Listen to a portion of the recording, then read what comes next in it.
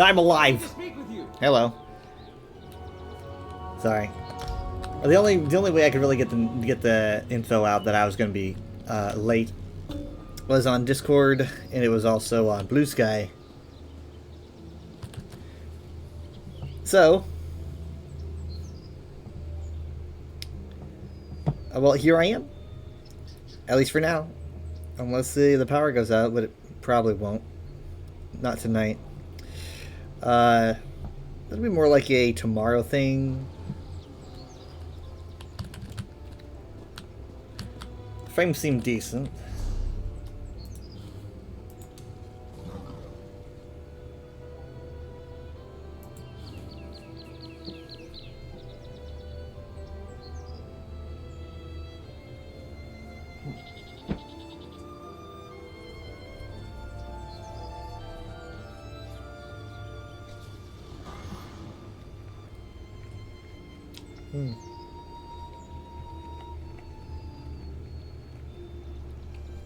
I could do this. I could do this.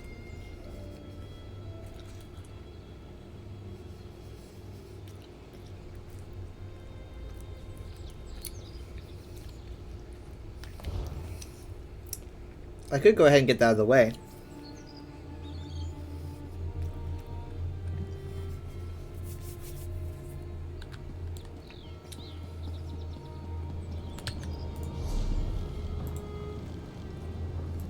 Rosinium.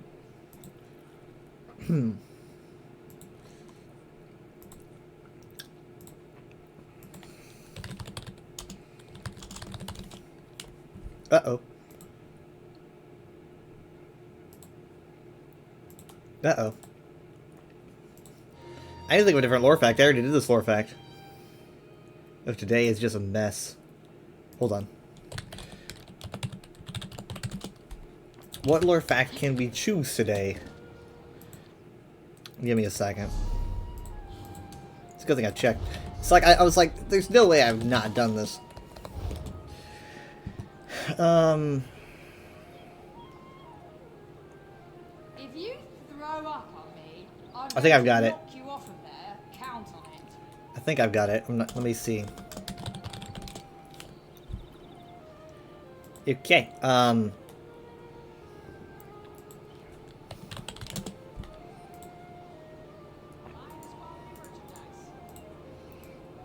Hmm.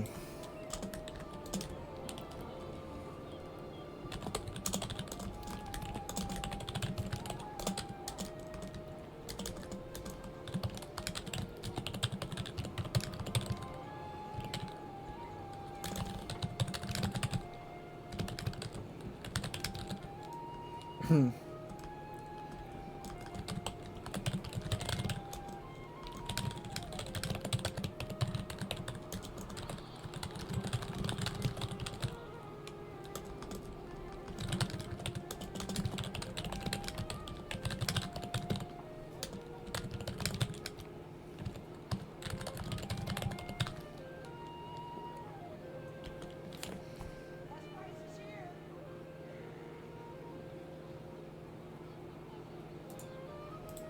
Alright, let's do this. Let's speak about the drain. Let's go to Stream Manager.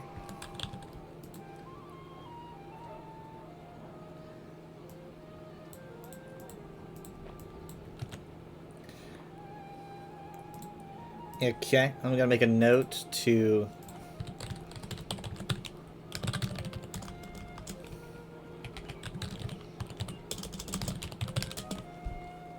Okay.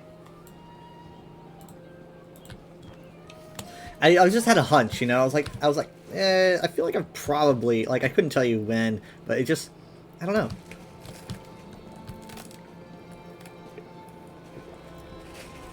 It's like maybe my brain remembers things that I don't remember.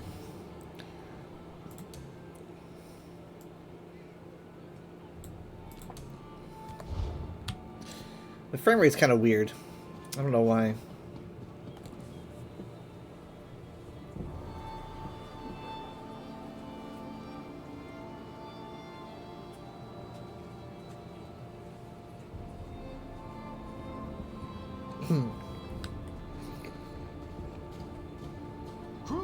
Here!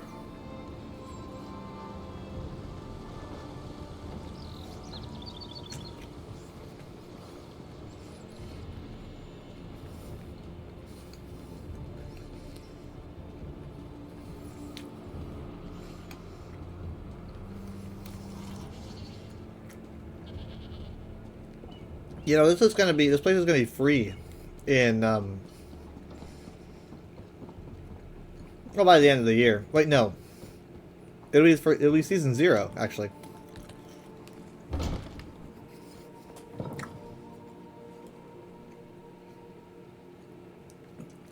Greymore will be in the end of the year.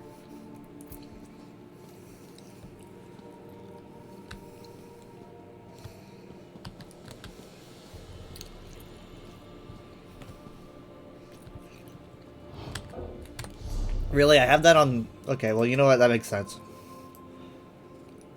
But it's just so easy to make that mistake.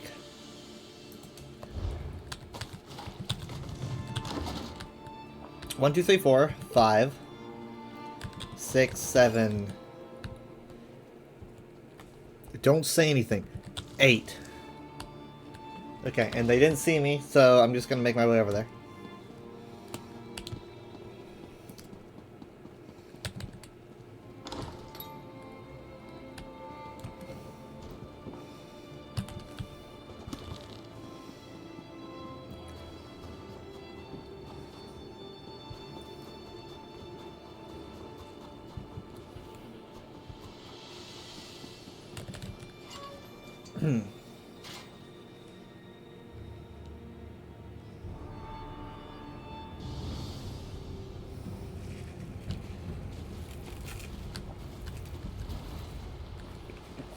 Okay, I gotta do this right. 8, I gotta launder 8 items. Don't just like sell them, I gotta launder these. Over here. Ah, my favorite customer. Favorite? How can we help each other? Okay, so, okay, here we go. Don't want to make this mistake.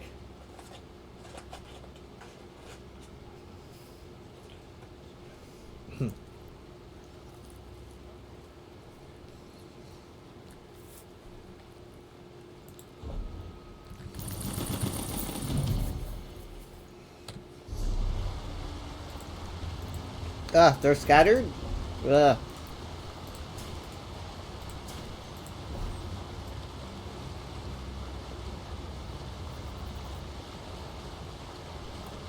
Absolute nightmare.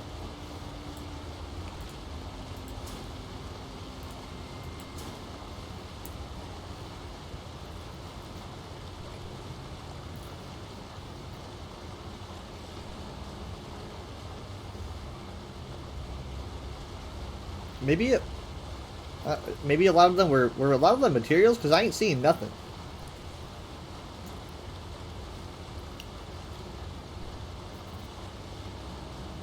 Weird. I guess a lot of them were mats, because I wasn't even paying attention.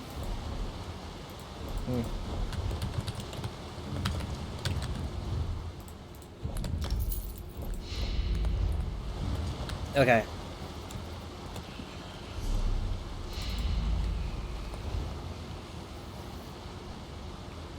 Got the annoying one done.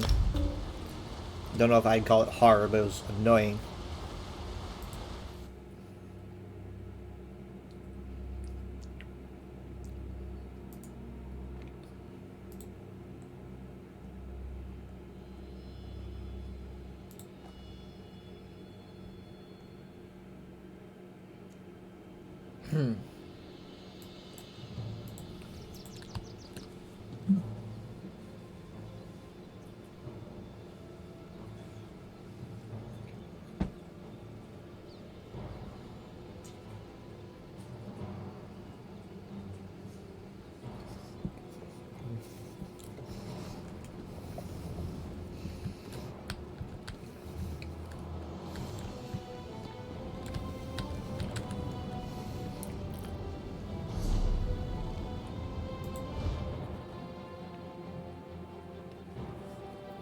They're looking healthy. You're looking very healthy.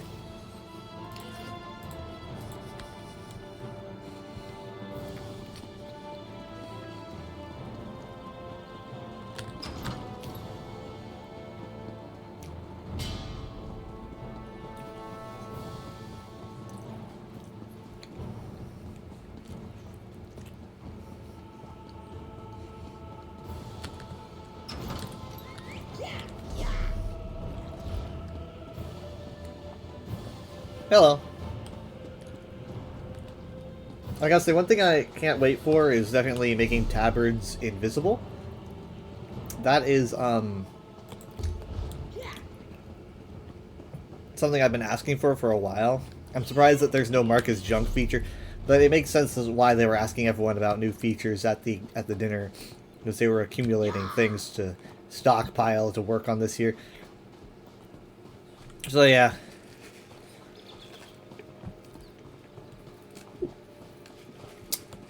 I think that the issue is probably me. A lot of people have, you know, way better refined inventories, but me, it's because of limited bank space, you know? It's like, I can't just stuff everything in my bank, because that runs out of space. And I have stuff that's like, I don't want to get rid of that. I have ESO Plus and my inventory's crowded. But it feels like no one has that issue. Like, almost no one seems to ask me to stop for inventory clear. Unless it's like a family member, because I don't know, they just play how I play.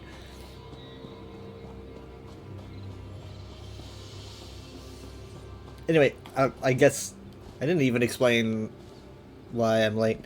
So, big winter storm, obviously, and it's starting to come in. It just hit freezing. Well, it's 33 degrees, so almost freezing. And they generally cut patrols they generally have me swap over at 11 p.m. You know, that's when I come in.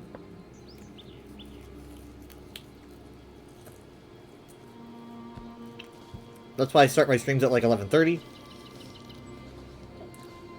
So they were like, well, it's gonna hit freezing at like midnight or something. So they were like, we'll stop patrols at midnight because it's gonna start getting freezing, and we don't want someone, you know, driving around and flipping, hurting themselves or damaging our equipment. So they, instead of bringing my relief in for an hour, they were like, just have him stay an extra hour.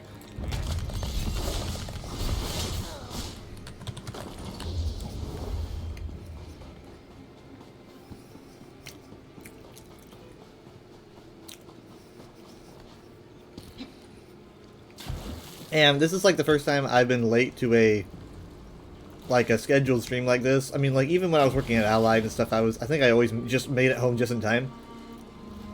I think this is the first time I'm like actually like late to one. At least in like the past 5 years. I don't know. Much to free Chayton. I don't know. Wow, this is the third day of Heirloom. But see, when I like mark my streams on YouTube, I always mark it as the date that it happened. And now, because I crossed over midnight, I'm gonna have to do something weird where I have 2 different streams for one day, which happened. It's kind of like, I know I had like a part 1 and part 2 due to my reset last week, where I had to restart my PC before I did Aussie and Cage. That's different. That's like a that was probably even before midnight too, but it was like a part 1, part 2. This instead is going to be a stream 1, stream 2. I don't know if I've ever done that before, but maybe. So that's going to be like, so like this is Saturday's first stream, and then I'm going to have a second one.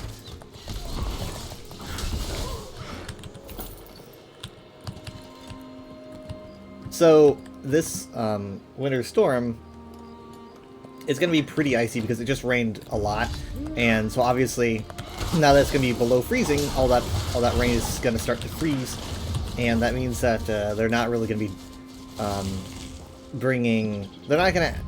Well, they're probably not gonna have anyone patrol at all this weekend.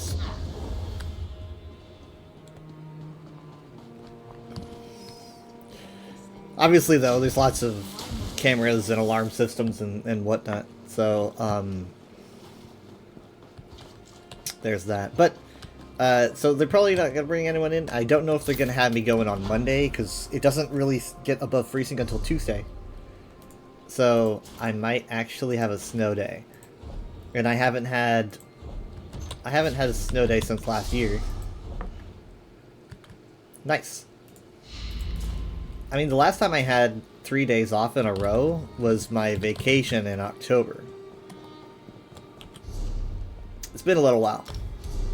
This is called Tava's Go Shock, by the way. It is a Redguard themed style. I haven't seen it like in its entirety. Maybe I should just go ahead and grab it. Let me.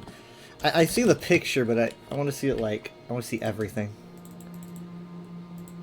You can see the wings because it's Tava, who's like the Yokuden kind. Very fancy.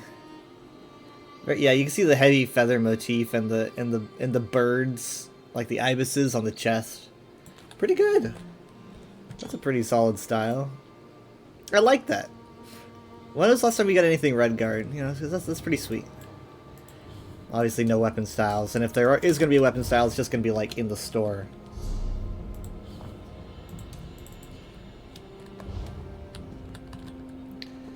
Part of me is wondering if I should just sign up for Champion Point. Nah, whatever. I don't want to get picked off here.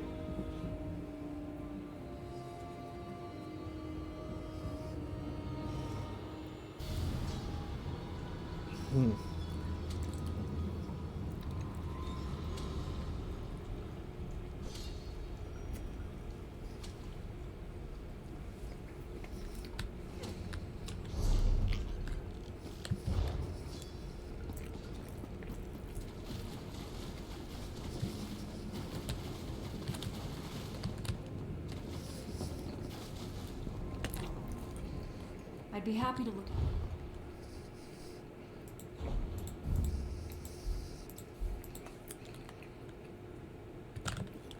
This is it was gonna be a rough day, or a rough like couple of days, maybe even a few days, to like stream White Strikes.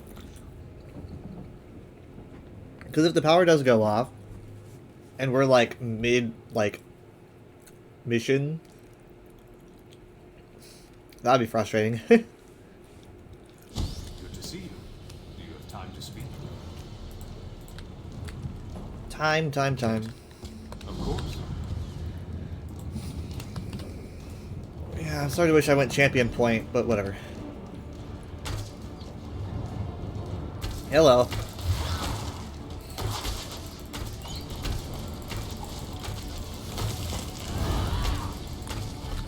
Blah! I want that sweet roll. I use the Grizzly Gourmet style, drops in Red Petal Bastion. Basically, you pick up the sweet roll after some light attacks, and it can give you a random buff. Obviously, it's very Sheogorath themed. I just realized how loud my volume was. I don't really know what buffs I'm getting. Like, I couldn't even tell you one, but I like the idea of getting RNG buffs. It's pretty fun. Obviously, very Sheogorath themed. Come on. Come on. Come on. Well, it's not doing nearly as much as I hoped that it would. Come on. Come on. Maybe some help? Oh, shit. Okay, feed off the Zipkin.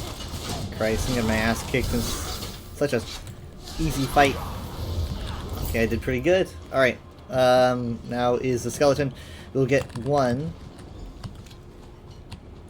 And then let's see if we can just get two really quick and then run. Okay, good. Nice. So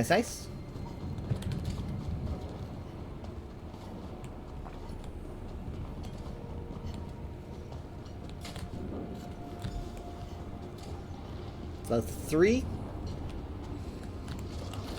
Okay, this is gonna suck. 4. Alright. Here we go, making my way out. Hi guys, bye guys.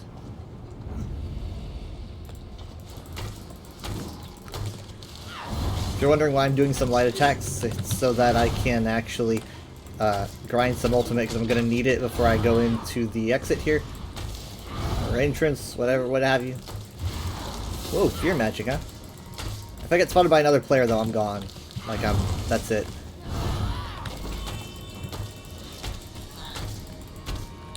Okay, looks like they're all running. Got my sweet roll. And... come on. Is it because I'm getting hit with a DOT? Come on. What's going on? Okay, I'm good.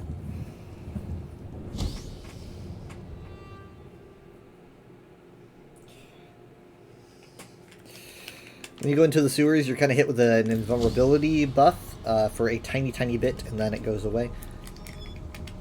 I'm opening sauce, so I'm going to just kind of let that bleed away.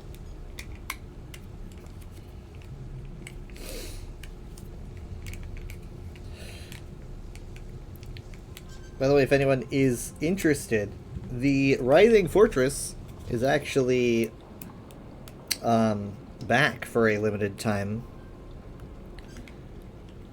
I think it's back for just a week, so this will be like the only weekend it has since returning. I don't know. I think that the only reason they're bringing this back is because they had glitches during its first run. Other than that, it's like probably pretty temporary. As much as I want them to keep it, the only way for that to work is for all players to have access to it, I think. Like, ESO's new way of going is that, like, they don't want to bring to attention things that are not, like, shared for all players, right? Because like, being able to, like, adventure with everyone and also adventure by yourself is kind of a core thing that ZOS is really working hard on, specifically lately.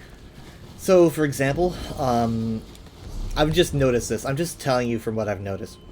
For example, you'll notice that, like, events centered around strictly DLC-only areas have kind of ceased to exist. Like, even the Rising Wall...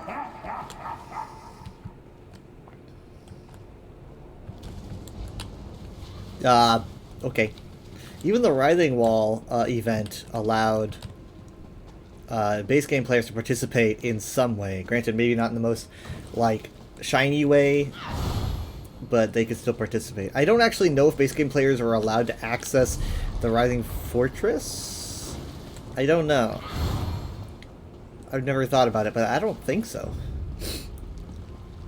Either way, they try to make it like accessible for other players who don't have DLCs, and you can see them carry on that mindset by making everything in ESO from now on completely free, right? So, like, we're talking zones, trials, like, you know, when Crimson Vault comes out, the night market, all this stuff is going to be free for all players, and that's because ZOS is really taking a stand on making sure that people are able to do everything with everyone, because people felt kind of excluded when it came to DLCs and such. Excellent. I don't play a lot of WoW, but I feel this kind of way when I play WoW, maybe even like maybe Final Fantasy. Will reward me for this. Dang it. More bones. We attack tomorrow morning. There's like 36 bones in here.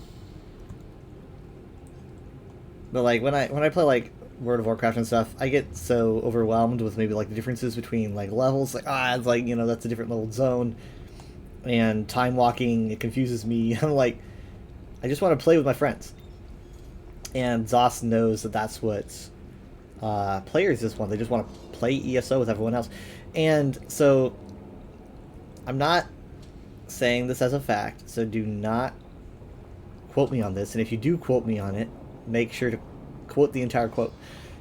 But this kind of mindset that ZOS is following is the kind of mindset that gives birth to crossplay.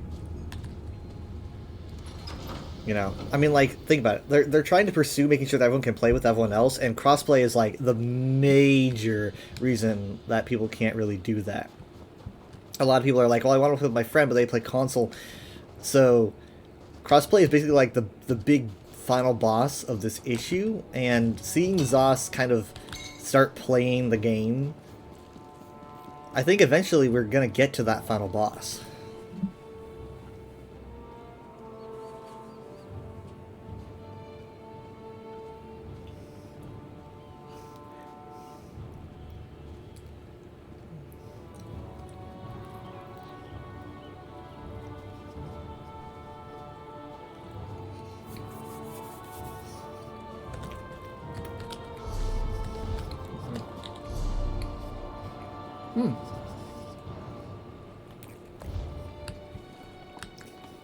I should have killed more Daedra.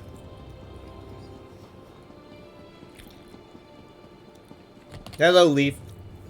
Leaf, I made a post on Blue Sky. I was kind of hoping that you'd see it. In fact, I made it basically hoping that you would see it specifically.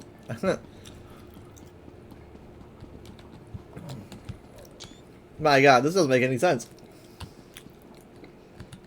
Hello.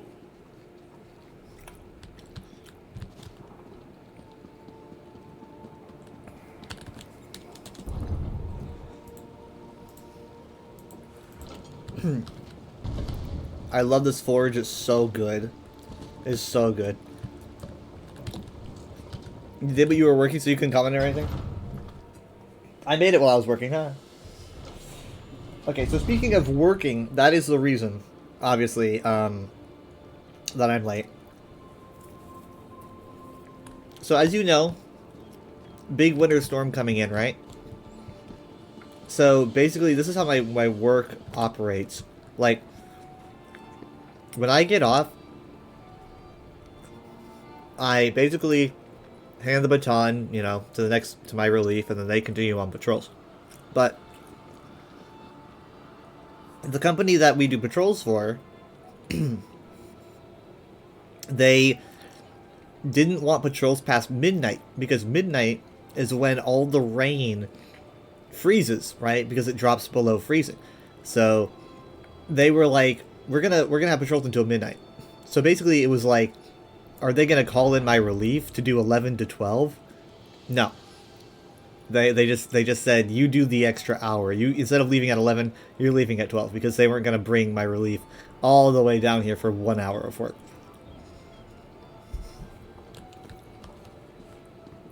So this meant that I was late for the first time in, I don't know, maybe ever, but I knew it was going to happen, right? Because I was like, this is just going to happen eventually.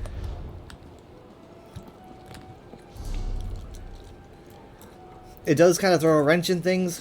I'm like, in terms of like labeling the streams, I'm going to have to label this stream like 1/24/2026 stream 1, but it's whatever. I got, plus, you know, I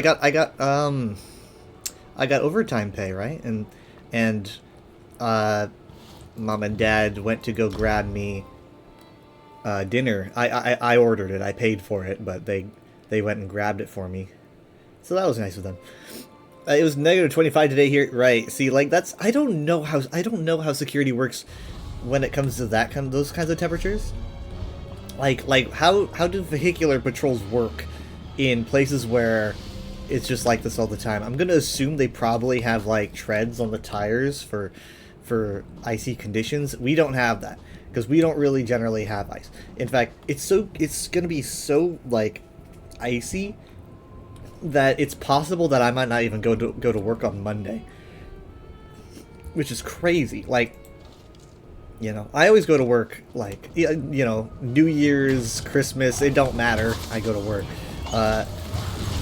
So it'll be weird. But I did have a snow day last year, and I'm kind of hoping for one this year. This will be the first time I've had a 3-day weekend. Like the last time I had 3 days off in a row was when I took my vacation in late October. So it's been a long time.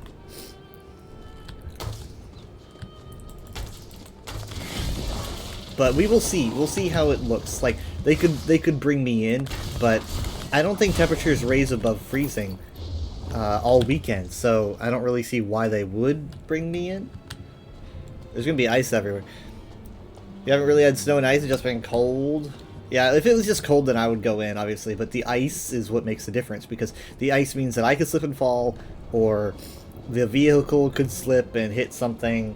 Obviously, my site has fallbacks, right? Like, my site has cameras and alarms and things like that. In fact, we had the ammonia leak alarm go off today. Never happened before in my life. I even said out loud, I said, "Oh fuck," because the ammonia alarm was going off, and I was like, "That's not good." So I reported it immediately. I think they figured out it was a glitch because of the power glitching due to the storm. I think they figured out it was a glitch, but I swear to God, I smelled ammonia. Like, I didn't even remember what it smelled like, and I smelled a smell, and I was like, "Ah, that's how they describe ammonia smelling." So I swear to God, I smelt it. But maybe my brain was just being weird. You know, brains are weird. Either way, I reported it because that's my job. You know, security is not, like, a lot of people think security, their immediate thought is like, oh, you're, like, in case there's invaders. It's like, yeah, that's one thing, but there's other things. Like, there's things like spills and potential dangers that have nothing to do with, like, ill intent. It's just making sure that everyone is secure and safe. It's very important. Watching Australian soccer one monitor and you on the other. Australian soccer. What if I just started confusing you by using like soccer terms? What if I use like my Tiba? Which one's soccer? Which one's ESO? Which one is it?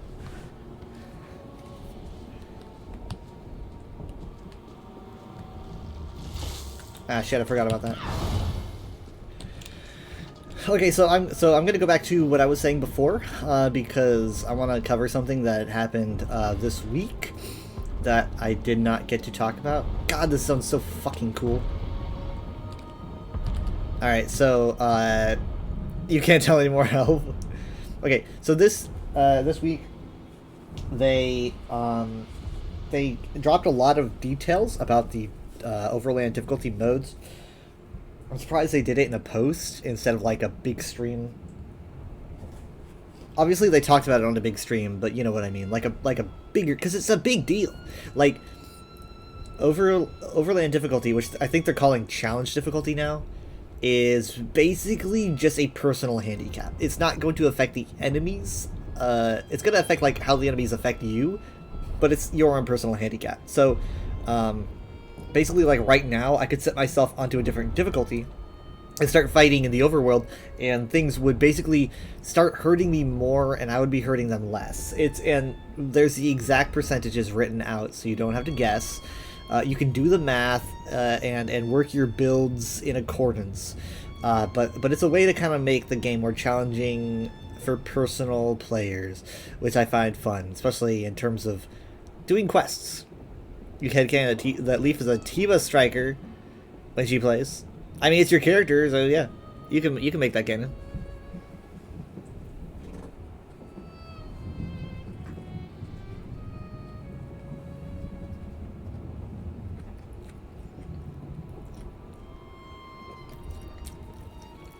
But basically,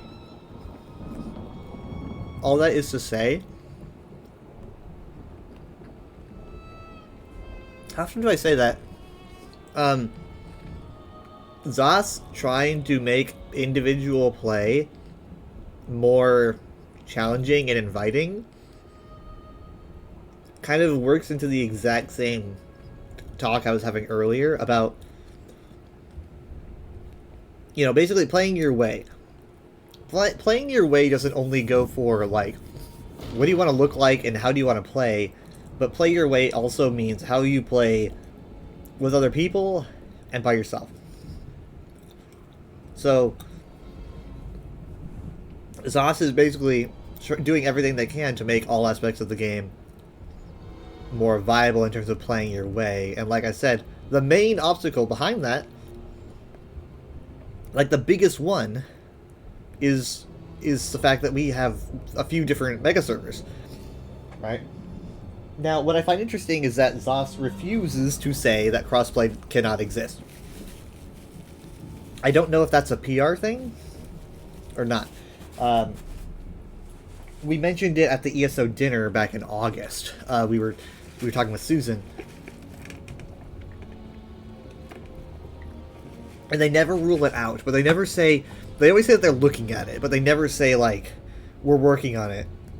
But I find it interesting that they never rule it out. Again, I don't know if it's a PR thing, but basically, what we're the road that we're seeing them walk down when it comes to overcoming every single error or every single obstacle people have, playing with their friends and playing by themselves, ZOS is kind of knocking those down. You know, it's like, oh, I love playing by myself, but I have to play with other people to do dungeons, and also Overland is really, really just a pushover. And then ZOS is like, oh, okay, so here, now you can solo dungeons, and like you can do your own story mode with the dungeons. And also, Overland can be harder for you if you want it to be. Yeah, they're trying to focus all of these issues. So I definitely see crossplay happening if it's technologically feasible, which they've never said it's not. But basically, crossplay hitting ESO would be there would be a lot of issues at the start. I don't think it would go smoothly. I think that there would probably be a lot of problems. But if crossplay hit ESO, it would be the biggest thing to hit the game, like maybe ever.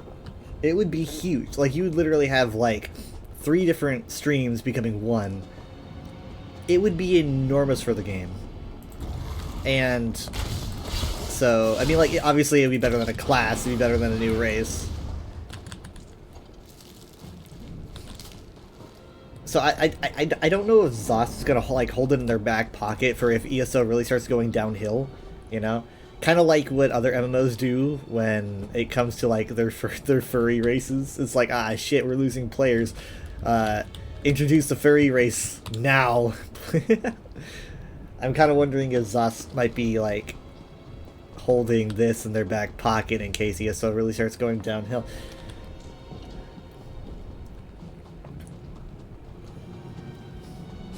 Maybe you could say that it has been. You know, maybe you could say that it's been going downhill. But I'm talking about like really downhill. Like I feel like ZOS detected a hemorrhaging of players, but that's not what I'm talking about. Hemorrhaging is one thing, but like actually being way down there is another. You know. I think what we're seeing ZOS do right now is attempt to put like dressing on the wound. And I think they might actually be able to do it. Obviously, we're not getting a DLC this year, much to my chagrin. But they, at least I feel like they're not wasting time. The stuff that they're doing feels like it might be pretty healthy for the game.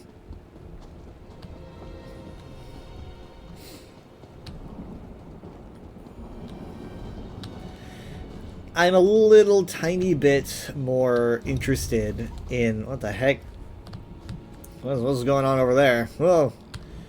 I'm a little bit, tiny bit more interested in the night market. More interested than I used to be.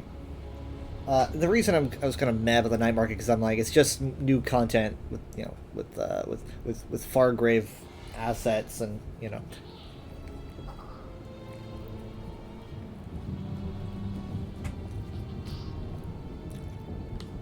And I love Fargrave. But, you know.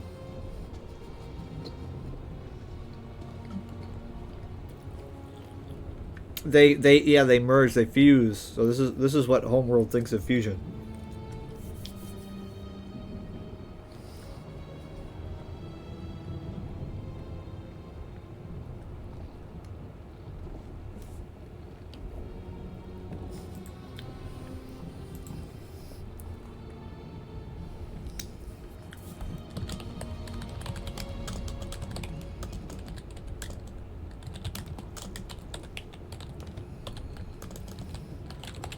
I'm making a note of that.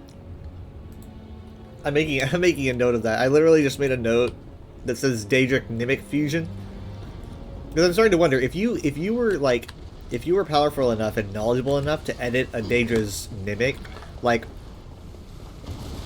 even on the simplistic, like the most simplistic level. So let's take like a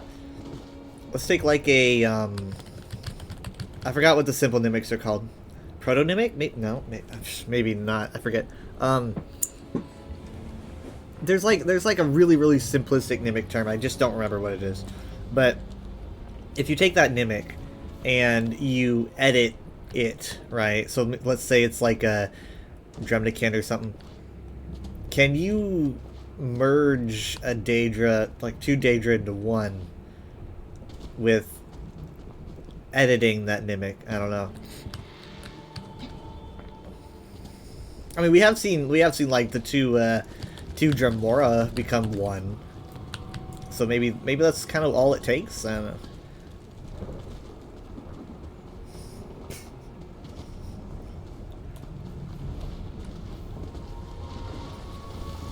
Oh my god.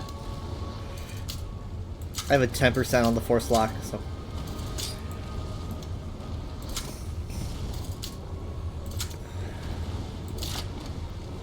Anyway, so let's talk about damage. Let's talk about difficulty scaling. So they made a post about being able to basically select your difficulty, and there's some details about this that are not I don't have saved, but I do have a picture saved. And what it says is, at launch we plan to have 3 challenge difficulty options along with the current difficulty. These options will increase the damage you take from monsters and reduce the damage you do to monsters. Your golden experience from monsters will also increase based on the level of difficulty you have chosen. So I'm going to start out by saying that, yes, the rewards, right? The rewards immediately will be experience and gold that are leveled up if you do better, which makes sense. But they also said in the future they might be kind of pursuing things like maybe adding it to Golden Pursuits or other stuff, so there might be better rewards for doing difficulty levels in the future. This is just their test. So, so the first difficulty is Adventurer. That's the difficulty I'm on right now. This is the current challenge difficulty and default within the game. There's no associated effect, and all rewards are as they are now. If you like how Overland currently operates, then this is the difficulty that's right for you. Okay, so that's just base, right? So there's 3 difficulty options above base. Okay. Seasoned. You will take 100% more damage from monsters and do 20% less damage. You will receive 50% more gold and 20% more experience from monsters. Master. You will take 300% more damage from monsters and do 50% less damage. You will receive 100% more gold and 75% more experience from monsters. And the hardest difficulty level, Vestige. This will be the most difficult option at launch. You will take 600% more damage from monsters and will deal 80% less damage. You will receive 200% more gold and 100% more experience from monsters. These numbers are the initial stab, see what I did there, and are subject to change based on the feedback once the system reaches the public test server. You'll be able to opt in or opt out at your leisure, and there will be an indicator on your UI so you know what difficulty you have selected. When entering a zone where challenge difficulty is not in effect, the icon will be suppressed, but it will take effect when leaving, so you do not have to keep selecting your difficulty every time you enter a new zone.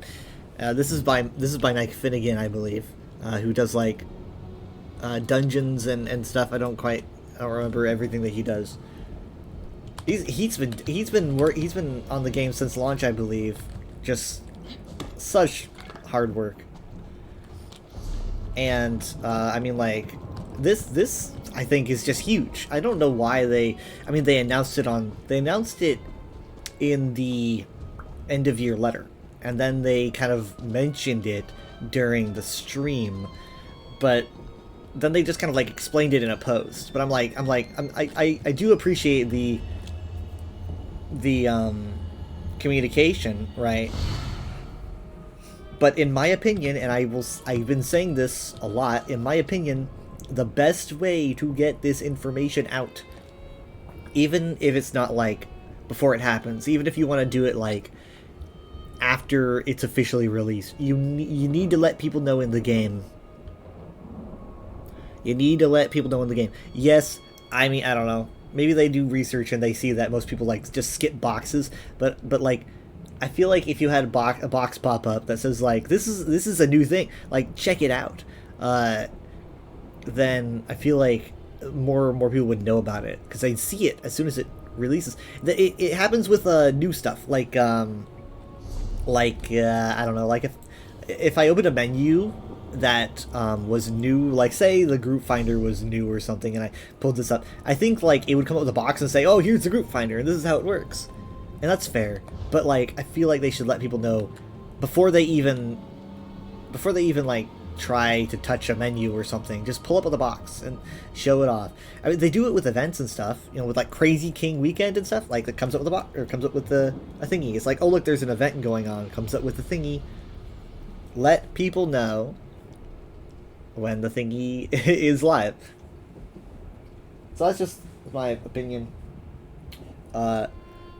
Maybe even beforehand to say like, this is what we're working on. Check out the survey or the PTS if you want to see it. If you want to see it more, because like,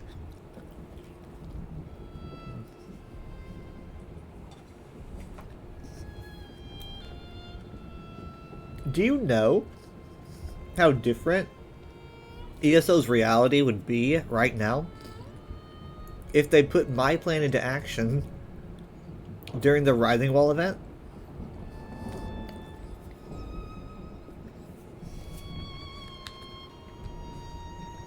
Like, the Rising Wall event, the biggest complaint, I think we all know what the biggest complaint was. One, people are gonna say it was too long, but the more descriptive complaint is that Phase 2 was too samey. The only reason it was that long was because Phase 2 was so samey, and no one really expected it either. No one expected it. In fact, a lot of people thought the wall was going to go down immediately. A lot of people got confused between Phase 2 and Part 2 and believed that the wall was going to go down and they were going on the other side of the island. And you know what ZOS did? ZOS communicated with everyone how this event was going to work. They had articles, they had a stream, and guess who paid attention to that? Me. And most of the players that play ESO, like I was probably like part of the 2% that was paying attention. I knew what to expect, and I was not like all shocked and disappointed. So, and I'm not saying I'm better than other players, and other players need to get on my level. I'm saying that like only the like most addicted to ESO, the hyper fixated players are gonna even notice. Most players they aren't gonna look into that stuff, right? They're not gonna look at it and know it. You need to find a better way to let players know, and it's not through articles and it's not through streams. It's going to be through the game, because that's what people are playing.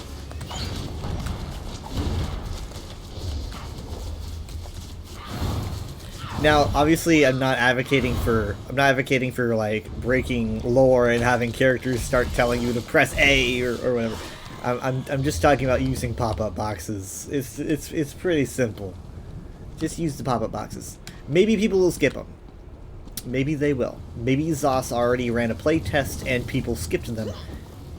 But I don't know. I feel like it would be like, if people skipped them, you could say, hey, we told you it was in the game, but you just didn't pay attention. Instead, it's just kind of like, oh, you weren't paying attention to the stream that we were running at 2 p.m. on a weekday!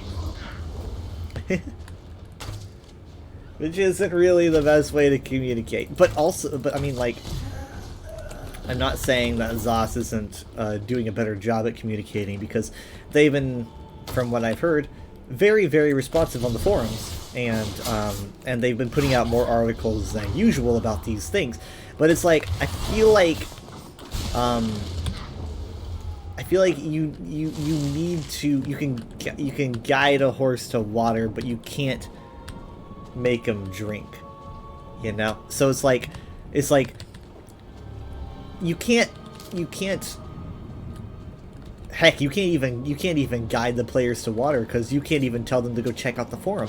They just don't, they're not looking at that. They just want to play the game, right? They just pick up the game and start playing. They're not going to want to look on the forum for everyone's responses and the Twitch stream and the articles on the website. They want to know where you know they're going to look. Classic Oblivion pop-up boxes.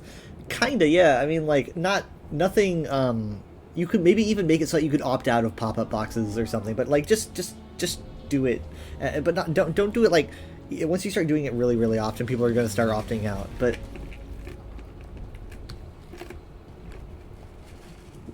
just be like, this is how we're going to tell you guys about new systems and all these things, so that you don't like get completely lost when you log in and it's like, okay, what is this? What does it do? What can we expect from it? It's just a matter of knowing where people are looking.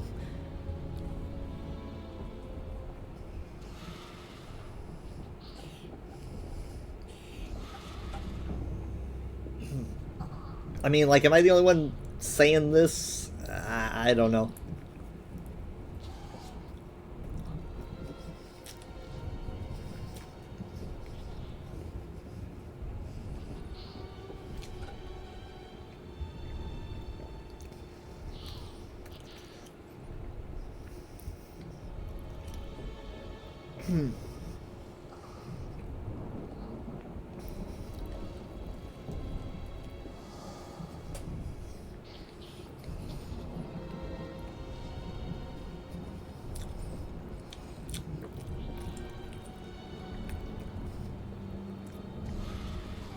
Hi, Master Dragon. I read through this because I was eating, but I'm going to read it out loud. Did you know that koi fish travel in groups of 4? So if they get attacked, koi fish A, B, and C can swim away, leaving the decoy. This is like a pearls before swine pun going on here.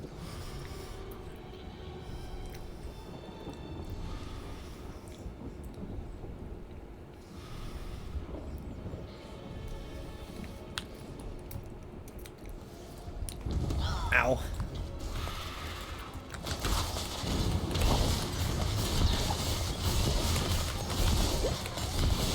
So yeah, I mean, like, it's weird how much I have to say about ESO this year, considering that, you know, we're not really getting... I'm pretty underwhelmed, but, even so... Oh my god.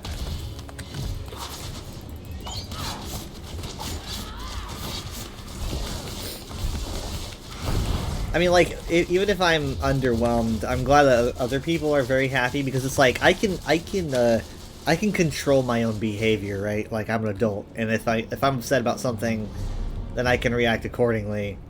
But when the fandom is upset about something, like, these people can get so wildly toxic, and I feel bad for the devs and stuff.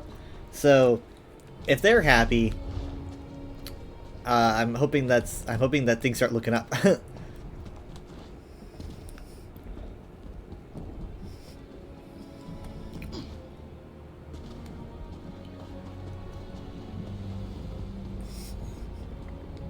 You guys remember when Apocrypha was new and they started, and like the music in Apocrypha was the Deadlands music?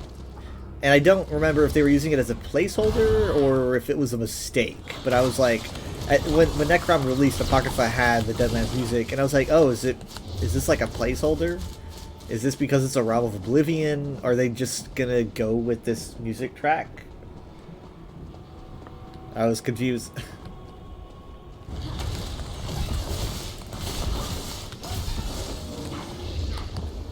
Feel bad for the Dremnikin.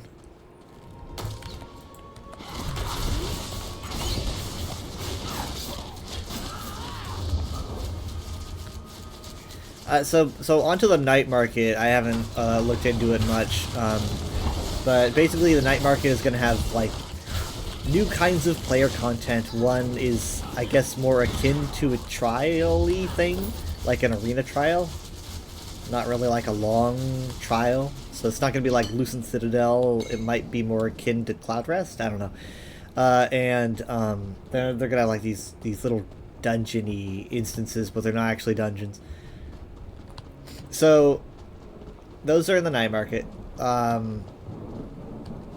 I've heard that they're a little bit difficult, and people are asking Zos to kind of chill on it a little bit.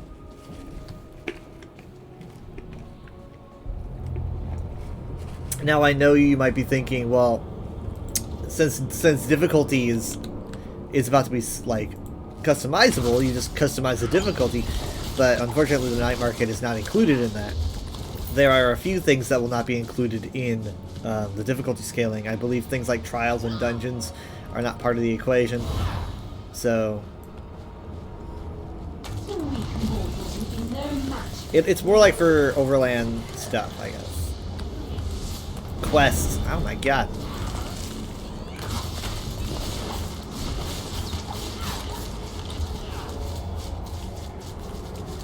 Nope. Not going in there.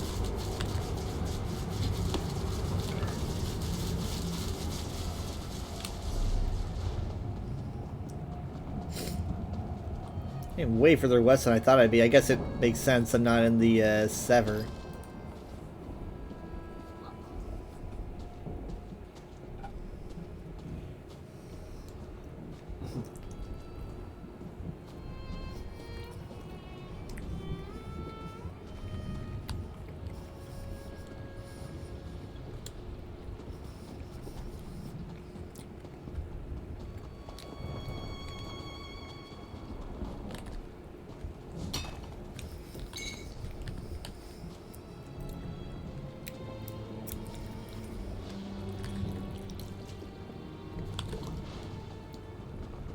Another change they're going to make is they're going to make it so that you can hide basically everything. You know, hide chests, hide boots.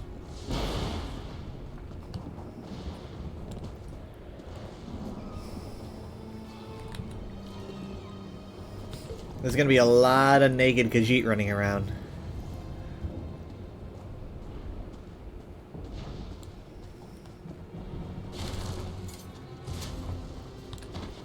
I got a lead. Is that for the, is that for Mora's Whispers, maybe? I don't know.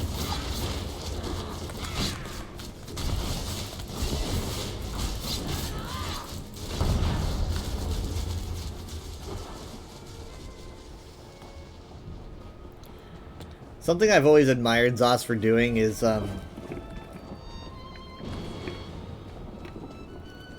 breaking out of the, like, what people know about Oblivion Realms. You know, because, like, they could have just kind of stuck to the lava stuff all the way throughout. That probably wouldn't be good marketing, because obviously it's kind of samey. But, the fact that they're like, okay, well, let's add a different part of the Deadlands. You know, but let's keep it in the same theme. Because, you know, Dagon is not some Daedric Prince of Fire and Lava. He is the Prince of Destruction. And they understand that. Here's Vorzalash, the Anvil. He's one of the wandering world bosses back in like 2021 and probably early 2022. I would stalk these guys like crazy, and I would document their dialogue on the UESP. They were fun to just kind of like follow.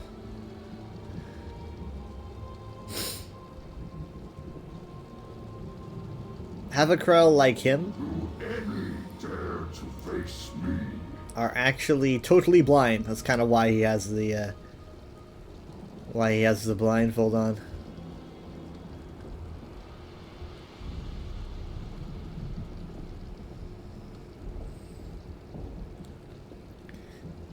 It'd be nice if like there was more of an incentive to fight these guys. I love Wandering World bosses. In fact, dropping Wandering World bosses into, like, base game zones might be nice. Face me, Noobs would be like, what the heck? your death is my burden. It would really spice things up.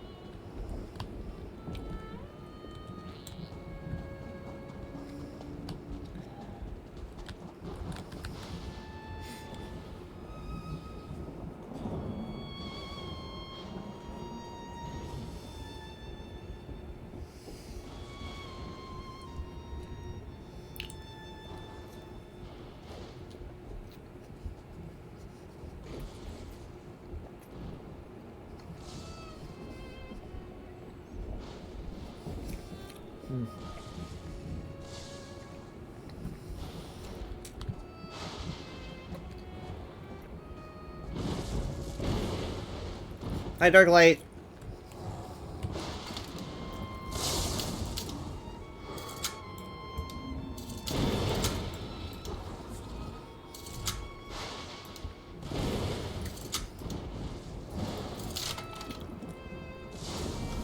I was talking to my mom about the difficulty scaling, and she did point out, she was like, well, questing with it might be fun, but, like, the ads are going to be so annoying.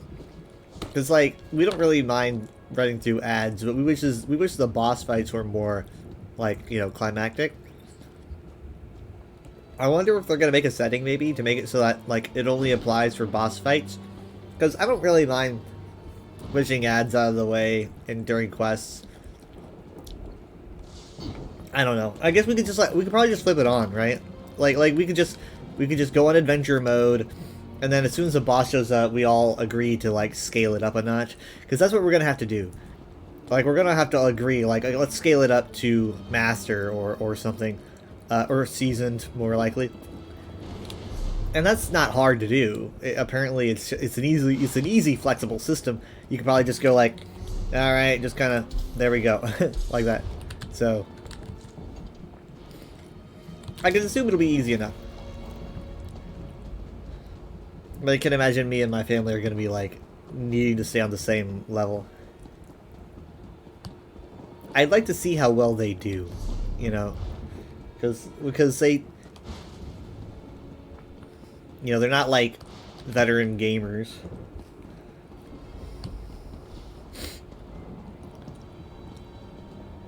My dad played a lot of, like, Doom back in, like, 95 and stuff. And then, well, I was born. And, it became like, well, maybe there's, like, video games are kind of getting in the way of parenting responsibilities. So he kind of stopped playing so many games, and I think he just put gaming down entirely for let me think.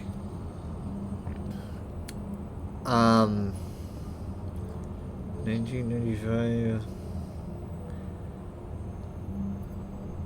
20 years.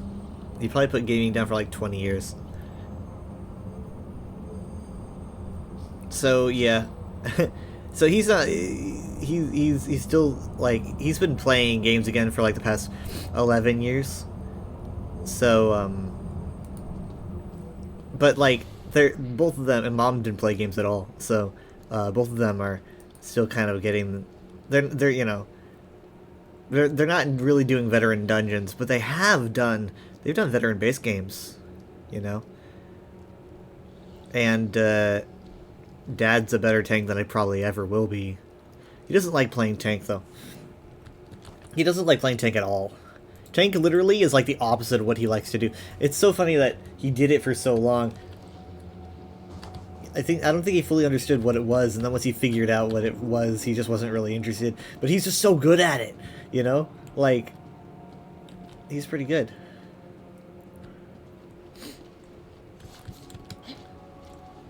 But yeah, it's not really his speed, judging by how he describes wanting to play the game, and I'm like, yeah, that's not tanky.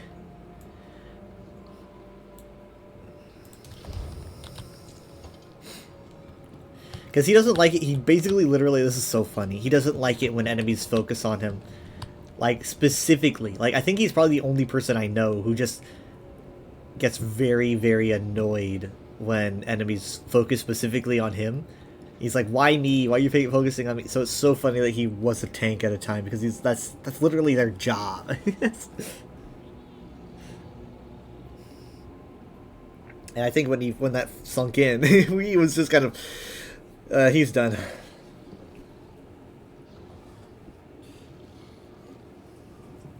He runs a Khajiit Nightblade now.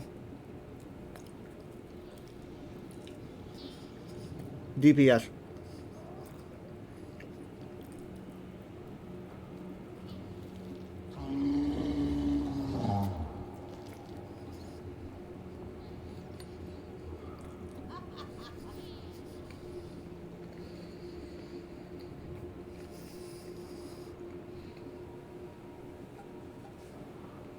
Now,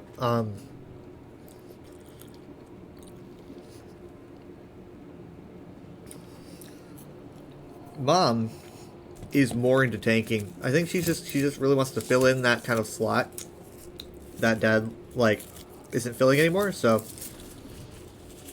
Mom has tried tanking on like a couple characters, and she's pretty good. She manages to like time her taunts pretty decently at times, despite the fact that she doesn't even really know to look for the cooldown timer, you know?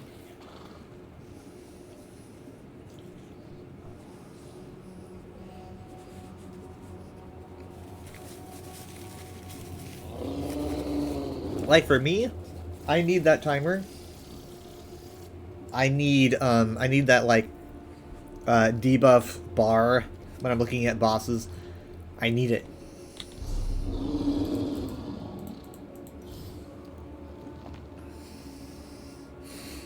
I've done 21 out of 20.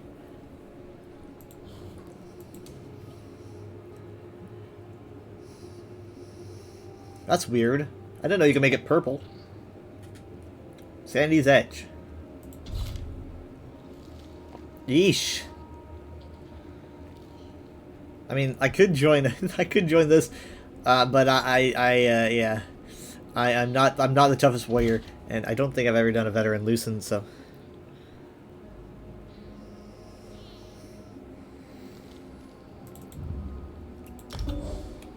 That's all.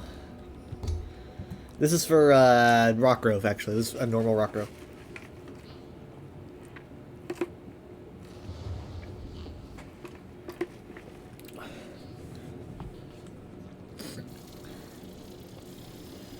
So yeah, today was exhausting. Oh my god. Like, 9-hour shift. I didn't even know it was going to be 9 hours until I got to work. It's not a terribly hard job. But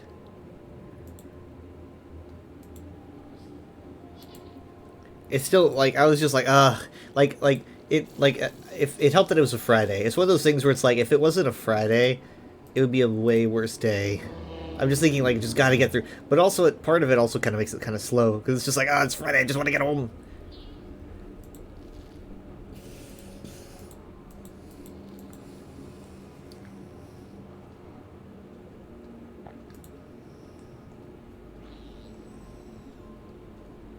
Oh my god. I made a okay, so I had this post this Elder Scrolls meme that I had like worked on pretty hard, and I told myself I was like, oh, I'm gonna put it on Blue Sky and see everyone's response, and if people like liked it enough, I was gonna put it on Twitter like on Saturday, so it was gonna be like today. And because like I've got like 3 different tiers of testing out my posts. I've got a Telegram channel, the Elder Scrolls Furries, very small, it's like 11 members, but sometimes I like to test posts there and see the response, and then it's like, okay, well, it's good enough, I'm gonna put it on Blue Sky, and then sometimes it's like, hey, response on Blue Sky is good, I'm gonna try Twitter. Twitter's the hardest, definitely. Twitter is like a huge pain. There's so many bad people on Twitter. So I had a post that I was going to put on thought I put it on Blue Sky. Like, I was like, no one liked it because I was like looking through my notifications. I was like, wow, shit, no one liked this post at all. And now I'm looking through my Blue Sky and I'm like, I never posted it. I never did that. It just isn't online. Honestly, now that I think about it, this is a classic me move. I don't know.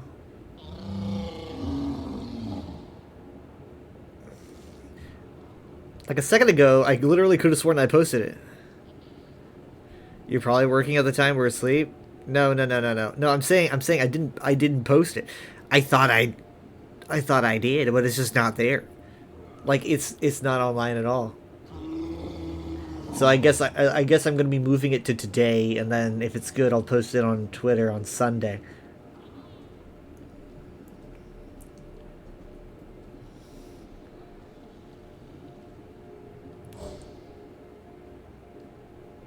We'll see how it goes.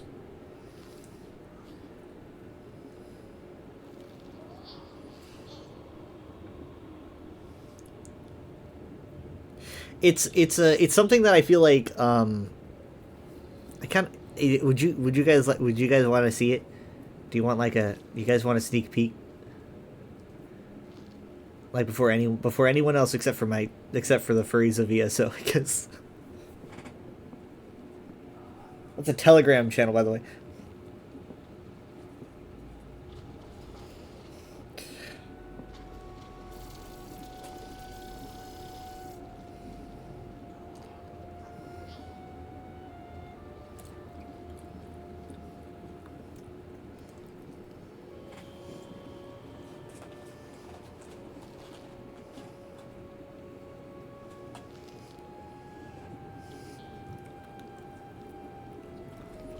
Okay, let me get it.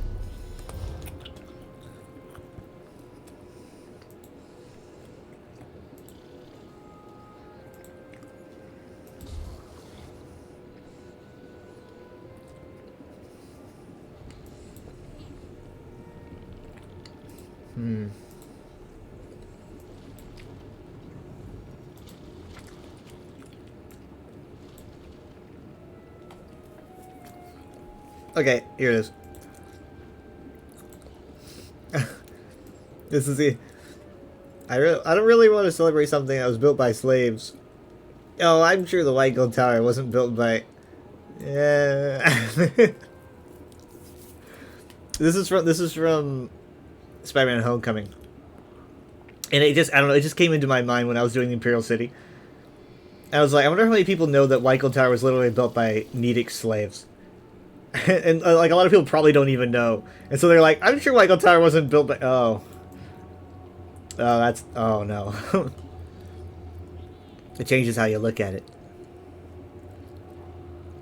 Now the thing is, though, is that I think I don't even know if you're gonna find any remarks about it being built by slaves on the UESP. The only thing I could find was a Lore Master. No, yes. I think Lore Master's archive from last year or the year before, where I think it was early last year, so it's probably a year old. It was the Moth Priestess from Lepsiclusa. She's talking about like an ancient Nedic verse from Cyrodiil, and she shows it. It's an ancient manuscript, and in the verse, it's literally written by the slaves saying, yeah, we built this thing, but it wasn't even for us. Like, we slaved over it, but we don't reap the rewards of it. And that's like the only. I remember reading that and being like, shit, I knew it. I knew they used slave labor to build this thing, because that's just something that the aliens would do. But I think that's the first time that we ever actually hear about it. Everywhere else it just says the aliens built it, and it's like, well, sure, they built it. Like, using people, which is obviously fucked up. So it makes me wonder, because I've wondered this for a long time. It makes me wonder about the Aelids and their relation with, like, enslavement in general. Because Daedric worship between the Aelids didn't really get popular until, I think, the latter half of their rule. So that's why the Narfensel Schism was such a big deal, is because people were like, hey, this is not how we live, and then you know, the Daedra files were like, it's how we live now. So, but it makes me wonder if, like, even among, like, Daedra worshippers, they still enslaving men, and I fully believe they did, because it's like, what reason would they have to not do that? It's not like the Aedra were like, it's not like their perspective of the Aedra was like, no, you can't enslave, that's bad. They probably were just Aedra worshippers that enslaved men. I mean, because you've seen you've played Murkmire, right? Like Murkmire, and the absolute just like psycho Aelids from that story, right? You saw like how they experimented on the Argonians and what those are Barsabic Aelids. Those aren't Daedra files. Those were Aedra worshipping Aelids. You know, like they were obviously cast into Blackmarsh after the Narfensel Schism. So like, even being Aedra worshipping, they were still just psychos, you know, sadistic psychos. So it makes sense that they would just enslave any men they could get their hands on to build the White Gold Tower. But no one really talks about that, and I had theorized it for a long time, and it was confirmed a year ago. So I decided to make this meme as a funny way to also inform people about that. Maybe the text that we were provided with can't be trusted, but I found it interesting. I think it just makes perfect sense, you know? It just makes perfect sense to me. In fact, I think I've gotten it written down somewhere. I think I have it written down somewhere. Because I saved it. Here we go. This is the beginning. It's called Sorrow, Death, and Song. It says, chains defined us. Some wore them around their wrists, holding our strength in check, and bent to task. For some chains wound round the mind, grim knowledge of what would happen to friends, husbands, mothers if they act out of step, but always surrounding us, binding us, constraining us. We looked up from our chains to the tower that stood proud, defiant above us all. Built by us, bricks fit by us, not for us, for our masters atop their stone. Within the tower, they had secrets beyond counting, most beyond us, most withheld from us, but in some few small chambers we came to be masters of a world without light. The rest of this, which I have not print screened, I believe it's about like how they kind of came to, how the like worship of ancestor Maz kind of came to be, and how they how that culture sprouted from like these early needs. So basically, man from Atmora would have like come back, or would have landed on Tamriel for like the Middle Merithic era. So I don't really know. Let's see, the Merithic era was like 2,500 years.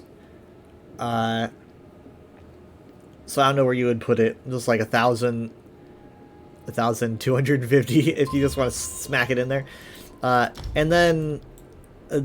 Obviously, like, the whole Sarthal thing happened, but, like, men would scatter around. A lot of people believe that this is where, like, Needs in Cyrodiil, Needs in High Rock, like, they came from all this. Some people believe that the Needs actually immigrated prior to Ysgramor, so that's all kind of, like, debated.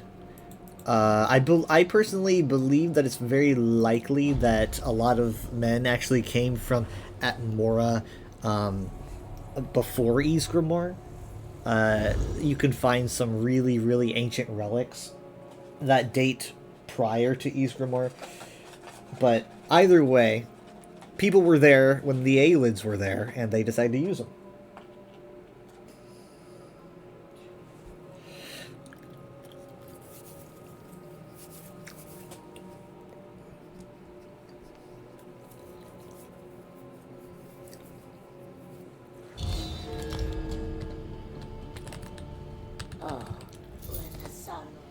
Wait, I'm sorry, what did I just do?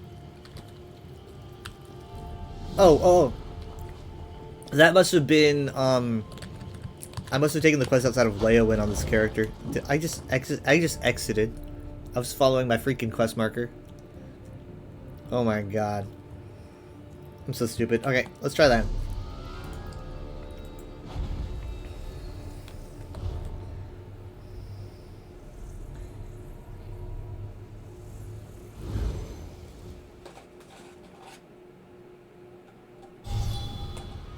Okay, that didn't happen. You can go now, Root brother. Lie back. Rejoin the one as all is mine. Murkmire was a good story. I know this isn't Murkmire. I was just thinking about what I said earlier. It's so interesting how often, like, Altmer and High Elves seem to interact with Argonians, you know? You got, like, all Solstice, and you got the Murkmire storyline. It's, like, about these High Elves or High Elf adjacent cultures that just keep bullying the Argonians. Obviously, they had way better luck in... Well, I guess not really too much luck, because the Argonians got away, but... They had a lot of luck in Murkmire. The Argonians always seem to find a way. That's the thing about Argonians. They always seem to find some way, which is interesting. Why they're like enslaved so often, because they always seem to find their way out of everything else.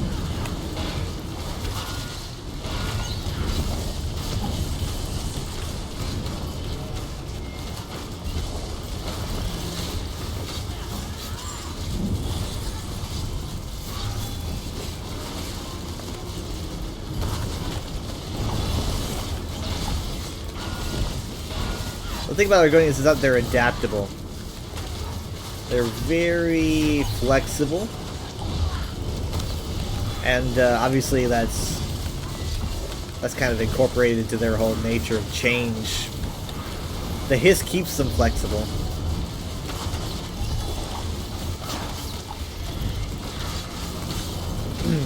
That's why, like, when people are coming to me, they're like, okay, well, like, are Argonians like this, or can Argonians have hair? You know, the whole red Brahmin thing. They're like, what's up with Argonians? I'm just kind of like, well, technically, through the hiss, all things are possible. so jot that down, Biko.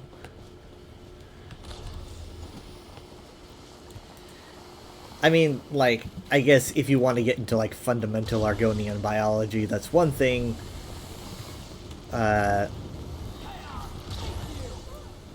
But if you want to, like, make a character that's like an Argonian, but they have a full head of hair or something, you could just go ahead and say the hiss did it.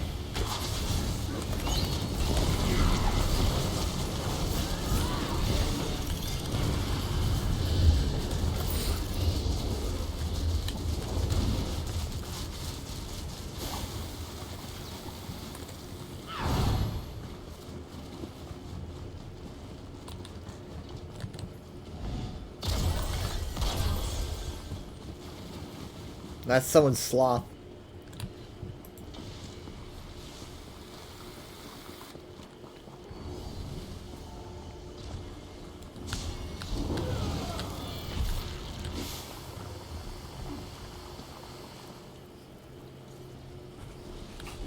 Pay for disrupting our work.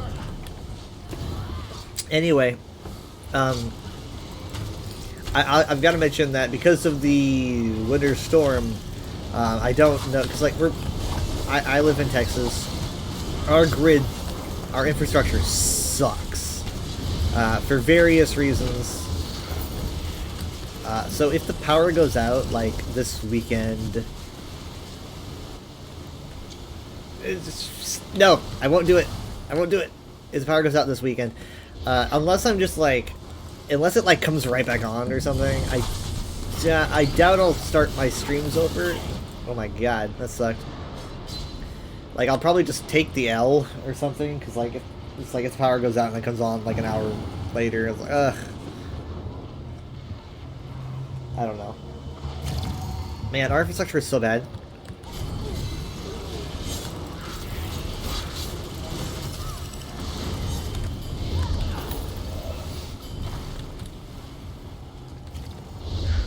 Now, I don't have this in writing. I don't know how true this is, but it kind of stands to reason. But a lot of other states, their infrastructures kind of like connect to other states, right? That helps them a lot, and it helps them not to fail because they're like sharing the power load and stuff like that. Texas does not work that way because Texas does not want to depend on any other state. Our infrastructure is entirely isolated. This leads to things like overloaded infrastructure. I mean, I know it's a big state, but like, it's true. Now, a lot of that is like a Texan pride. We don't want to be dependable on other states, etc., etc. Like, it's an ego issue, and it kills people. It does, you know. I remember the big freeze of 2021, which obviously that's all a lot of Texans are thinking of right now, because that happened in mid-February of 21, and whenever something like this happens, I feel like everyone's minds go to the big freeze. Everyone's stocking up on food, all that stuff. During the big freeze, like, people did die. Some of the deaths were even because, like, people didn't manage their heating systems correctly. They tried to like start fires they didn't know how to handle. There was an apartment that burned down not too far away from where I am. Because we're not used to this kind of stuff. That was an experience, let me tell you. I even have a Twitch clip of me playing Overwatch when the very first outage from the big freeze hit. It's a clip. I'm like in my robe.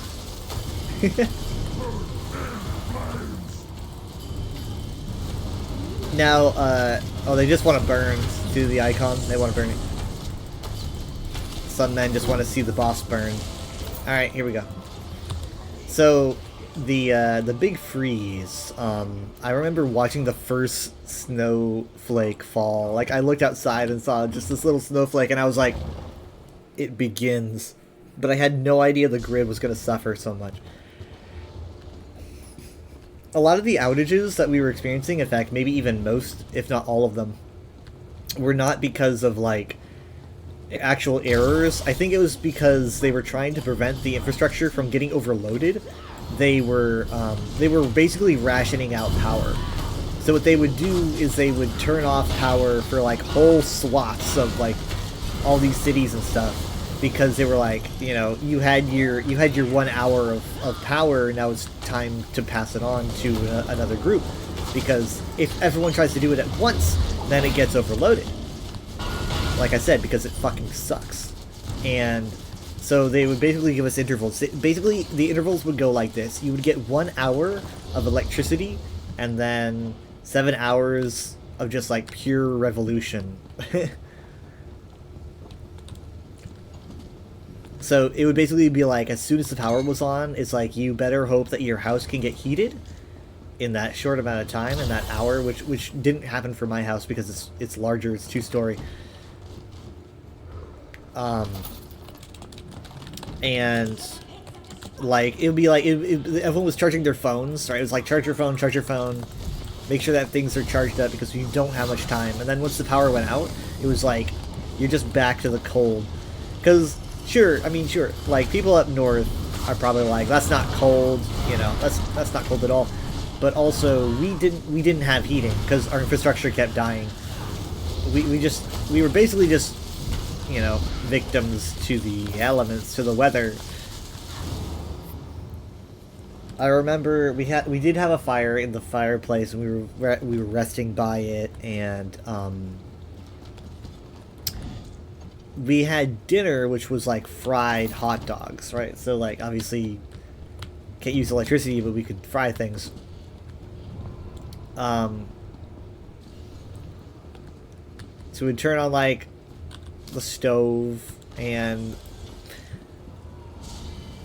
it's probably one of the most memorable meals I've ever had, because like you'll have a lot of good meals, but there's something different about a hot dog that is just so fucking hot. Like it's just like, you know, the temperature difference was so stark that even in the candlelight, you know, I could see steam just coming off of it like crazy, like it was, you know, like it was a steam machine or something. It was crazy. But like you would eat that, and it just was so different. Like having a good meal because it's delicious is one thing, but having like a hot meal when you're freezing and you're hungry is like, it's like this primal satisfaction, you know. It was definitely a meal that stuck with me, because it was like, oh my god, I needed that, even though it's just a hot dog.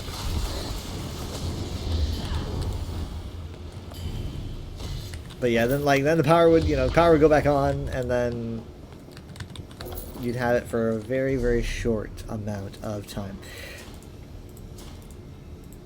So, I'm not sure if that's going to happen here. I think the power outages they're expecting will actually be probably issues with power lines, because our power lines also suck, and ice and stuff that gathers on trees can weigh down trees, right? So like lots of weight on these branches, and if those trees are anywhere near these lines, then the branch goes in, branch falls into a power line because it's so heavy it just snaps like a twig. And then there goes your power, right? So you dipped into McDonald's, got a coffee on your way to work, best coffee ever. It's because it was cold. I can't imagine McDonald's has very good coffee, and this is coming from someone that is actually having McDonald's right now. I'm a big McDonald's fan, but generally, like, McDonald's breakfast food doesn't really appeal to me too much.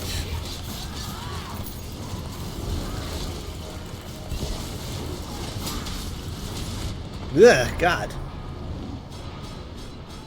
Well, I'm just gonna rest. I need to make sure not to sell any gear, because that's what they're here for.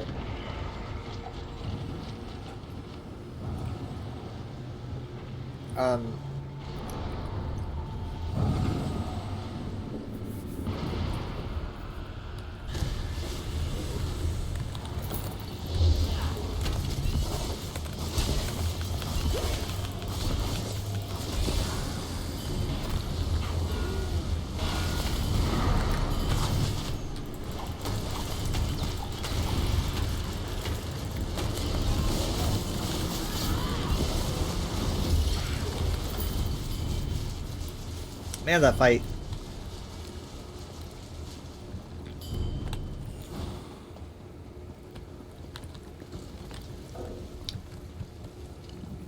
I had McDonald's breakfast like once. That was on my vacation.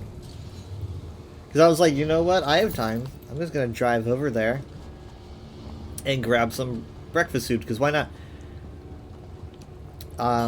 That proved to be an interesting decision, because I proceeded to somehow make a left turn before I should have, even though I make that drive all the time. And I accidentally drove onto a totally different road, right into a school zone, right as all these parents are dropping off their kids. Like, all these parents dropping off their kids in like a long line. If you've ever like done that, if you've ever like dropped off your kid at school or whatever, just these long lines of cars, like a drive-through where you're dropping off kids. And I was in that line. I'm thinking, like, I don't have any kids, I don't want to be here, but I was trapped because I made a wrong turn. And I was like, I just want McDonald's. I just came here for my my McMuffin or whatever. So I just like played it cool. I was like, I don't have a kid. I don't want them to see that I don't have a kid. I'm just gonna get in and go out. And so I just went in and managed to get out of there without anyone noticing that I just didn't drop off anybody.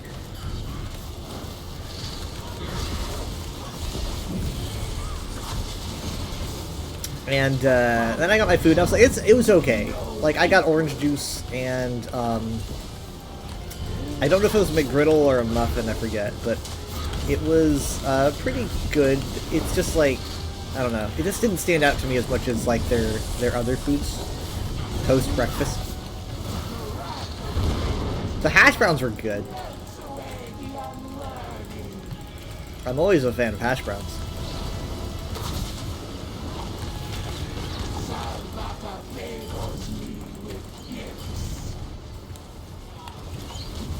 Oh boy.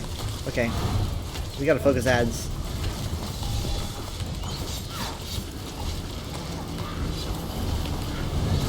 Oh yeah.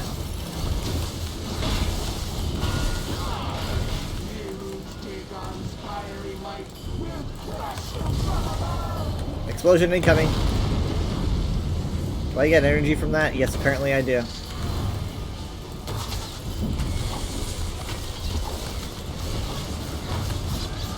The only reason I got McDonald's is I don't usually get it on Fridays, right?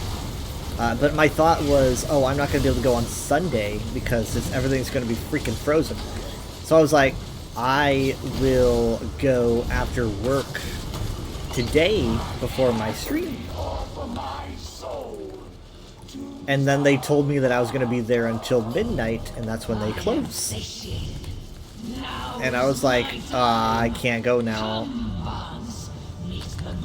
And then I was like, you know what? I'm going to break a deal. So I made a deal with Mom and Dad, and I was like,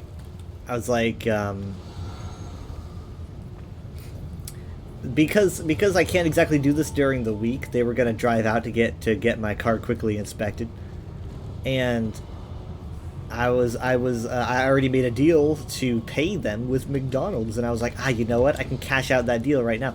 I'd be like, I was like, you guys go to McDonald's, I will pay for your meal, you know, your payment, if you pick up my food for dinner.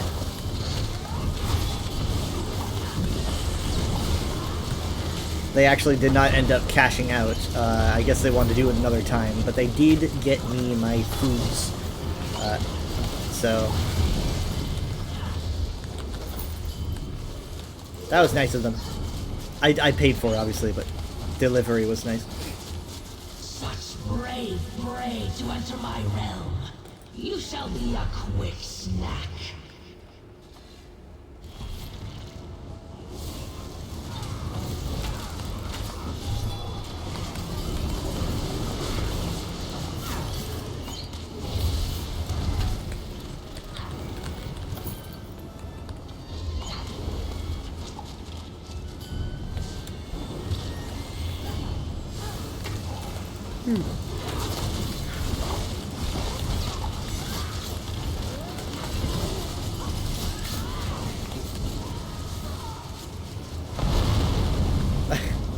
A lot of people, they're always crowding around. It's like they never roll backwards or anything. They're always just like, oh, what's going on?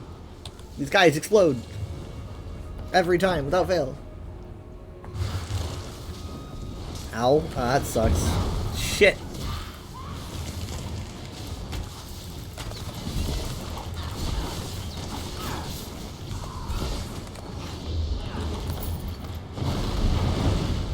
Yeah. Hold on.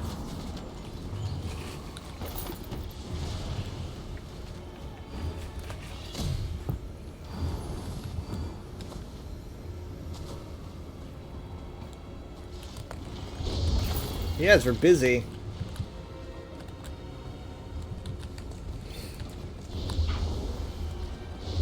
Guy bus.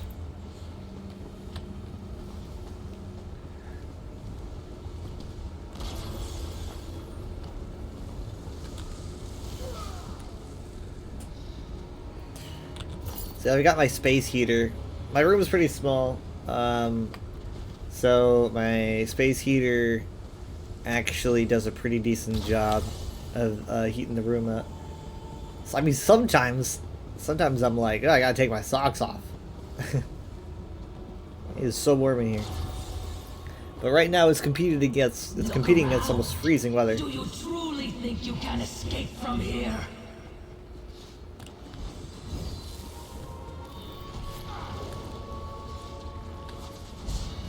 You think you can stop us?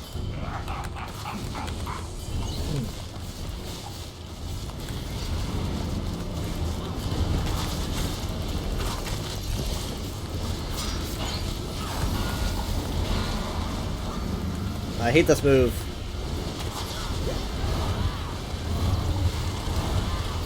Is there a meteor? No? Okay.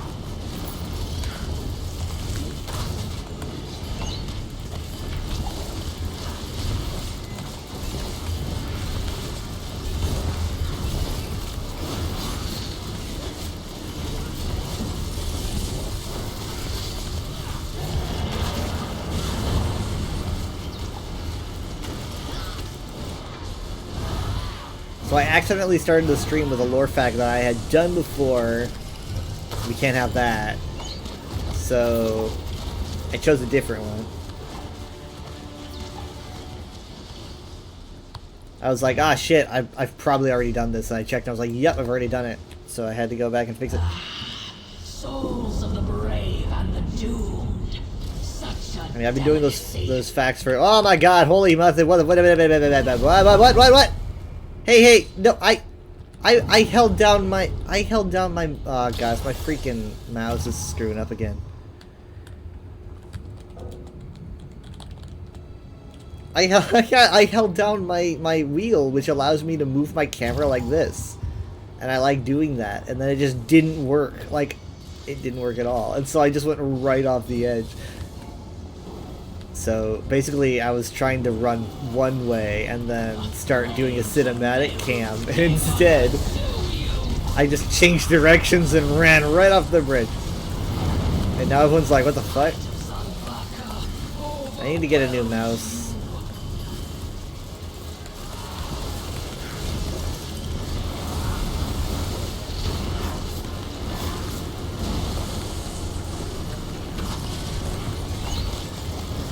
Okay, how many people do you guys think aren't gonna run? Run. I'm imagining like the meme with the beach and the umbrellas. Run. Bum, bum, bum, bum, bum, bum, bum, bum, bum, bum. Give chase my morsels. Deliver yourselves to me. Okay, we didn't lose anyone, at least we haven't so far. You're playing Crusader Kings 3 and your ally decided to just declare war on Sweden, and now you've been at war with Sweden for like 10 years in-game. What you're experiencing is probably gonna be the United States in a couple years.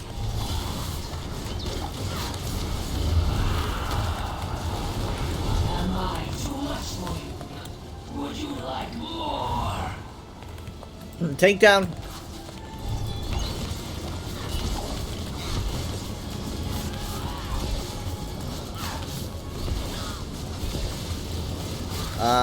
This ain't working. I'm not doing shit here.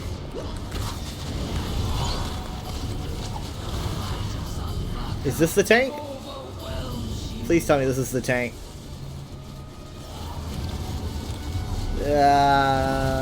No. I know, right. Okay, they got him back up.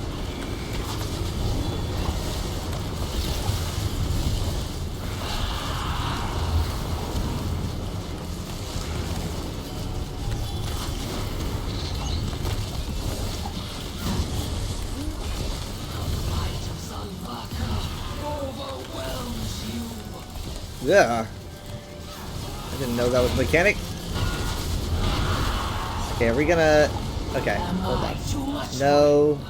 Would you like more? Yes. I mean, not to what she was saying, but yes. This is what I'm looking for. Oh, wow, already? Is she gonna run? No? Did we really get her down that fast?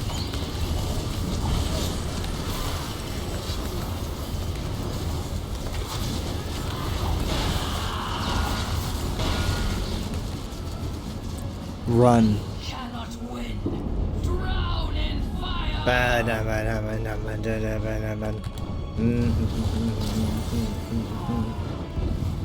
Okay, we've lost like 4 people. I don't know if they died in the fight or if they died in the lava. I am but a herald. A horde awaits behind me. Okay, we gotta get resin.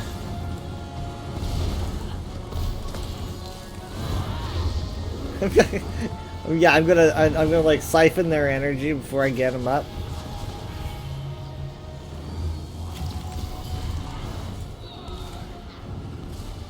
I mean, if anyone's gonna do it, leave it to the DPS, or a DPS rather. This guy's Ash, but I'm gonna do my best. I'm on res duty. All right. We're doing a lot of Deadlands stuff today. Out of all the realms of Oblivion. Am I too much for you? No. Would you like more? Yes. Again, not to her. I like how they're saying like A and B and stuff. It's like how do we know which one's B? I don't even know. Watch as your companions burn.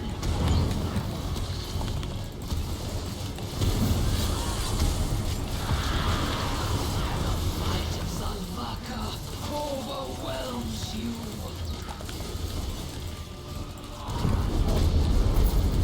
Who's gonna go for the Sigil Stone? I never get to talk to those Argonians. The gate is closed. I was like, why is that guy so big? He's just in the air. It is open. The people of Kar Uzith honor you, savior of Crota Konu. Come, let us speak.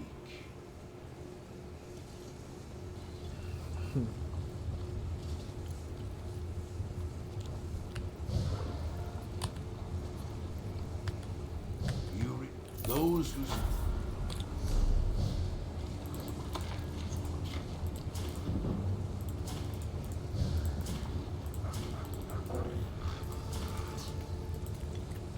Alright. If they really care about what I got, they'll hold on a second.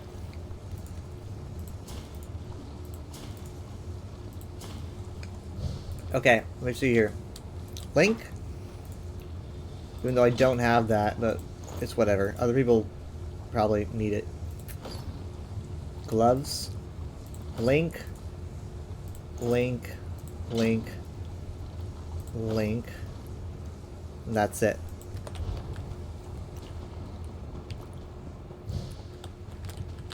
This was a gear run. Well, I guess they might have all this gear, I guess. There's a Zinche Konu up there, the calendar. Yeah, well, at least it's a calendar, not a Zinche Konu.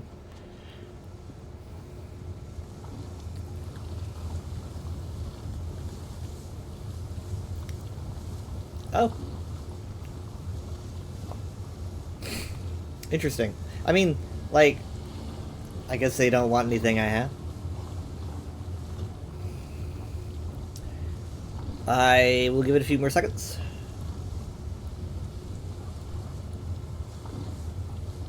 Alright.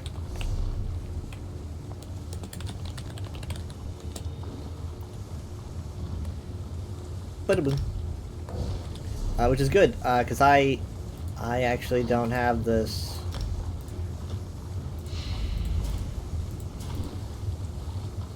Saxo Champion Resto Staff, nice.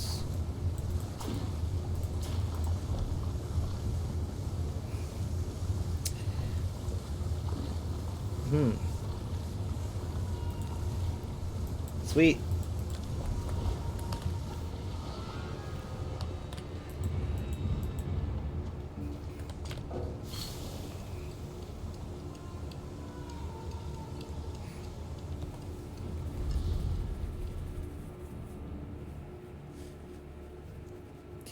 Okay. Well, I got a later start, so See, I did my Cyrodiil. I did my Imperial City. So yeah, I think I'm good.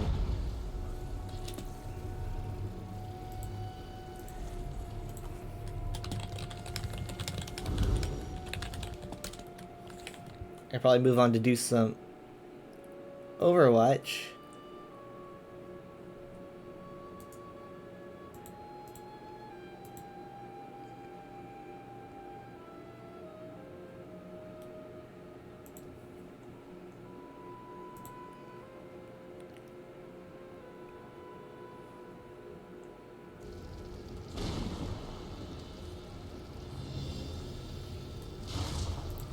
Because, you know, I did get a later start for the reasons I explained.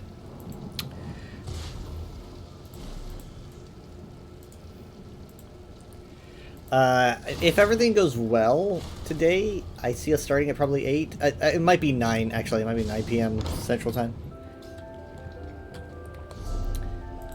But, and on Sunday might be 6 or 7 p.m. Central. Again, it's like, it's also like, you know, you never know what's gonna happen with the power. This is the last Sunday of the month, right? I mean, this isn't like this Sunday coming up. Yeah, it'll be the 25th is the last Sunday of the month. So that means that it is also Minecraft Day. We'll be doing Minecraft, not hardcore, because, you know, we all, things happened. Basically, we were doing Minecraft hardcore for a really, really long time, and everything was going fine until I recklessly died. And we weren't playing actually on hardcore. We were playing on like normal difficulty. We just called it a hardcore. We were just like, you're dead. You're out of the game if you die. But when I died recklessly, which was so crazy out of character, then they were like, well, we don't know what to do now. They didn't really know how to go about playing the game because I was the guy leading the charge. So we decided, you know what, fuck it. We'll just play Minecraft. Who cares? So it's just we're still going for the Ender Dragon, 100%. Maybe even going for the Wither because we've never done that before. Minecraft is the game that we started playing when we started getting back into gaming, right? Like, playing Minecraft is how Mom and Dad got into video games back in 2015. When, you know, Dad decided to start playing again and Mom decided to start playing seriously, period.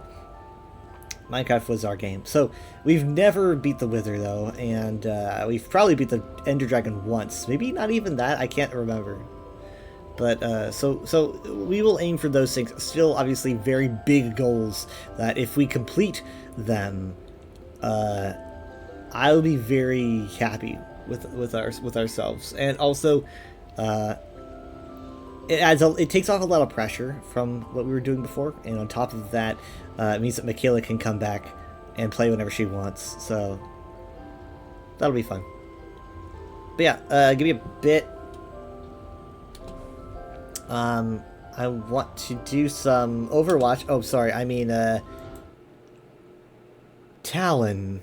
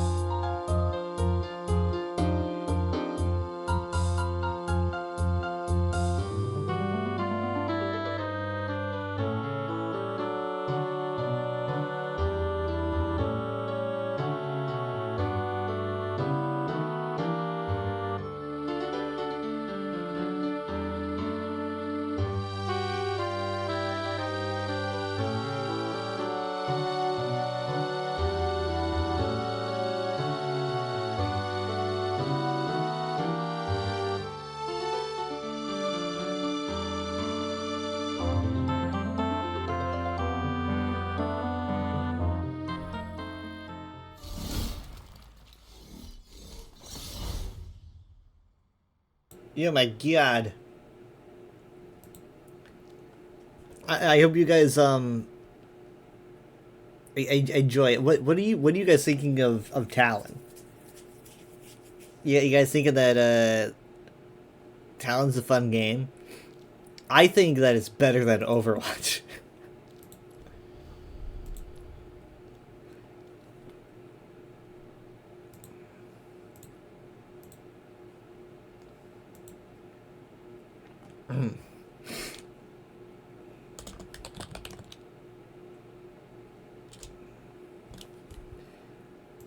Okay, let me get in the call.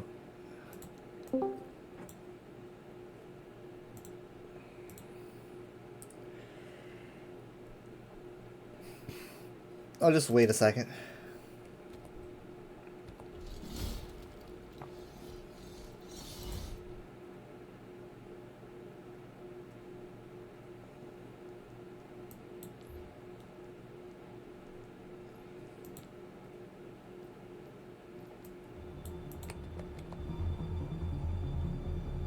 It's like the sinister ambience.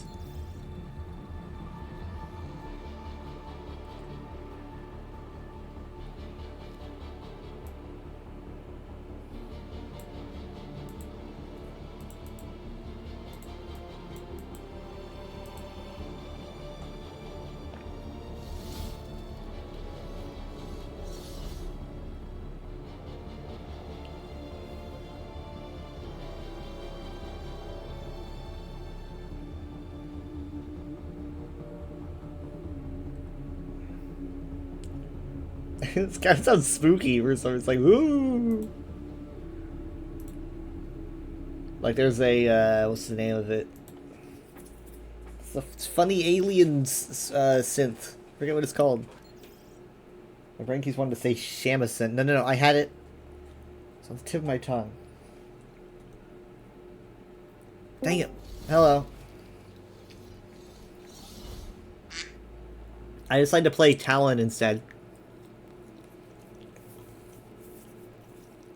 I hope you have that installed. Did you see that before you opened the game, or were you jump scared by it? I saw it on either Facebook or Blue Sky. I saw it on some social media. I saw it too, and I don't fully understand. Me neither. It's so scary. I'm guessing it's leading up to something. Yeah. There's I no mean, game mode or anything. Nothing's changed. Everything's like really building up, you know, with V being in the game now. Like it feels like she's gonna just take over Talon. Like is she gonna like I don't know, throw Doomfist off a cliff or something? Like what's gonna happen? I think they should have gone farther with it and somehow like change the desktop icon and name of the application. If people Can just you do call that their though? computers and yeah, they can update it to whatever they want. maybe that would be too confusing. People are like, "Where's my Overwatch?" Open your computer. Like what the? I'm pretty sure they can. I like what they've done at least. Like all the red everywhere.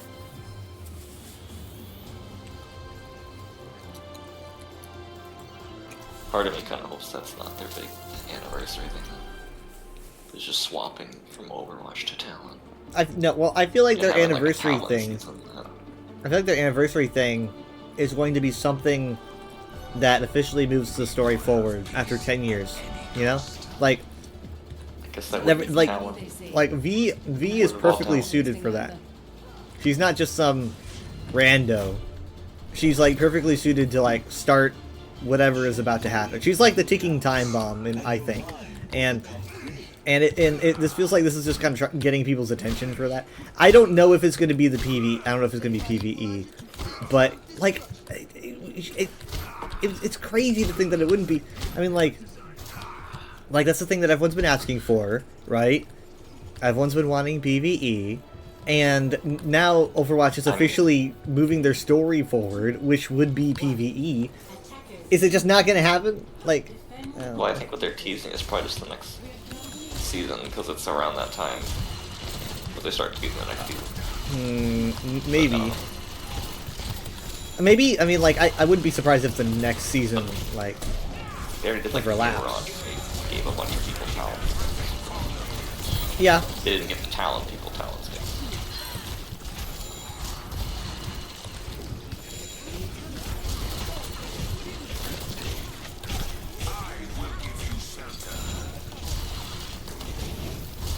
Well, it is the season after next season. It coincides with the actual anniversary of the release date, I guess.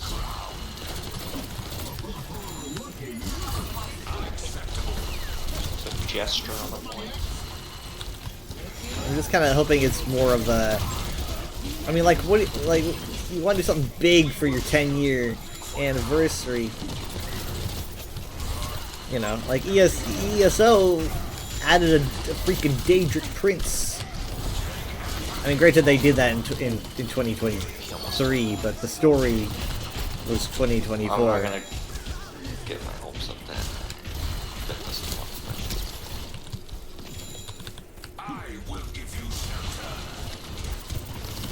It just, I don't know, it just feels like... But even if they did do something, like, would it be sustainable? You know, it's like even if they introduced the PvE everyone wanted, which they did before, but even if they, it's like, would it stick around? I don't know. But that's the main reason I feel like they didn't do it. They have Shatter. I think they specifically resurrected him for that reason. I'm holding shield. Come on, come on, come on, man. Come on, man. Come on! Come on! Fuck. He knew that I was getting ready to drop. It's incoming. I want him to be... fucking fuck. I should have known. Huge! Huge! Full support ultimates a little bit much, but... Maybe he just thought he didn't need it. But he definitely did, and he's back. He's gonna use it. He's gonna use it. Oh my gosh. I saw it was like somehow just like when you think I'd be the least prepared for it, I actually did it. Like me not expecting it until the final second made all the difference. Shoot, that is how. I just keep recovering. Okay, that's not good.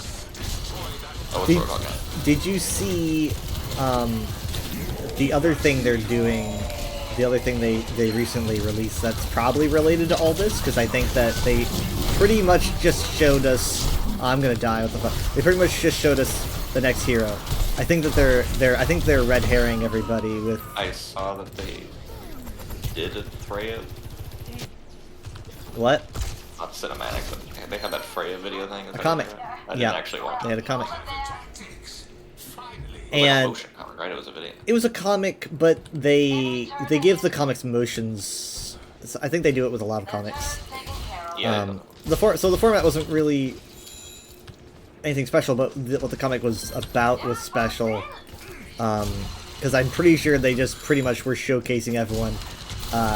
The next hero, like the anniversary hero, I would dare say. And who do you think it is, huh? Do they seem big enough to be the anniversary? What? Did they seem big enough to be the anniversary? I think that if anyone is big enough to be the 10th anniversary hero, it would be this person. I forget their name from some of the, not concept art. They've shown them before. One of the original like Overwatch members that they refused to elaborate on.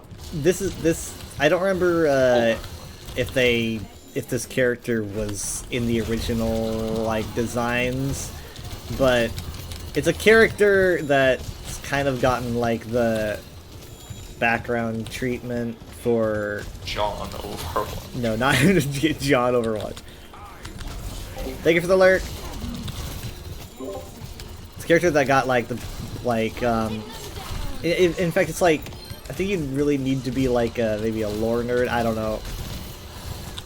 But what a wall, thank you, thank you. I don't think they were going for him.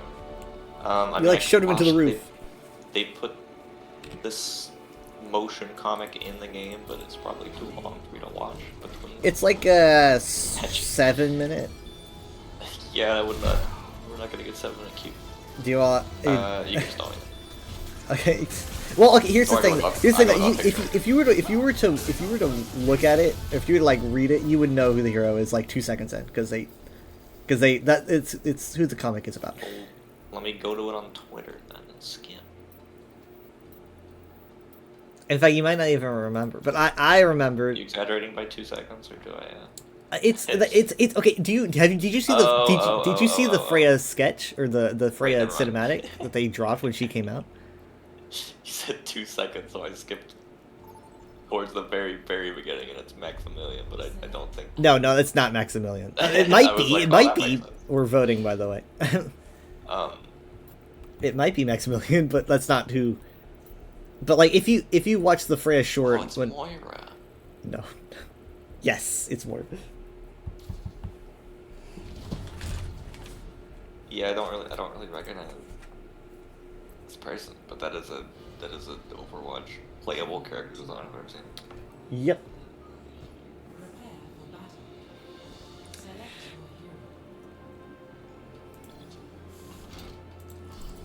But and the name sounds familiar. Emre. Yes, this is the guy I was talking about a few seconds ago. That they've shown before. He's one of the. Emre's been in a lot of different lore things over the course of 10 years. Like, he's just kind of like dropped in little bits, and it's been kind of a meme about Emre. I played with a guy, maybe even multiple people, named Emre Main, because it's it's a little bit of a joke. It's like, well, who's where's Emre? So Emre's kind of been in the same what Mama Hong and talked about. Jetpack Cat. How it could be the big anniversary. Right. I don't really. I mean, I don't even think it really occurred. Maybe it did.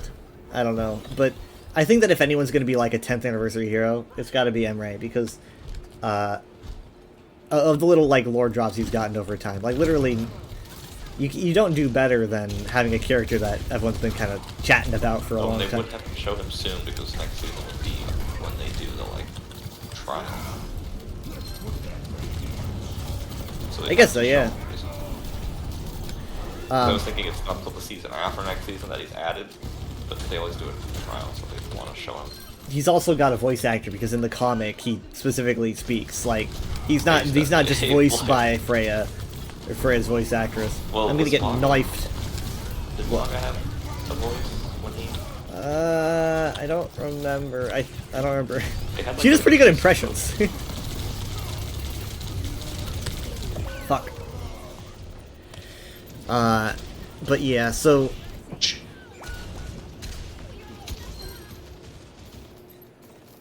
he did have a voice. He's got like this this East European accent, because I think he's from Hungary or Turkey.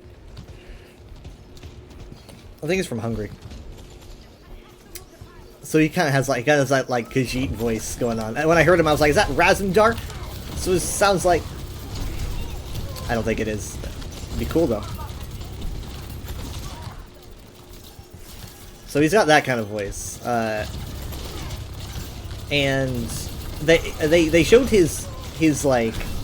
I mean, he literally, like, I'm just, at the end of the comic, you can see his design. This guy is going to be the next hero. Obviously, I skipped it, so I didn't get the gist, but he looked like he was in some kind of talent armor. Or Yeah, was red flag. people are linking him to an organization that I actually am not familiar with at all, which is weird. I've never heard of them before, which is, you think I would have. What's it called? It's apparently, I guess they're pretty low key, so maybe it's not a surprise. But they're called the Conspiracy. At least that's what they call him, them. And I've never.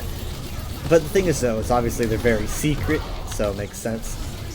Oh, what a freaking trance! But I have been following like I think Sombra, Soldier, and Iari have been kind of like trying to find these people, and I do remember reading the Iari Soldier short where Iari, I believe, theorizes that there was something that intervened with her ritual, and obviously that's why she why everything went wrong and she ended up killing literally like all the members of her organization. I think some people speculate that it was because of these people. I couldn't. I tried. I couldn't. I got no kills, so.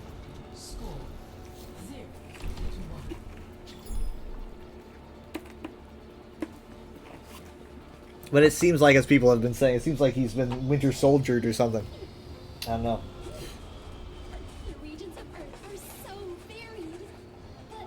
But one human lifespan is not enough to see it all.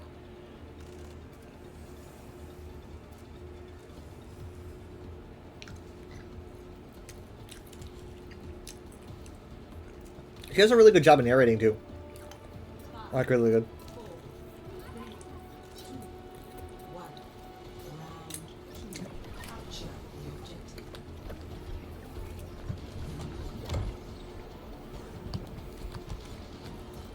I don't know if they do another DPS though, and he kind of looks like he Mm-hmm. would be. I think he might be a tank. I don't know. Because yeah, I mean we just did DPS. I was surprised. Marvel Rivals made Deadpool a support. Whoa. Yeah. I was playing, and I was like picking a support character, and it was like you have too many support characters, and I was like, wait, no, there's me, there's this guy, there's Deadpool, and I was like, wait, Deadpool's got the support logo. It's so weird.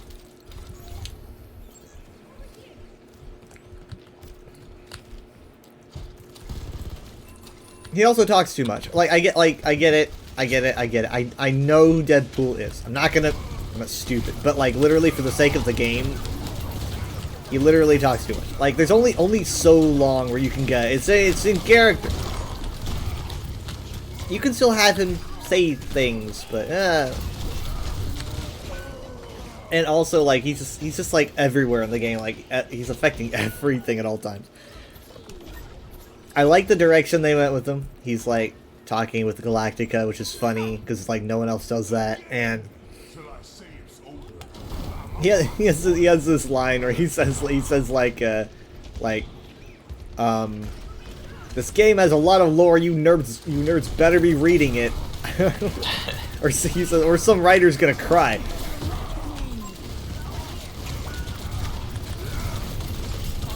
Man, the ante sucks. Yeesh. Gee. No, you were the one person who... That was embarrassing. Because they were going to lose this because not every DPS can get the far. They swapped to Bastion, but then they swapped back. Yeah, Echo's got the best chance.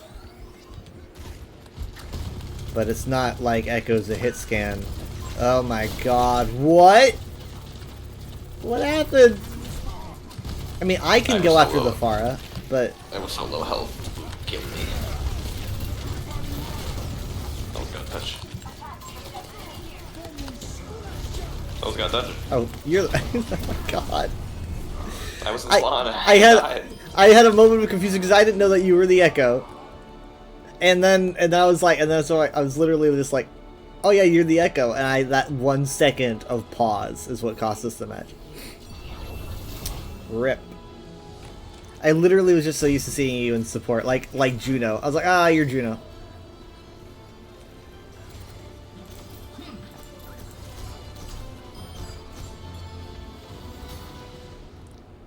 Yeesh. Okay, well, let's pretend that I didn't know.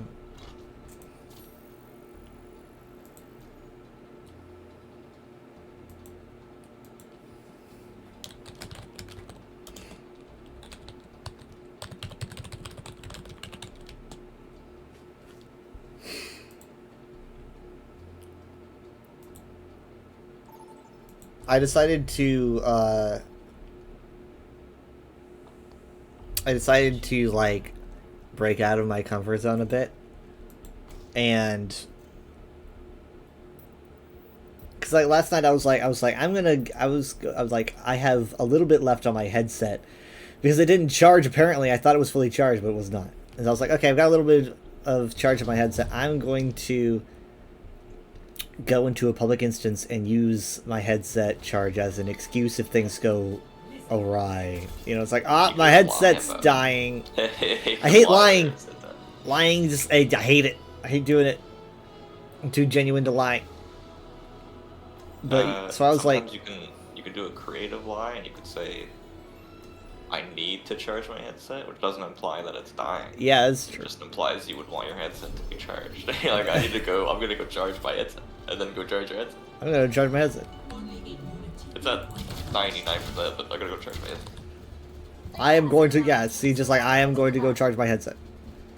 Or I can just say, I'm going to leave now.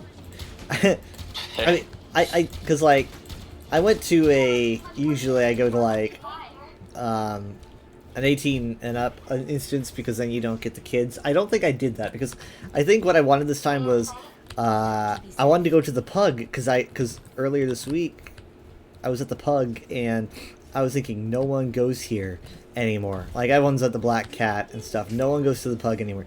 And then I found a group that was like an open non-18, not age verified instance, but it was pretty dang full. It was like 50 people or something, and I was like, hey, I haven't seen the Pug that busy in a long time. It's not even a weekend. So I decided to go there. And my game like lags really bad when there's so many other people around. Oh my god, get her out of my face. But I got in, and obviously everyone's, like, made of diamonds, right? I can hear voices, but everyone's rendering, and also they're out of my culling range. But I just wanted to people watch, because, like, because a lot of times people get into VR to just people watch, and I wanted to do that. I didn't want anyone to really talk to me. But, I take up a lot of space. I guess I couldn't really get people away from me.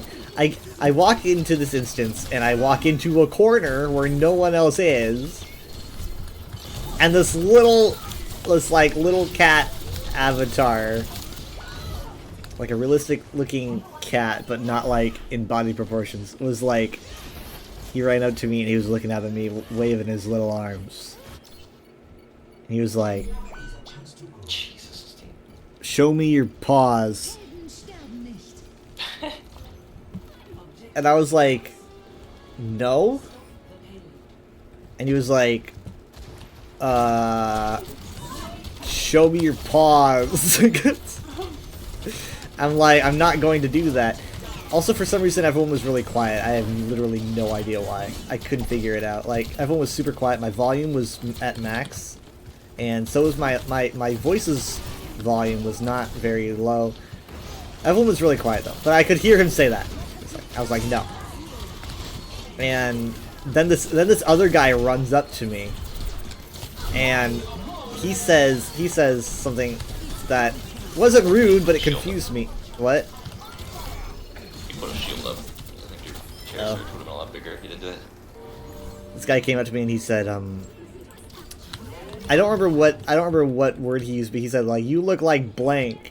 And I was like, I don't know what that is. And they were like, you know, from Warhammer. And I'm like, Warhammer? Like, do I look like I'm from Warhammer? I mean, it wasn't rude. I wasn't rude to him.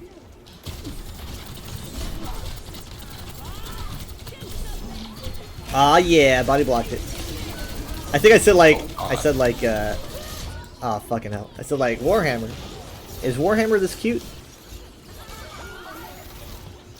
Everyone else was, everyone else started gathering around. Like, it was so weird. Like, other people just started circling around me. And, I was trying to figure out my volume issue, so I wasn't replying a lot. But they were all just kind of like trying to get a response out of me. I'm already not enjoying this a lot. Right? I'm already just like, I love the attention, but it's like, I want normal attention instead of like weirdo attention. So I'm like, so to respond, I told them that they were just like really quiet, and they were like, oh yeah, we don't know why. And they said, it's probably because you're so tall. It wasn't, but it was like, it's probably because you're so tall. So they were like, crouched down, right? And the Warhammer guy told me, he said, press Z. And I just realized that I was standing so freaking stiff that he thought I was on desktop. Like, I just was standing so stiff, I wasn't moving at all. Because, like, if I move, the guy could see my feet. Yeah, was the Warhammer guy the other? Because pressing Z makes you, like, lay down on the ground. Does it? It's not a crouch? No, crouch is I think crouch is C, and then I think lay down is D. Maybe he said C. I don't know. What, He sounded pretty to. genuine, so I don't really know. Ah, fuck. Why would he want you to crouch? Because he wanted me to get closer to the guy so I could hear him. Oh. Yeah, he was like wanting you to. So maybe even if I was laying down, I could hear the guy. So he was very nice. He wasn't very rude or anything. But I was then I was like, no, and then I just kind of like moved my leg, and he goes, oh, he's like, oh, you got the whole setup, and he said how much did this cost you?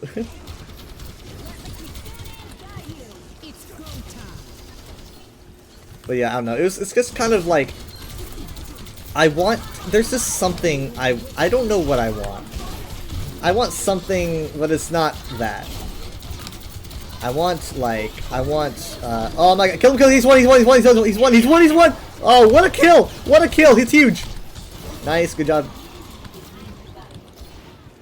But, like, I want to, hang out with adults, and, I wasn't in an instance for that, I guess, but this guy was definitely an adult, so I don't know. It's like, I want to be in a place where I can just talk with people instead of like, it's like they immediately go to the weird thing, and it's like that, it's like the Deadpool effect to me, where it's like, if your whole identity is about being this, then it loses the reason why that's funny or whatever. Like, your whole thing is just about being random or harassing people, and it's like, you're not interesting. That's not funny. That's just how it is. Like, it's just annoying. And there's a lot of that in VR chat. It's that, and also people just don't know personal space. That's just annoying too. And it's like, if people just understood that, I would be hanging out with them a lot more. So I decided, after I charged my headset, because it was about literally just, fuck. It was literally so close. It was like, it was going down fast. I had like 10%. So I was charging it, and then when it was fully charged, I told myself, I'm not happy with what just happened, so I'm going to try again. Not there, I'm gonna do something more realistic. I'm gonna do something more likely to succeed. So I went to a place that this was an adult instance. This was an age verified instance. That sounds way better to say. But it was a map called Cuddle and Chill, which I was not planning on doing. I was planning on chilling, I guess, but I was not going to cuddle with random strangers. I thought, well, the identity of this map is a lot more subdued, and I want subdued, so I decided to go there. And what proceeded to happen was, I hit the Mercy. What proceeded to happen was, me, I think, ruining everyone's night. And I feel so bad about it. I'm gonna have Terra Search. Oh my god! These antis are big.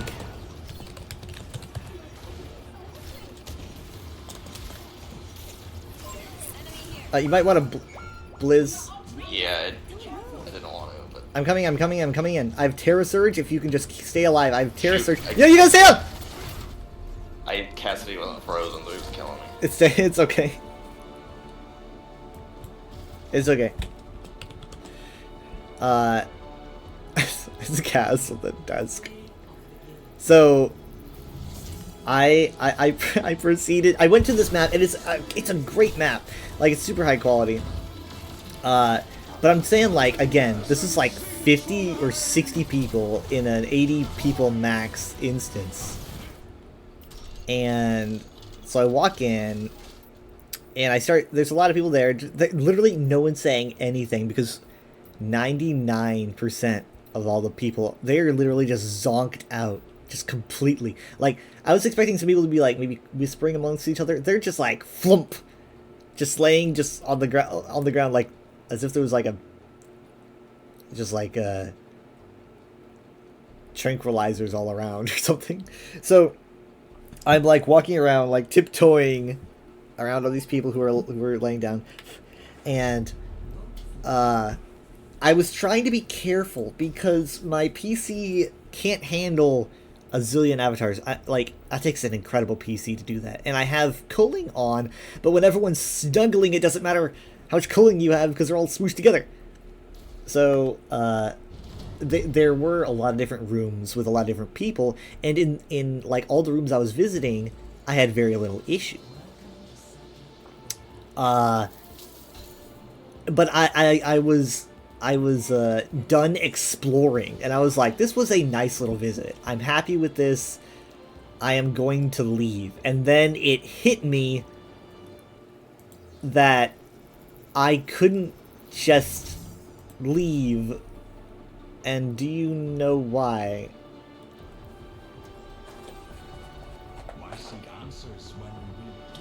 Was there someone you know there or something? What? Someone you knew was there or something? No, this is something.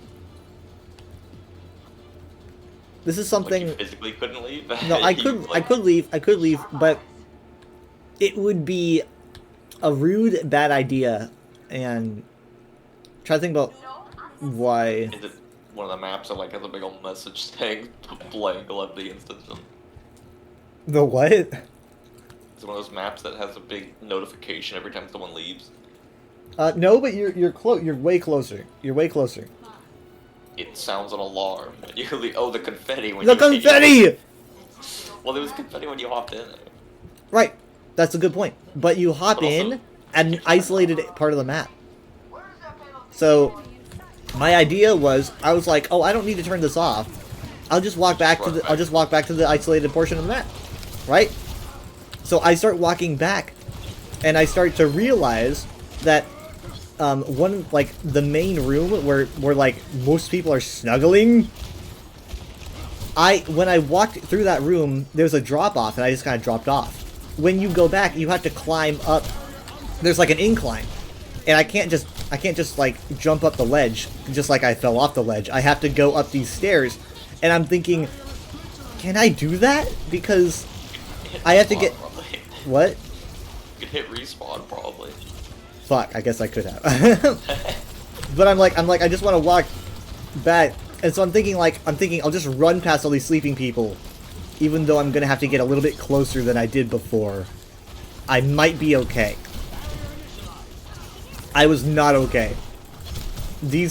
All these sleeping little like, all these e-girls and furries, like, were basically like a lag landmine.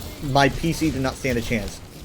Everything the more my PC started rendering them, the worse it got. Until eventually, I just like, everything froze up. I just couldn't do anything. I tried so hard to break out of it, but I was completely stuck. Which meant that I had to just force quit my game. But that causes the player to despawn, which causes the confetti to go off. I tried so hard to keep it from happening, but I just had to give in. So I quit the game, I shut it off, and obviously I had no visual, I had no audio, but I just knew that in the middle of all these lovely people's dreams, boom! Confetti. Why am I doing this? Jumped up in his face. Maybe I blocked him somehow. I was so afraid of like putting my shield away.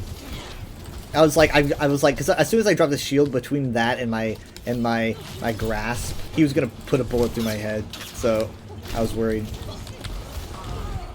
Did you turn the confetti off after that? No, because I didn't go back in. I don't think I've loaded the game since. God, this is Zarya. She's coming after me on purpose. So yeah, I haven't gotten back in since, but it was certainly a better experience. There was like 1 or 2 people running around, but like everyone's quiet. It's a weird experience because like, I don't know. I get that VR chat in general is about people from all over the world hanging out with each other and stuff like that. But I'm gonna get slept if I'm not careful. Yep, sleep dart went out. Miss. Oh, what a nice lamp. That was a good lamp. Okay, I'm gonna have to swap tanks. Because there's no way I can compete with this Zarya like that. She knows it.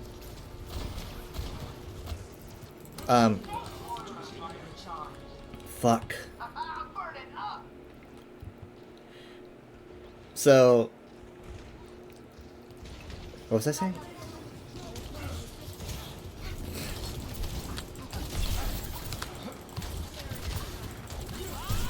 I want to find a place I can go and feel safe. Play the game. And I found a group, but they're, you know, it's like they're not always going to be active at all times.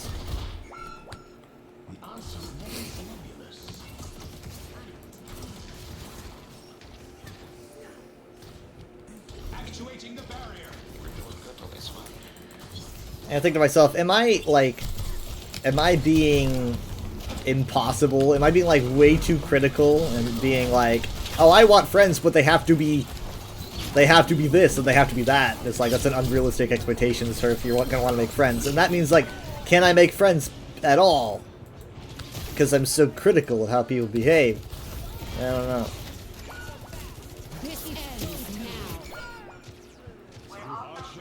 I'm not like critical. I need to swap. I need to swap. I don't know, have you like, you ever like in a voice call with someone you don't know and like they might, you're just like not attuned to their like sense of humor or whatever, and you just, it's just like, I don't know how to respond to what you just said. That's like, that's not like say they like they're talking specifically to you and they bring up like, and they're like, they say something racist, like a racist joke, and it's just kind of like, that's not my speed, bro. My fucking god, it's this fucking sucks because like I can't. If anyone that I use, a Ryan, a Sig, they're just feeding off of my shield using Sojourn. I'm just better off now than I was with Sig because I can do with the Zarya, but she's just unstoppable. Like she just won't stop. Someone's got to focus the Zarya. Oh my god, not what I meant. My god, please.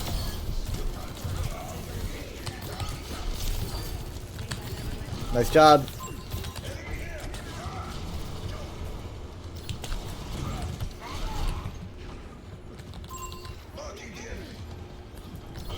Okay, I'm gonna do my best.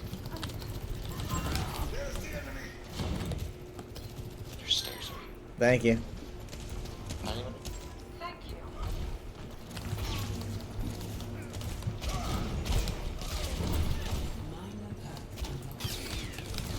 Have you seen that video clip? Oh my god. Jesus Christ. Have you seen that video clip with Alan McLean talking about how she got like picked for Portal? Because someone, it was like a video about her answering questions. Someone made a comment about, someone made a comment about like how, I forget how they could have used AI or how different it would have been if they did use AI for her voice, which is funny obviously because GLaDOS. So she tells the story about oh my god, like they're gonna say tank dip. She tells the story on can you guys ignore Zarya? Yeah, that's definitely either. I think they wanted. Or they meant ignore Zarya and go for the healers. I don't know. I think they meant either ignore Zarya and go for the healers, or like ignore Zarya, you're feeding her bubble. So Ellen McLean, she's talking about like she says that like using AI voices, like using like a computer generated voice was a thing, but it's just like so expensive at the time and not accessible. So obviously she says like they hired an actor. That's me. Yeah, they have like text to speech. Yeah. Microsoft Sam the voice model. So, but like someone took that clip and they were like this clip, like they were like the clip's edited. This is the real one, and they put like a custom GLaDOS synth over her voice just to hear her speak like GLaDOS again, and like it was weird because a lot of times she just sounded like she does in Portal 2, right? More genuine because in Portal 2 GLaDOS is a lot more like human-esque. But like, nice. Did you vote for this? Yes. Nice. So, but like that moment where, she like just actually uses GLaDOS's like line from the first Portal, where she's all very robotic and monotone, like it was just straight out of, 20 years ago. Like she can still do it. Like you just put just put that synth on her voice, she can still do it. She explains in that video that like the morality core being removed is what swaps her voice, and they directed her to be less. Because it happens at the end of Portal 1 when you burn the morality core, her voice changes. Yeah. She says at that point they told her like, dude, don't sound robotic anymore. Be more human. But what I found interesting was that like, even when she's just talking like herself with the synth on, she sounds a lot more like Portal 2 GLaDOS, but there's times where the synth fails and it sounds a little bit awkward. I don't know if that's because the guy's synth work wasn't perfect, but part of me wonders if she like actually like makes her voice kind of a higher cadence when voicing GLaDOS, even as like a human. I don't know. It's very, very, very interesting. But what hit me is like, is that she still sounds the same. Like I heard, like she just says the line. You put the synth over it, and it's like, holy shit, exact same.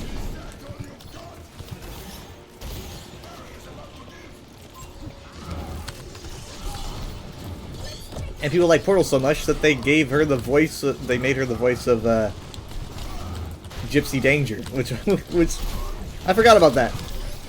Yeah, she mentioned that, I think so.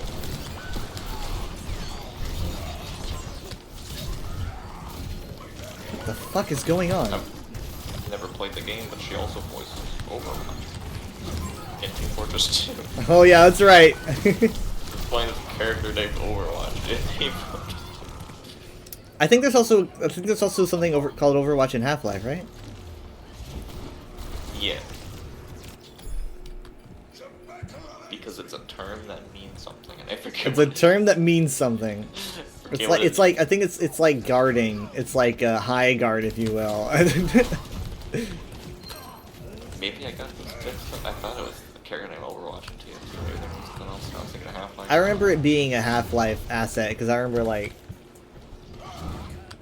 seeing some kind of model or something with that name. Obviously, like messing with Portal assets and stuff, you'd see a lot of Half-Life models.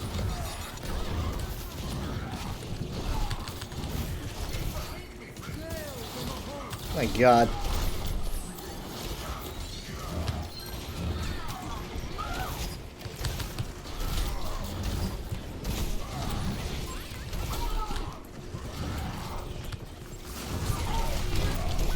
Fuck. Like I let my guard down for 1 sec.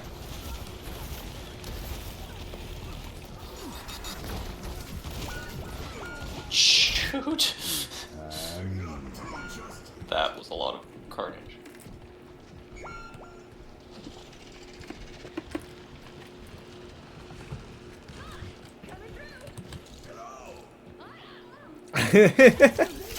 What the fuck? What the fuck? Why would you look at the Reinhardt, and then the Reinhardt says hello to you, and then you say hi back, and then you use your ult? It might have been a fat finger or something, because oh my fucking There were a lot of motherfucking us fucker! behind. Oh. I wanna swap swore a lot, but it doesn't feel like it was enough. I'm very, very mad about what happened. Anna, are you okay? Anna! Teammates fell off the map, and we still won the fight. She's that fucking hog.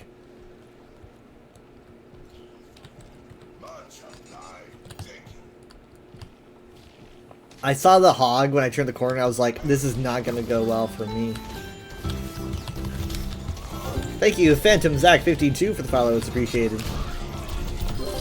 No, oh, he tried to do it again, but I hit the wall. Did you see that? He tried to do it again, but I hit the wall. Oh my god. I've got Shatter. But he can't do it over here. Oh, I think he's gonna whole hog. He's totally gonna whole hog. He's gonna whole hog. Yeah. I'm gonna like. Oh. Come on. Come on.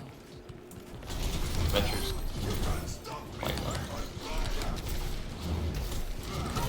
He's just so prepared. My barrier's going down. I'm gonna need to move away. Oh, he missed. You missed. You missed. You missed. You missed. I've got Shatter. I just hold on. Oh, he's over here now. I'm here. Dang it. Hello. Venture, if Venture gets the wrong world, for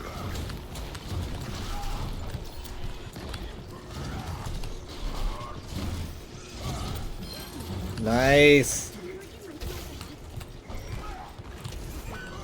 I don't want to overdo this, but I hate that so much. I'm gonna Shatter in a second. Okay, hooks out, hooks out, hooks out. Nice. Okay, hold on. I want her to get closer, but there's a lot of. Oh, what a sleep! I missed the fire strike. What the hell? He wants to do it so bad, and I want to Shatter so bad, but it's like. If it to me, I could probably just hover down on the platform. This is such a weird fight. I hope he waits on me. So I can hover out. Okay, here's the whole hog. He's health, doing it at like 1 HP, which is interesting. But he can also break out of it these days. Never mind. I've got it. No, Hanzo I think could have made it to the platform down there. Really? He got hooked? Dang it. I feel like he could have landed on the. No! Why did I do fucking? Okay, no, that's no, never. Why? I'm sorry. I'm sorry. I just let's just I'm sorry. That's like a Nene to grab, except it's a Reinhardt Shatter. Okay, I'll be fine. That's Can we bully this hog a bit more, please? I think the Ana I'd like a little bit more on the anti side. Oh, he's over here. He's gonna try to hook someone from the other side. Yeah. Love that. Can we like you know what? I mean like a Lucio might be pretty fun to bully this guy with. He gets too close to the edge and you just kind of. Oh my god, totally landed on mother! the thing, didn't he? God damn it! I was thinking I hope you hook me up the edge so I can just hover down the thing. My hover moves. I think he's too smart for that. He doesn't hook me once. Who put that platform there? Oh my god! Did you scare him off? I did. He just jumped. The man just jumped. What is happening? It is going interesting. I just had the worst shatter in my life. Oh my god, that was the dumbest thing I've ever done. I don't know. Maybe I was hoping that I would like touch the side. I think of the stonework. He just jumped. It was so fucking funny. Okay, give him some space. And my shield's down.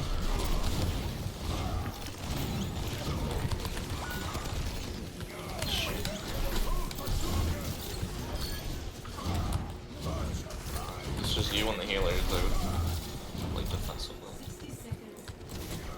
I'm gonna guard Ana. Ana's gonna be really good against this hog. She just antied him, which is good. But unfortunately, it wore off. I'm getting hooked. There's nothing there. I'm gonna use him as an ult battery. Both hog and coalescence are in. Whoa, whoa, whoa! He just hogged me off the edge and then back onto the edge again. Did you land on the platform? Or no, No, he just pushed me. He just like pushed me, like, off the bridge, and then you know what? I'm done playing with this guy. Like I want. Really? No. The one time we kill the guy. The one time we kill the guy. Hey, he's Like like the- 4 times. Okay, well, they might try to cut through here. Oh, there's They Sonic might have over here. Binder. They probably have Binder. Hi guys. Oh, what a great dragon. Okay, all right. That was a clusterfuck. But okay. I literally can't believe I shoved him off the edge and he lands on the fucking platform like of all things. I just couldn't have anything. Oh my god.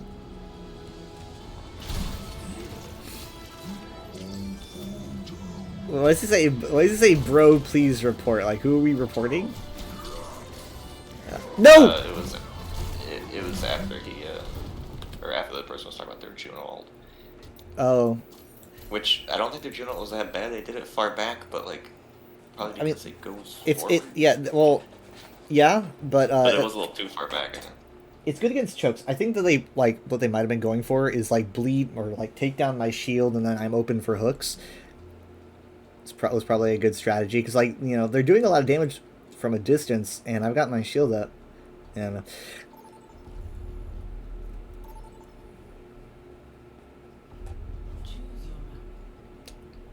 well, okay.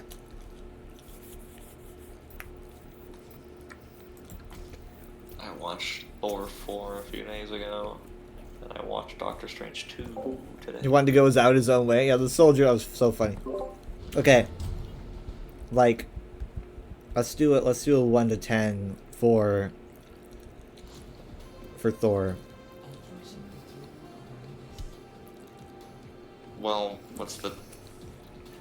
what is 10? Like, in terms of Marvel movies, or in terms of, like, in terms of like think about what would you put like Infinity War or Endgame, whichever one you liked more. Like what would you call that? Like if someone was to ask you 1 out of 10. again, like, in a general 1 out of 10, or, like, for Marvel? Like, are we talking absolute, actual, masterpiece cinema? Or, like... I don't know. I never really. I guess. So you're like through a Marvel lens. I don't know. Okay, let's get both. Let's do like Marvel lens and then not. All I see is a fool, mistaking a strong body for a gullible mind.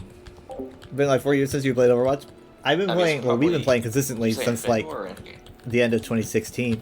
Well, I was just kind of like trying to put you in the right mind space for how to rate Thor. But I'm saying, like, in terms of what would you rate Thor for in terms of like Marvel, and then in terms of just movie in general? Like, give me both, I guess. Marvel might be like a 4, and in terms of all of cinema, it might be like a 2 or a 1. I don't know. I don't know if I would make it a 4. Maybe, I don't know. Like, but like, here's the thing though. I gave you warnings that you know, like you had warnings. I had some warnings, but like I feel like I didn't get enough. I feel like the warnings made it less bad. The warnings what? Made it less bad. Yeah, that's what I mean though. Like I gave you warning, so it's probably like if you didn't have any warnings, you might be looking at a lower score. Maybe. But like, and you know, like, you know me, like it's hard for me to really say I don't like a thing. Well, I'm kind of torn on Torture well, so I didn't. Yeah, so okay, so what about that?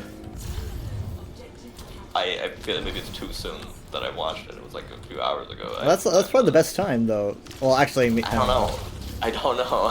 Because sometimes I do have to simmer. I didn't hate it, but I don't know if I could even say I liked. I don't know. And I knew a lot of it. Right. Maybe most of it. Already. I don't know if I made it better or not. But did you like it more? Oh, fuck. Oh, I liked it more than before. Mm-hmm. Did you detect the rhyminess? Only in like the cinematography. Yeah. Cinematography is what I think the, about. I don't really know what else to the, look at.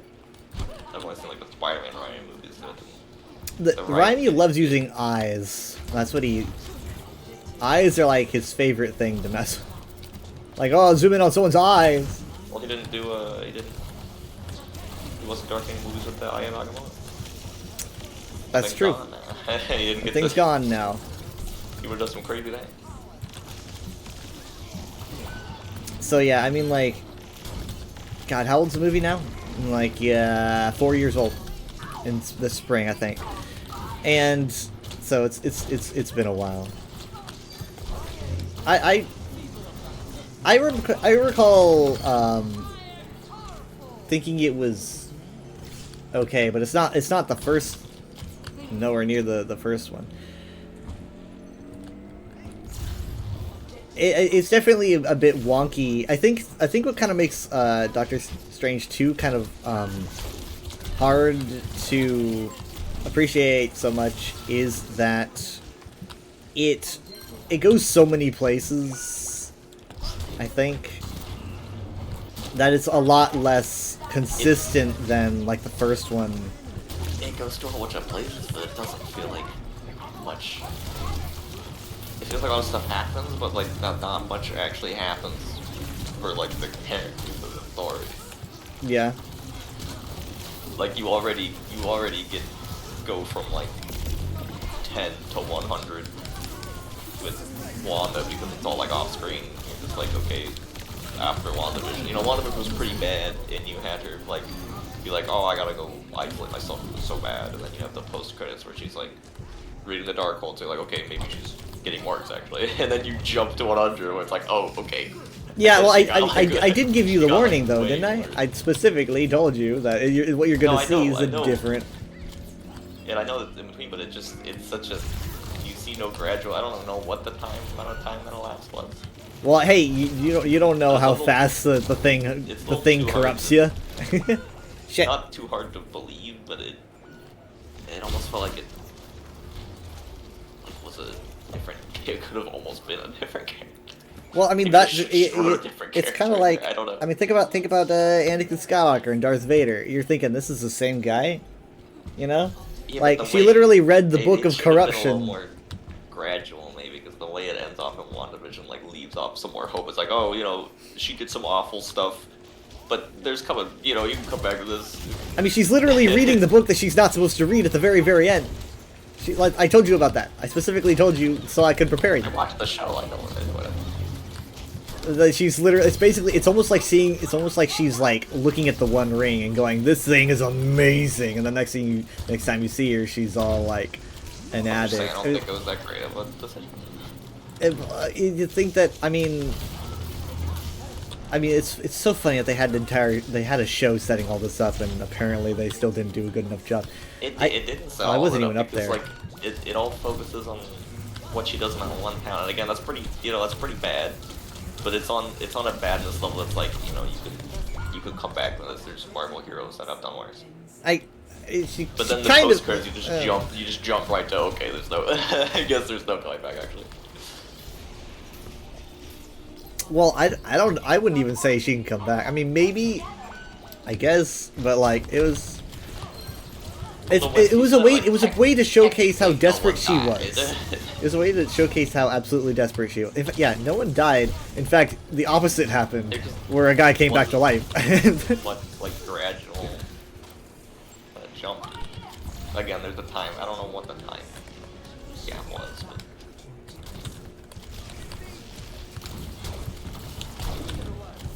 I mean, like, obviously, that's not the last we've seen of her. I feel like maybe, I don't really know how they would do it, but, I feel like, maybe the darkest version that we just saw of Wanda, that's like the darkest we'll see her. And all the, like, if we see her again, in some way, somehow, it'll be like, a redemption arc. it's not just some variant. They're like, yeah, well, it's back, but it's the one from the other. Yeah, I don't know if a lot of people don't understand how, in any, like, multiverse-related franchise, how underwhelming having a variant can be. It's the same, because it's like the same thing that they did with Thanos, where it's like, oh, look, it's Thanos. It's like, okay, but this isn't the Thanos and that... I haven't seen Guardians 3, but I think they did that before. And who knows how long before that happens with technically happened with Loki. I think that the way that they handled Gamora in Guardians 3, which I'm not going to talk about much, is very good. I think that a lot of people praise it, actually, because a lot of people are just kind of like, because it wasn't even through the shield. It wasn't even Gunn's decision. I'm just gonna get pissed. Nice ice. Did they just move you while you were in the ice block? It looked like you were moved. I am PX. Oh, what the heck? I'm sorry, the May got moved.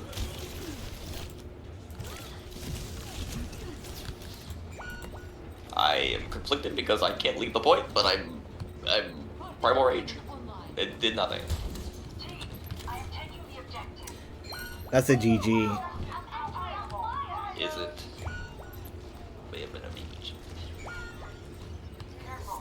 But I won't say it in the text chat.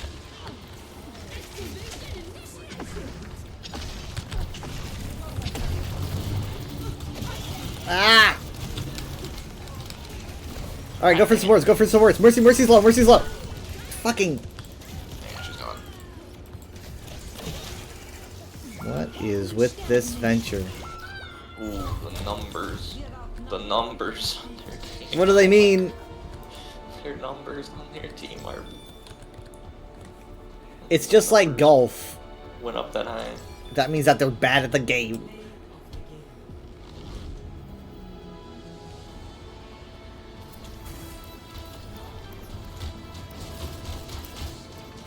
I like, But yeah, again, anyway, what? my point was it was such a jump. The character felt so different that it didn't feel like much actually happened with her. I guess they were doing closure on the whole her wanting that life, and then I mean, at the very end she finally realizes. But other than that, there's not much that happens with the character.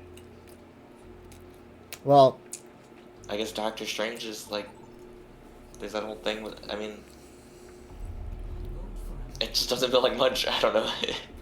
if I recall correctly, It feels like there's too much, like, exposition dumping on about the you know, about the multiverse and the, Like, it's like a... all the you introduce the Illuminati for them to like explain things and die literally 3 minutes later, and then expository movie. Expository action movie. And I think that Raimi likes scary stuff, and I think that he probably saw it as like a horror movie where the monster is Wanda and they're all just like running for their fucking lives. I don't want to sound too critical or rude about it, but I did find a little weird that someone who likes Doctor Strange so much did like so little with the actual like person. Like what happens with him in that movie? You like once he sat about Christine, like that's about it. I don't know. Right. Marvel probably Yeah, told there's a big him to Doctor keep Strange, I it mean- like Wanda centered. I saw you on the wanted poster with a cute guy. I just thought there'd be more. Ew, no! The tall one with the little hat. But the music though, I mean the music fight. Oh yeah. It's just you're watching that, you're just kind of like, what's going on? What's going on here? It's very interesting.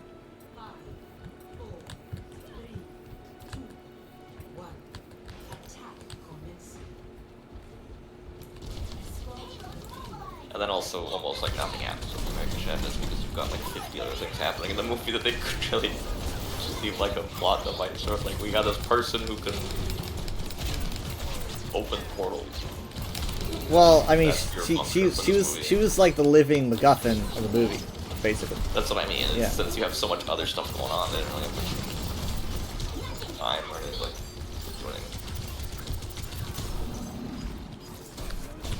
I don't know. I mean, I assume. I don't know, like, She didn't lose her powers, and that's kind of too big of a power to have. Marvel's got a lot of characters to balance, and they just keep adding more as we speak. So, Yeah, I don't know how Endgame is gonna, or not. Endgame. How is gonna end up when you have that many. I don't. They got the Russells back, right? That's what they did. Yeah, I but they're already pushing it with Infinity War Endgame. I'm shocked those ones were able to. the Russos are good with balancing characters. I think they kind of understood what I think worked in Endgame and Infinity War when it comes to making sure that everyone isn't overwhelmed. You just kind of like break everyone apart and then have them meet up.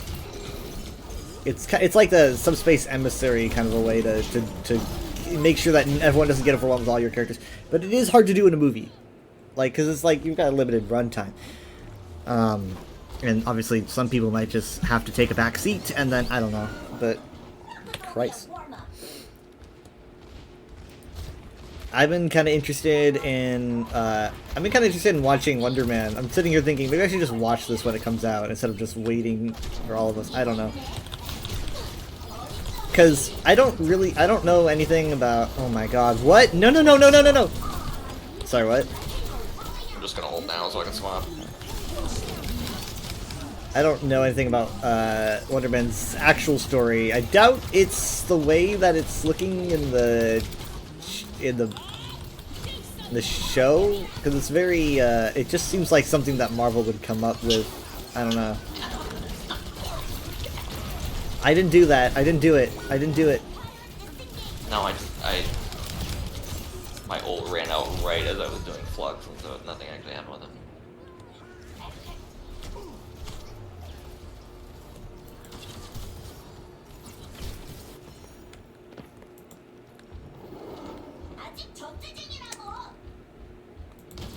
I mean, there's apparently some pretty huge omissions in Doomsday. What? There's apparently some pretty big omissions in Doomsday, unless, you know, obviously you could just have actors lying. But there's apparently no Doctor Strange, and there's no Scarlet Witch. Or,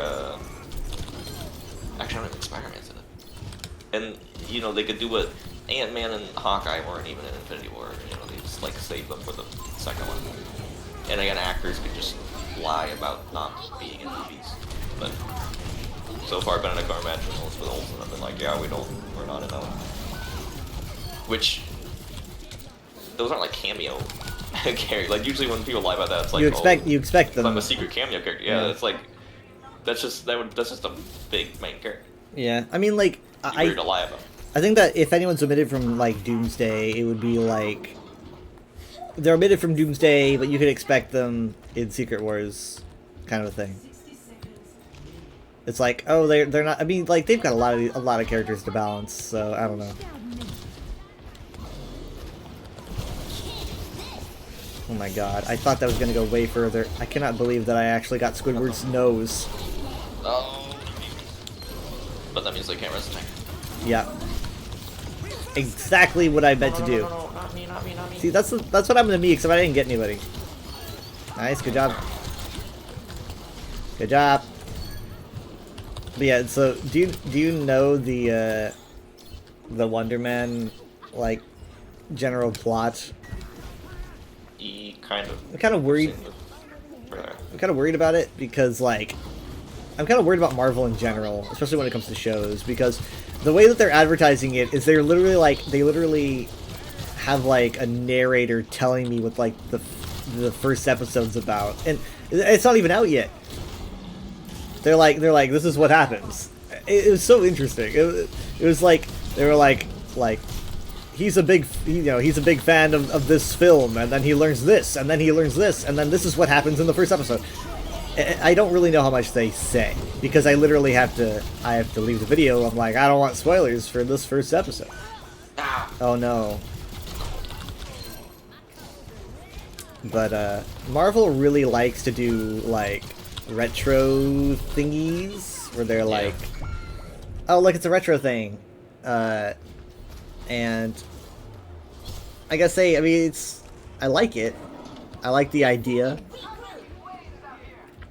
I like the idea of like a show about making a movie remake, which is something Disney does constantly, and like, I don't know, it's an interesting idea because it's like it's a show about a movie remake, which I think could be very entertaining because there's no show about making a remake for a movie. And I love it when they try to make something look old, and so that's always very fun to see. Fuck. And I don't know. It must be really hard for them to find like a way to make these characters stand out, right? Because it's just kind of like, how do you make this show stand out amongst the other shows? What's special about it? Like that's what Star Wars is doing too. It's just kind of what like Disney, I think, is having their major studios do. I don't know if it's a coincidence or not, but like think of it like the differences between Andor and Skeleton Crew, like Daredevil and Wonder Man. There doesn't seem to be anything special about the Andor movie. I rewatched the trailer. I didn't see. There's a new what? trailer, right? I did not see it. I did not see it. I don't think there is. Oh, I could have sworn there was a new one because Twitter was talking about it being lackluster, and I was like, no, I think it's just because someone reposted the first trailer, which is why I went back to watch that trailer. And I was like, yeah, this is one of the worst trailers I've ever seen, probably. Just ever. Not. It's not like abysmal. It's just there's nothing. It's a nothing burger. It's like water soup. We have to rewatch like the trailers for the actual seasons, but I'm pretty sure it's less of a trailer than like any of the actual season trailers. And I know it's technically shorter than a season of the show, but yeah, I don't know. It's like the big. it's because someone spoiled like the big like stinger, but the end of the trailer was like the AT-AT like falling over off the cliff. It's almost like that's the big thing I did in the trailer. It fell over. That's what these things do. Maybe there's so much good shit in the movie they can't show it. I mean, like I would bet you $10 that Luke Skywalker is going to show up in that movie in some way. Whether they wise up and actually recast him, or it sounds like Luke Skywalker did something. He was canceled. Got recast. These things are known for. They fall over. That's not a big thing. What? Wait, what? It was someone's video that the last thing the trailer shows, like the big final thing is the AT-AT falling over. It was like these things are designed, that's what they were made for. That's what they're famous for. Is Well, falling over. maybe That's not a people big- people like seeing stuff in Star Wars that is the way they remember it. They're like, oh yeah, that's it. It's a good thing to know those things still tip over. They tell me for the end of the trailer, like some sort of big, catch your attention thing. And when the trailer's already that boring, you expect like, okay, it's because they're saving something for the end, a big end scene of the trailer before you show the logo. It's just, oh no, it's just yeah, that walker fall over. I think Okay. I think it's their complete faith in the brand that's causing I'm not that to saying happen. they'll probably do good. Yeah, they could do anything. Like, cause Grogu is such a smash hit. Like, They'll whoever probably say his first words in the movie. I don't know. maybe, Some big thing will probably happen.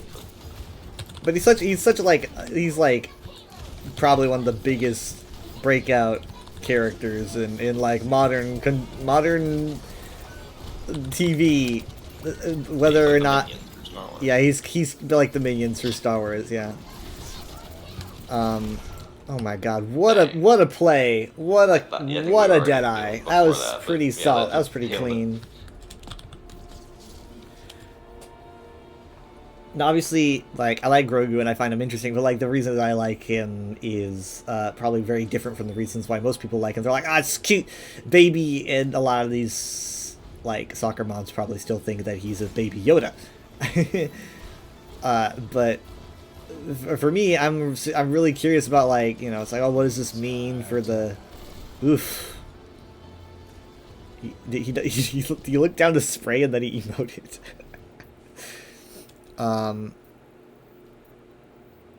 What the heck? What's going on here? Hey Cassidy, how does it feel?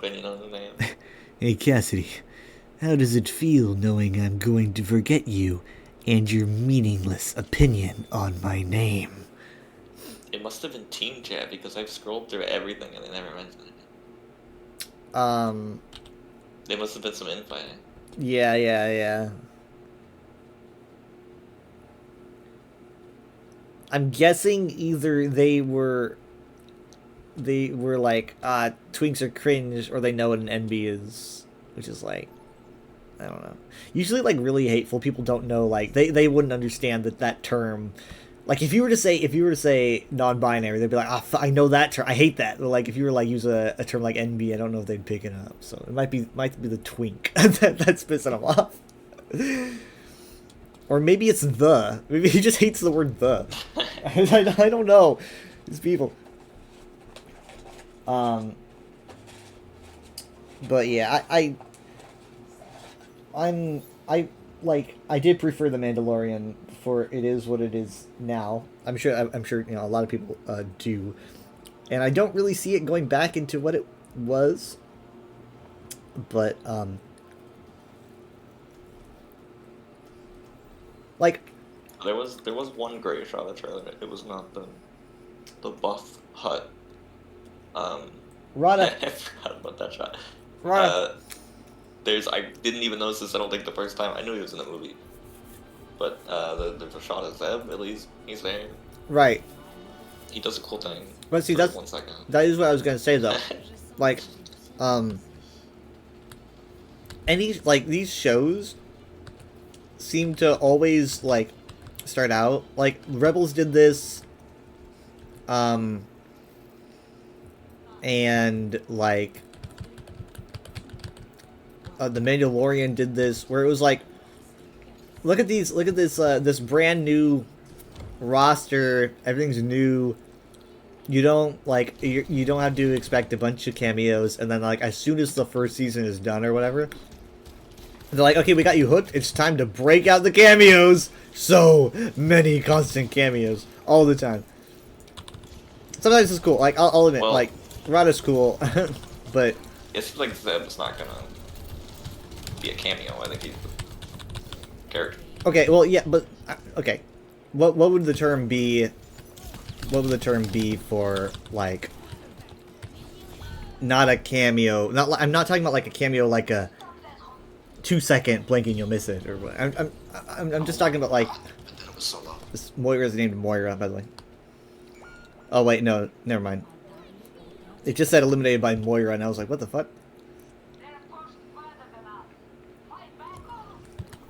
But I don't mean like a blinking and miss it cameo. I mean like they bring in characters where it's like you bring them in because it's like it's so cool to see them. Like, oh, I'm seeing this person again.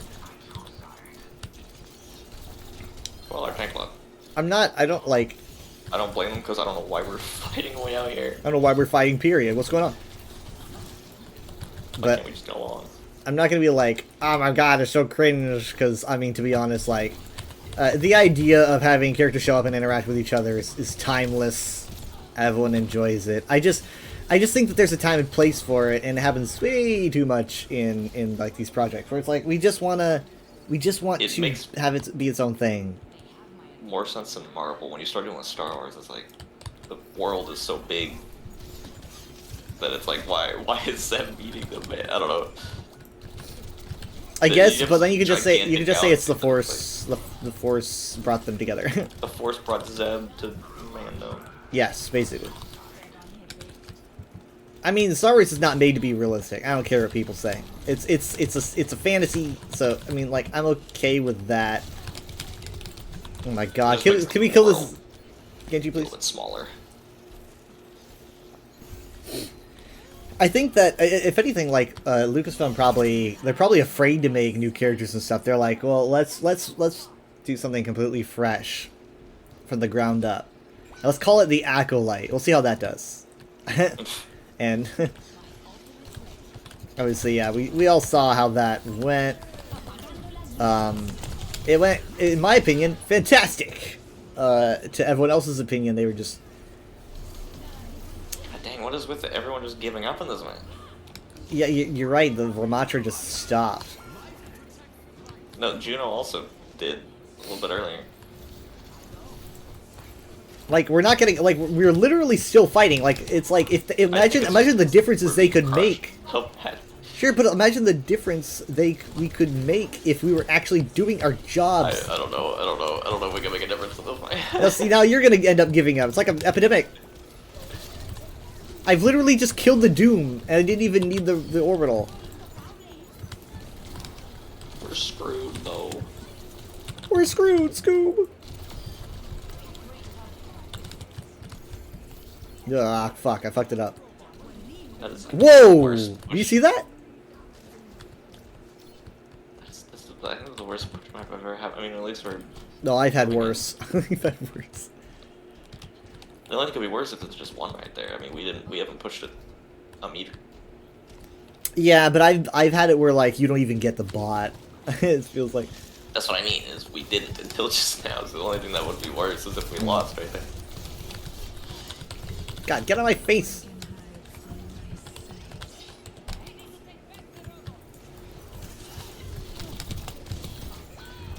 Heck.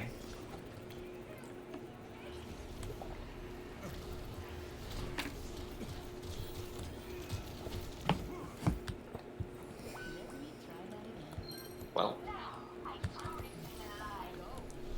I think we were just delaying. Yeah.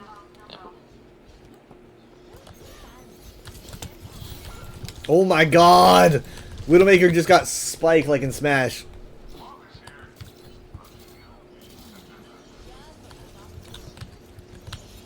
Look out for Sundering Blade. Someone got touched. No! You're right, sorry, Thank you. I died the second I tried to touch it. It's like the bot itself killed me. Yeah, they have Sundering Blade. I think they did. No, wait, I think they do? Like, You were the only one. Yeah, they before do. Once you died. Oh. hey, they had Sundering Blade. That match. GG's. I'll still say GG.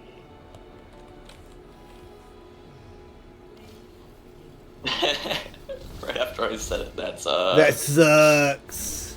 Right after I said it. I mean, like, look, like, I think this might be it. Watch. She's just gone. She's just god! She like spiked into nothing. Adam. Reduced to atoms. Like you just see like that power blast go up. So I think I'll have a few more MCU movies that I haven't seen.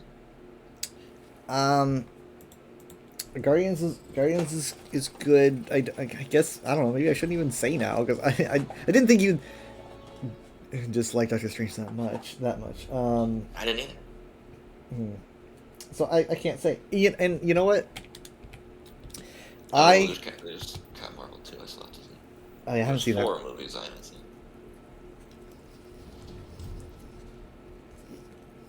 I see Captain Marvel 2, Guardians 3, and then Thunderbolts and Fantastic Four.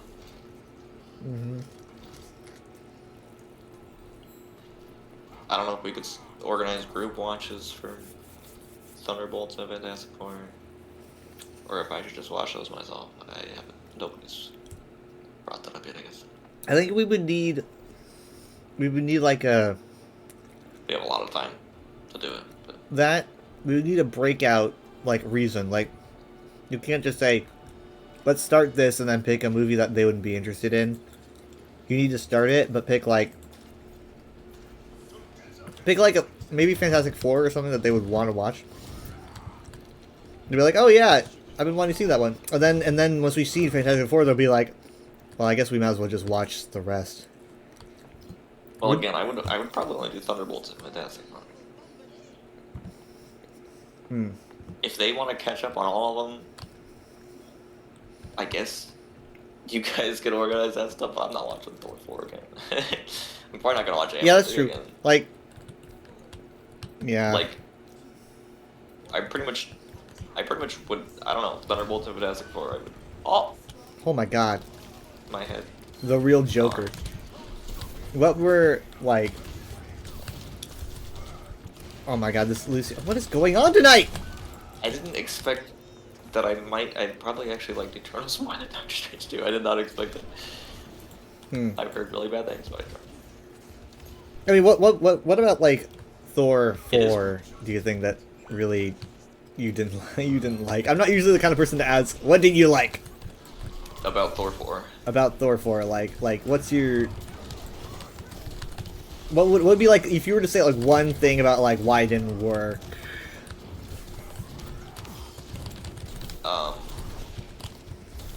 I guess when they weren't doing jokes with Gore.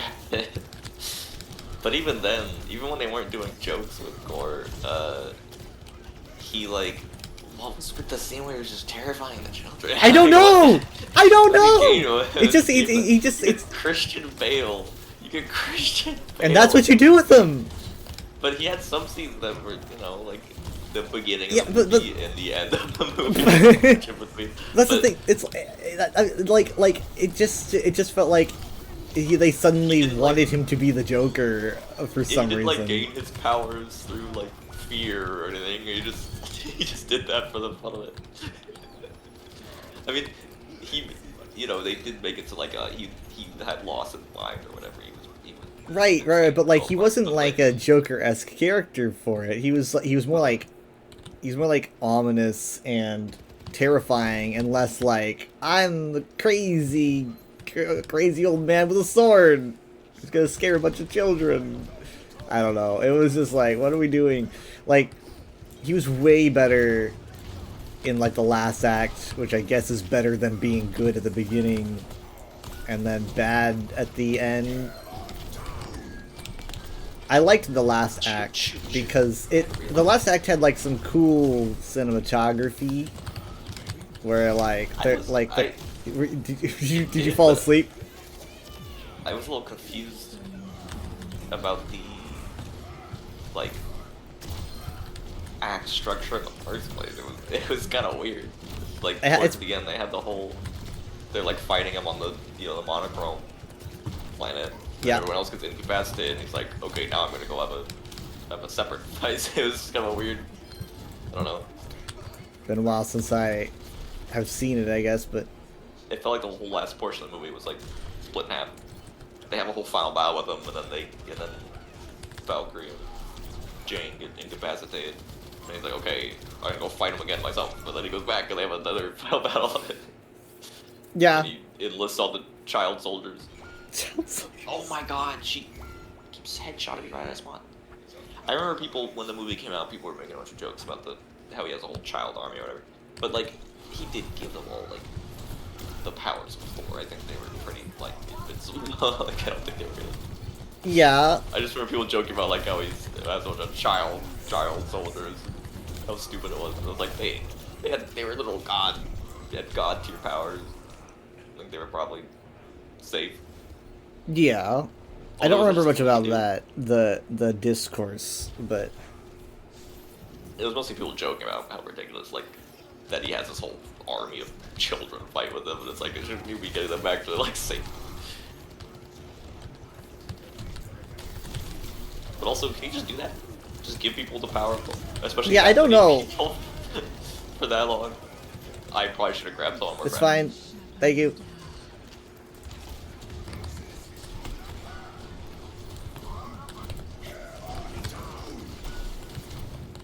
Oh my god. Are you kidding me? Like, so I can swap. This was within range of Iari and her pylon. I got pushed around into the pylon.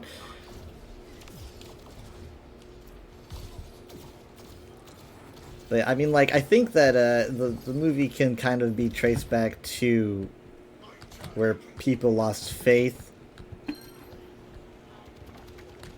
People had their doubts about post-Endgame Marvel, but I think, like, it was okay. Like, it was living in the form of Shang-Chi and, like, Spider-Man was good. I mean, like, you had like, you know, No Way Home, which was a huge deal, and Thunderbolts is more recent, but I've heard good things about it. yeah, I did hear good things about Thunderbolts. It's just what I'm worried about. And Fantastic Four.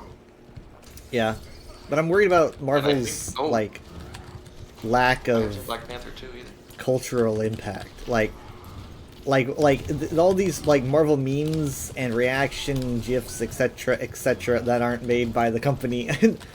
They're like Endgame is kind of where it. Well, Endgame, I would say, No Way Home is like the last Marvel movie I saw that started doing like, it's like, oh, everyone remembers that meme from this movie. It's like, where's the cultural impact? It's just kind of really slowed down, and I don't like admitting that, because it's not something that I'm just gonna like. I'm gonna go all like YouTube critic and start laughing. They're failing. I don't know. A lot of people would pin it on woke. You know, they're always, you go woke, go broke. When in reality, it's just the fact that you killed Iron Man. That's kind of that's just kind of where it's like you basically. Oh. Endgame was literally the end, or at least it was supposed to be for these like characters, and it was clearly the end of this huge saga. How did we do that? Endgame was like clearly the finale. Like, you know, it was like this whole series should have ended on Endgame kind of a thing. And then it tries to continue, and I think they were very sloppy about how they tried to keep it going. I think maybe they should have strategized a bit better.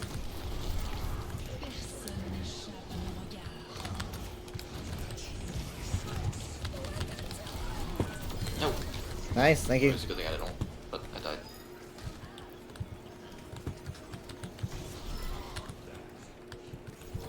Nice. Good job. How the heck? This is what this soldier's got 16. I see him all over the place. Tyga's probably upset that his the screaming ghost didn't get the GIF treatment. People weren't memeing that a whole bunch. People weren't me. I mean, can you imagine? He'd be like, "This is hilarious. This is going to be so funny." I'll have to verify, but I'm 99% sure I read an interview or watching a video.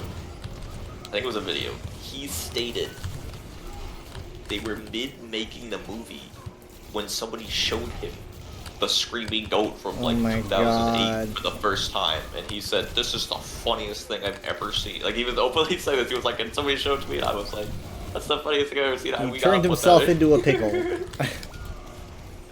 It's like, did you miss it? Like, That's 15 years ago? oh my god. I again, I don't get this guy's humor. I mean, like, a lot of his humor is just let the actors do a thing and hope it's funny. Like, and that's just so risky when you're dealing with, like, they're not Shakespearean characters, but when you're dealing with characters everyone loves and then you suddenly have the actors just play them, it's like the actors really better understand the character or you're gonna have some weird out of character moments. Like it's like I've kind of like lost touch with Thor since Ragnarok. He doesn't seem like an original character anymore. He just kind of seems like a guy with a lot of powerful powers. I'm kind of hoping that they're gonna go back on that and bring him back to, like, maybe have him being a father, bring him back to his more adult Shakespearean roots. I don't know. But, like, you see Marvel comics and how Thor acts, and it's like he actually stood out, and now he's just kind of like a guy.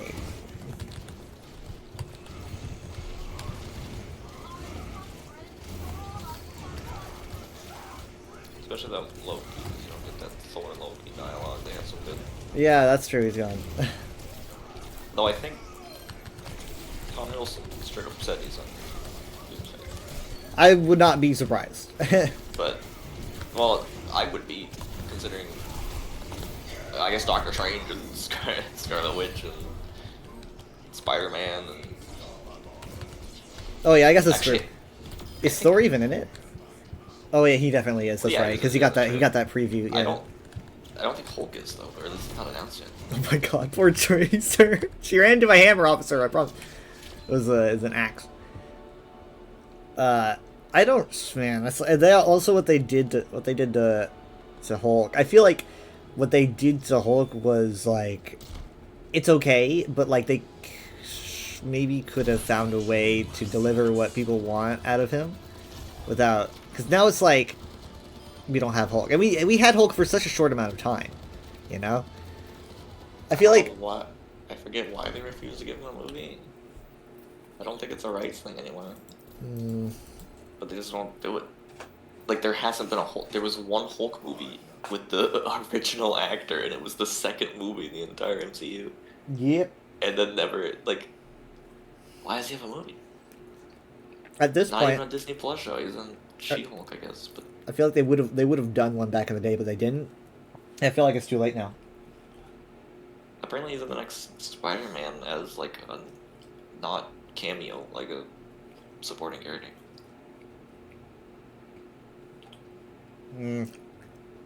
I wish that they would, like, also kind of tone down all these, like, crossover. Like, it used to be that people had their own movies, and now it's just kind of like little tiny mini Infinity Wars. Like, I kind of like it for characters that don't have as much screen time. Like, I liked when there was only one Doctor Strange. It's like, I want more where can I see more Doctor Strange? Right. Also, it's just the nature of comics are non-stop doing that because they're always trying to advertise the other comics. It's like, oh, do you see how cool Wolverine was in this Fantastic Four comic? Well, do you want to see more Wolverine? Go buy the Wolverine comic. I guess it's comic accurate. I mean, at least don't do it for people's debut. That I guess that's a good rule. Like Shang-Chi didn't. Well, Shang-Chi had,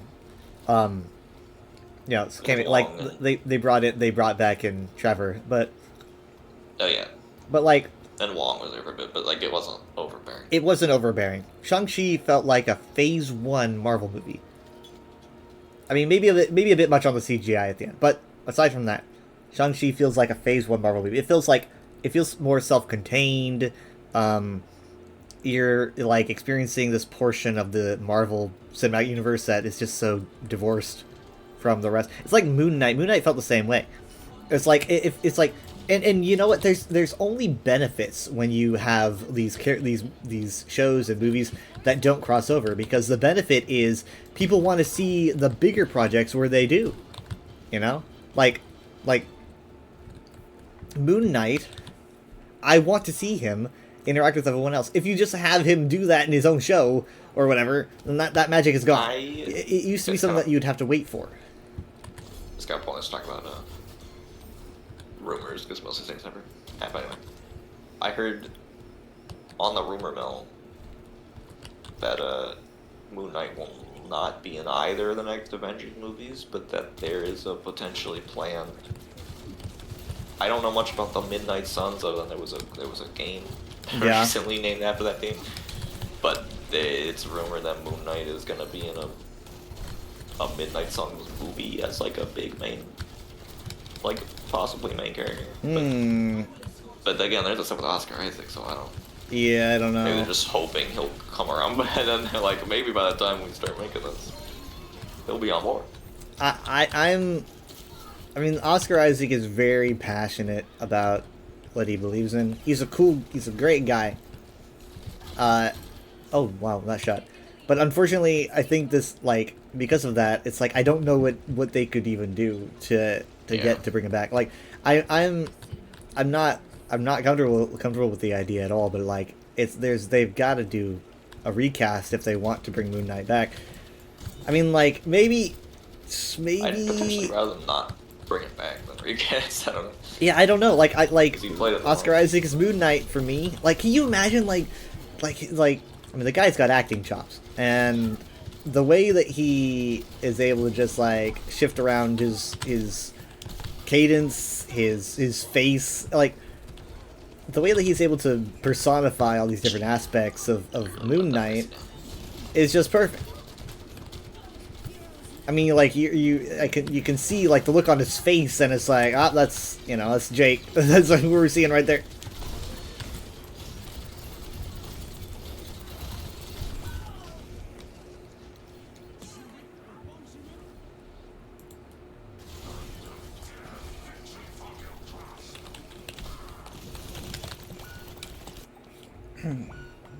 Oh, shoot. Ella Mercy's more than just disappointed at me. She's probably upset.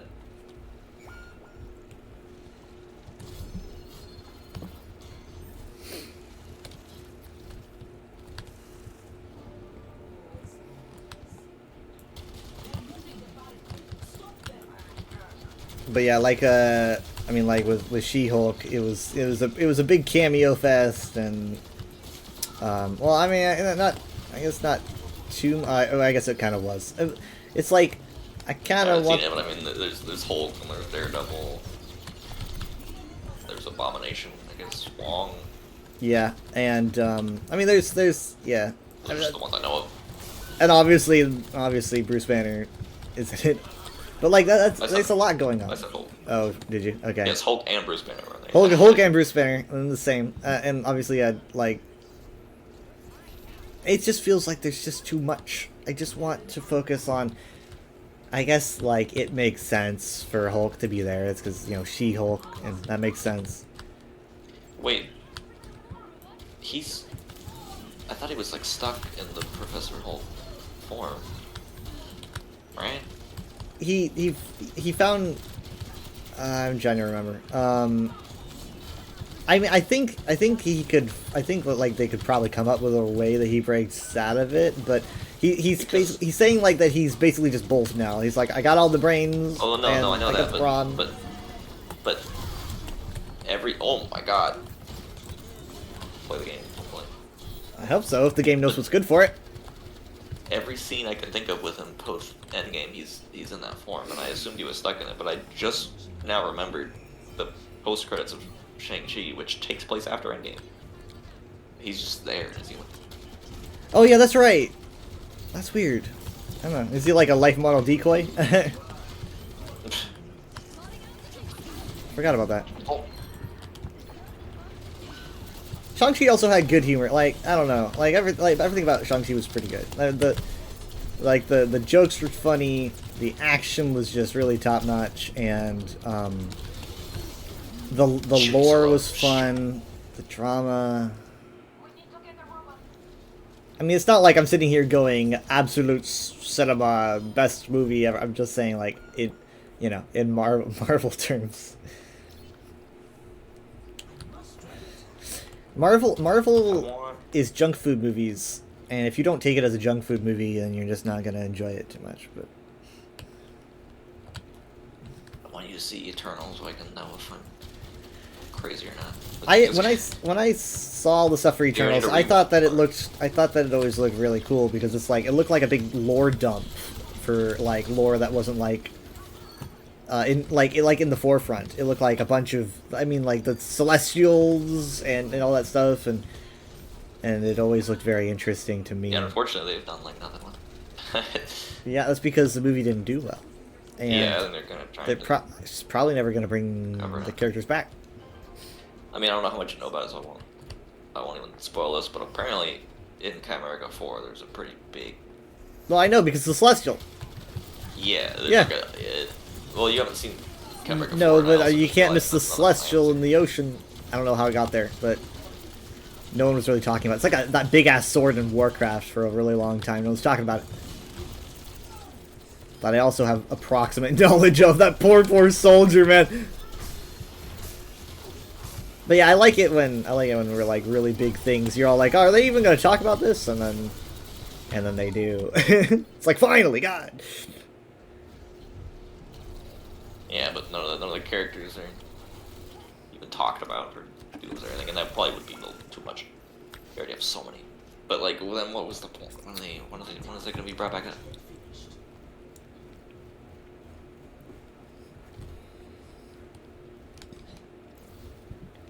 There's a lot going on in that movie, but It definitely is. Is it like is it more serious than like your average Marvel? Like, can you like? I'm not talking about like no jokes, but I mean that's because that's what I want. When the vibes I get from, I'm just gonna like. It had some humor, which I liked in the trailer. I thought was genuinely funny, and then but like the vibe I got from it, I was like, this is gonna be like a big lore dump about like a huge part of Marvel that's not a bunch of like memes and cultural references. I wanted something rich. the best joke in the movie is probably the one in the trailer. The trailer with the table. It's like, your why is this four? This table's probably made of adamantium. From IKEA. Man. From IKEA. I mean, that's a cultural reference, but it was funny. It was. It's always funny though when it's the way of saying it's furniture. I just bought this with yeah. And the effects look pretty good. I like the costumes. But if you guys did watch that in a group, I might even watch it a second time. It's a long movie though, right? Yeah, I think it is the longest Marvel movie that is Avengers. But you got more characters than some Avengers movies. Ooh.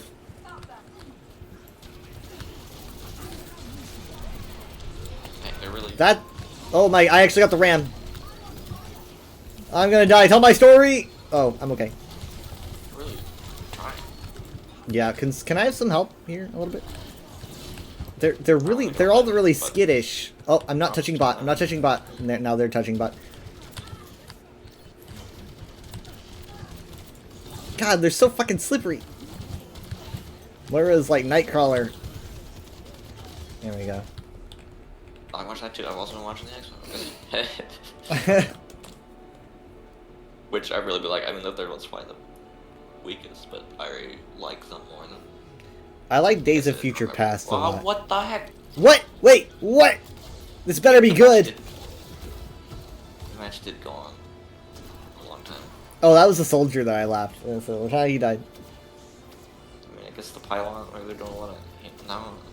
No, I don't know. They're doing some passive healing, which the system picked up on. This person was counting how many times they killed someone else. I'm not even keeping up with their conversation. I just saw you were trash. I killed you 5 times, and then someone saying, "Endorse me, please." Blazing voice. What can you do with trash players? It's like, what can you do with a drunken pirate? What can you do with trash Unfortunately- players? Fortunately, I will not be endorsing KSB4 because I endorse the healers. Even though I don't think I've ever seen someone straight up ask to be endorsed. Now I feel like I've I seen should it. endorse them. It's like, why? It's like, come on, it doesn't even matter that much. I remember when endorsements were coming out, and I was like super critical, thinking that it was going to change how people interacted in the game. It's like, no one cares. I saw I saw a video yesterday that was just it's like these guys hanging out in their room, like a guy on a laptop, and then suddenly this guy in a sailor outfit just stumbles into the room with like a bottle of booze, and he's crashing into everything. And they're like, "Whoa, who's this guy? Oh shit, it's a drunken sailor! What do you do? What do we do with What are we gonna do with this guy? And so the guy's like, the guy Googles, "What do you do with a drunken sailor?" And then they start like following the lyrics of the song. It's like, what do you do with a drunken sailor? What do you do? So I thought I had 4 movies left, but I just remembered. Mid-conversation, I remembered Black Panther. 2 other ones. I was like, I haven't seen Black Panther 2, and I haven't seen Captain America 4. Keep making these. So I got 6 movies left, not counting the X-Men one.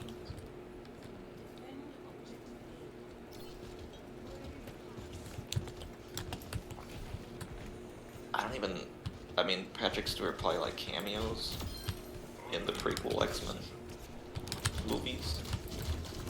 But obviously it's mostly, shoot, what's his name?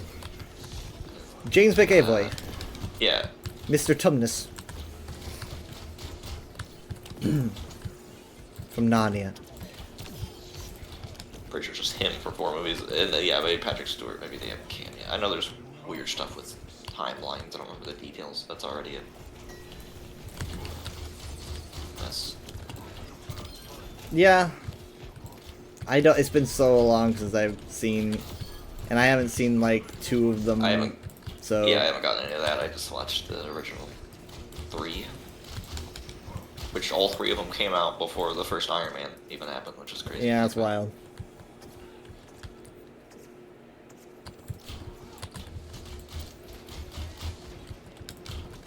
I don't know why I they know- like. What? I was gonna say, I know Hugh Jackman's like good friends with Ryan Reynolds, and that's why he came back. But I find it hard to believe he wouldn't be in Doomsday when they got like 6 other X-Men in there. Yeah, if he already came back, then But he may have already, just because he's such good friends with Ryan Reynolds. It sounds like he kind of just convinced him, like, hey, you want to come back one more time? right. But When you have that many other X-Men in this movie, I don't know. I just think that there is one thing in the world more convincing than Ryan Reynolds, and it is money. Maybe it gets to a point where you probably have like, I don't know, you got he's probably got enough money. Yeah, but I that's the kind of thing though. It's like it always seems like these people have enough money, but like a lot of times they just never turn down a gig. It's also good on your resume, you know. I mean, there's really no downside. If you want to do it, it's like there's no downside because it's like, you know, the fans want to see it, and I mean, think about think about how much money Harrison Ford has, and he came back for the Rise of Skywalker. Like, it's wild how much money can talk, I guess. Well, as much as he talked about, like, you know, as much as all the memes and all that, I remember an interview him talking fairly deeply about coming back for Rise of Skywalker. Like, he was at least talking about the character and how it was a good character one. Like, he understood his scene. Like, whereas other times it seems like, you know, people are asking him questions on Star Wars. It's like, I don't know. Maybe I just go maybe with some it. of it's been Well, acting. But with that scene, I don't know. He was like, yeah, it was an impact. He was talking about it in detail. That one might not have just been for the money. I don't know.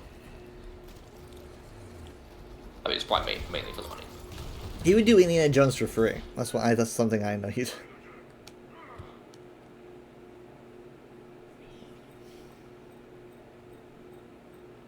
It's huge. Oh, that is huge. Ah, but Ash don't say like I didn't realize that Nightcrawler was only in one movie. Ever. I did not realize that either. And he's come back in Doomsday. He was only in X-Men 2, and then he was in nothing else. Really? Well, maybe he's... I don't think he's in the prequel movies, because they never... I recall something about a Venom, all I young know is- Nightcrawler. All I know is that actor. I guess. Oh, And yeah, it's never... 'cause, yeah. I guess maybe Nightcrawler himself. But... Yeah, I don't know the thing with timelines, because they never met him in the original trilogy. Maybe it's some separate timeline. I thought they were just prequels. I don't know. You know, Beast. Yeah, he was in... Let's see, is He's also coming back. Nicholas Hoult plays him like young Beast, right? Or is that modern Beast? I'm trying to remember. I don't know the... that's Oh, not... fuck. He doesn't play the older Beast. so I guess, know who- yeah, I don't know who who's plays the older younger Beast. His name is... I was just about to say it. I don't remember. He's going back though. Because every time I see Nicholas Hoult, this is, oh my god, I'm gonna regret saying this. Hold on, give me a second. Kelsey also, Grammer. he's- Kelsey Grammer plays Oh, okay. older Beast. Every time, see, when he has his glasses, because he wears glasses as Beast, right? So, I don't know. Maybe he doesn't. I'm trying to remember because I spent so little time on this portion of YouTube. But for some reason, when I see him that way, I think of iDubbbz. What? I see. I'm just like, hey, it's iDubbbz. I can't touch. I don't know why. Let me see. Nicholas Holt's like Beast. When he's not in the Beast form? Yeah. When he's, Well, he when just- he's in the Beast form. He looks like a... He looked like a... Scott the Woz, like some YouTuber. He looks like he would start talking about some... Oh my god, it's got the Woz. He looks like he's gonna start talking about some, like, retro game. YouTube video. Well, hey, I was right on the YouTuber money.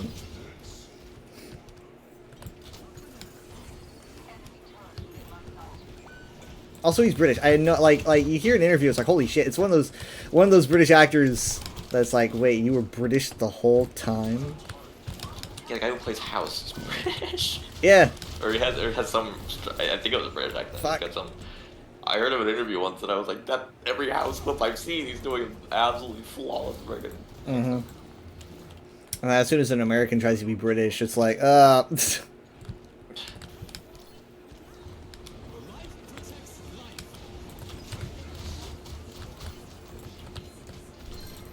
Like, people give Dick Van Dyke shit for it, but it's hard to do. It's hard to be British if you're American. Can I just, like... British in general. It's hard to be British in general? I thought that we were, I thought that, because the payload was getting near, I literally thought that we were in OT, because I heard the music, and I'm like, oh, you know what, I'm turning music off. I never have music on, so it confused me. No music on? I had music on so I could hear if they had, like, a Talon theme, and they did. And I was like, oh, it's cool, it's like, it's got like an evil sounding ambience, and I never have music on. And so I heard the music, I'm just like, oh shit, that's the, we are coming up on the like OT. Oh my god. Yeah, I was watching. None of his team was there, he was just angry. I mean, I can't judge considering what I just did. Well, you thought the match was over. Yeah, I know, but no one knows that. No one knows that, except for you and me. Everyone's just like, what the fuck is with this Hanzo? Assume it, maybe.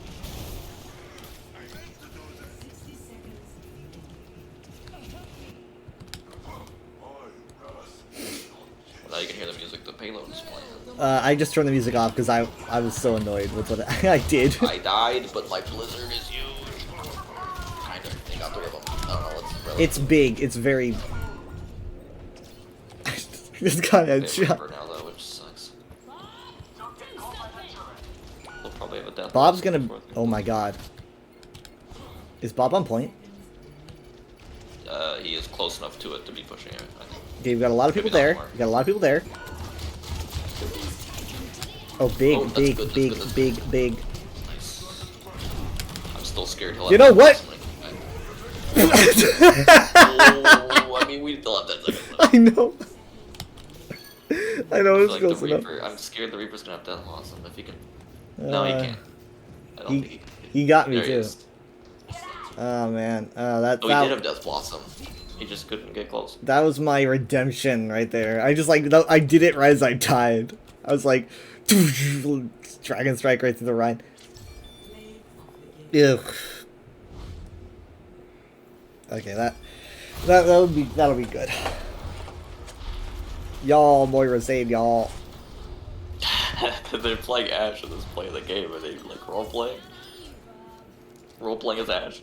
Roleplay. Y'all, Moira saved y'all. Last week I was doing the UESP stream. I was doing I think I mentioned this. Yeah, I was doing a dungeon, and we had a this Khajiit Yeah, you did. was that. 100% role playing with the entire thing. Oh, we lost. I was like, I respect that.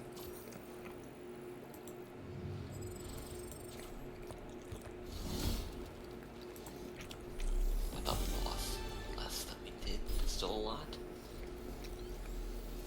I completed the battle pass. I actually did that a while ago. I just didn't open it until now. I think. What? Okay. Freya skin is very good. I'm glad to finally have a good Freya skin. I mean, like a better one. Ooh.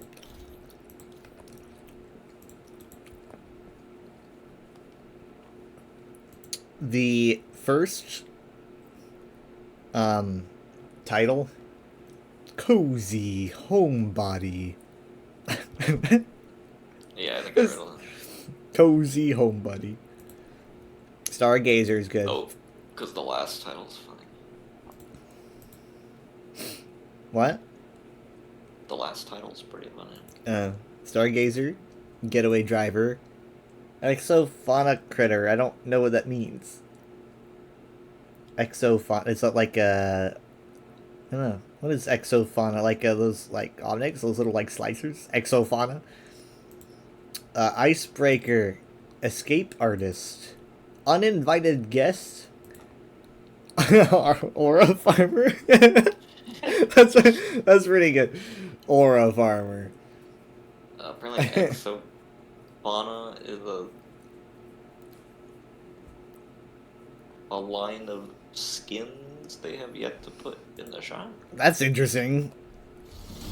Like it's not even out yet. They're like robot animals. I mean, that makes sense. That's kind of how It's kind of how they sounded.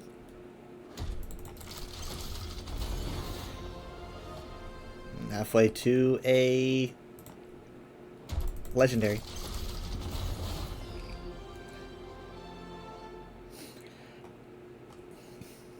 I don't know why I misread Sanguine Curse as Sausage Curse. Sausage. I got an epic Winged Black Cat weapon charm.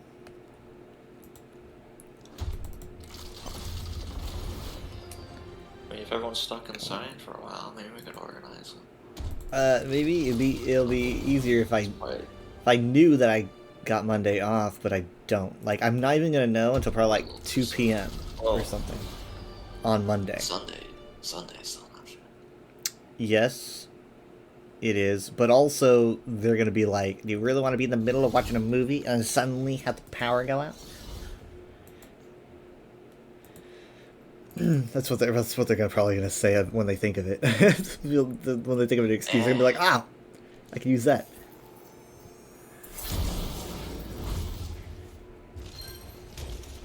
Again, they always, they would like watch the movies in their room on their big TV, but like, if they don't want to watch, we could just watch them downstairs. I shouldn't have done this. Maybe again, they're gonna bring up Fallout. Like, Then I don't know. That's your fault. I don't watch Fallout. Leave me alone.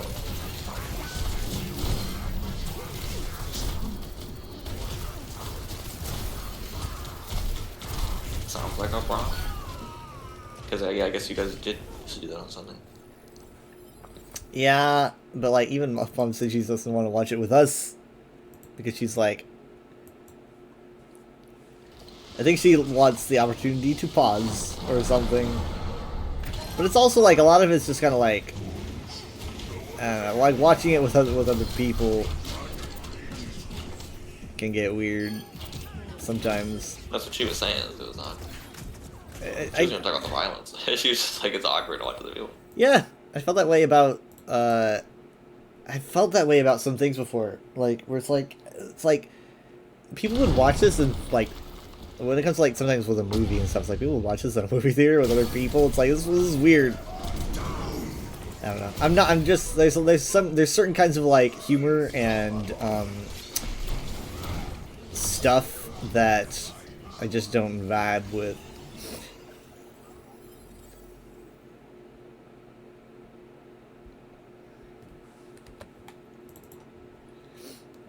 I hope they don't. Well, Fallout, like ever since Bethesda bought it, is a lot more like I think humorous and stuff. I feel like the Elder Scrolls would not carry that. You know, there's my triple kill, and there's my wave, and there's my spray, and there we killed the ram. Still not played the freaking game. Yeah, like Elder Scrolls wouldn't have that comedy to it. Like Elder Scrolls, you can't have retro, you know, it's like Fallout has so much going for it when it comes to a series, like the retro music, the guns, people love guns, like the level of humor, because Fallout has this really like dark, sadistic kind of humor to it, that works better in presentation, because Fallout beats Elder Scrolls in presentation, and that's like a big thing when you're making a show. Elder Scrolls is like the best parts of it, I think, are for the people who want to see it, and at first glance, people would mistake it for something like Rings of Power or whatever, because they'd just be like, it's a medieval fantasy show. It doesn't have that level of presentation that Fallout has, and part of that presentation is that weird kind of violence and also kind of strange humor sometimes. So that's it's just part of its identity, but it can be kind of awkward, and it's also just like the violence is sometimes just completely over the top. It's like, here's an incredibly hard to watch violent scenario that we set up just for you, enjoy. It's like, okay, I was like, maybe if you did this once in a while, it would be shocking, but over time, it's just kind of like, oh, would you look at that? They just had to saw their own hand off. Okay, well, it's not really all that different from a few episodes ago when the guy had to saw his foot off. You know, it's like, Mix it up a little. well, he just mix it up a little bit. It's like, This time he's gonna chop his hand off. it's just, I don't know.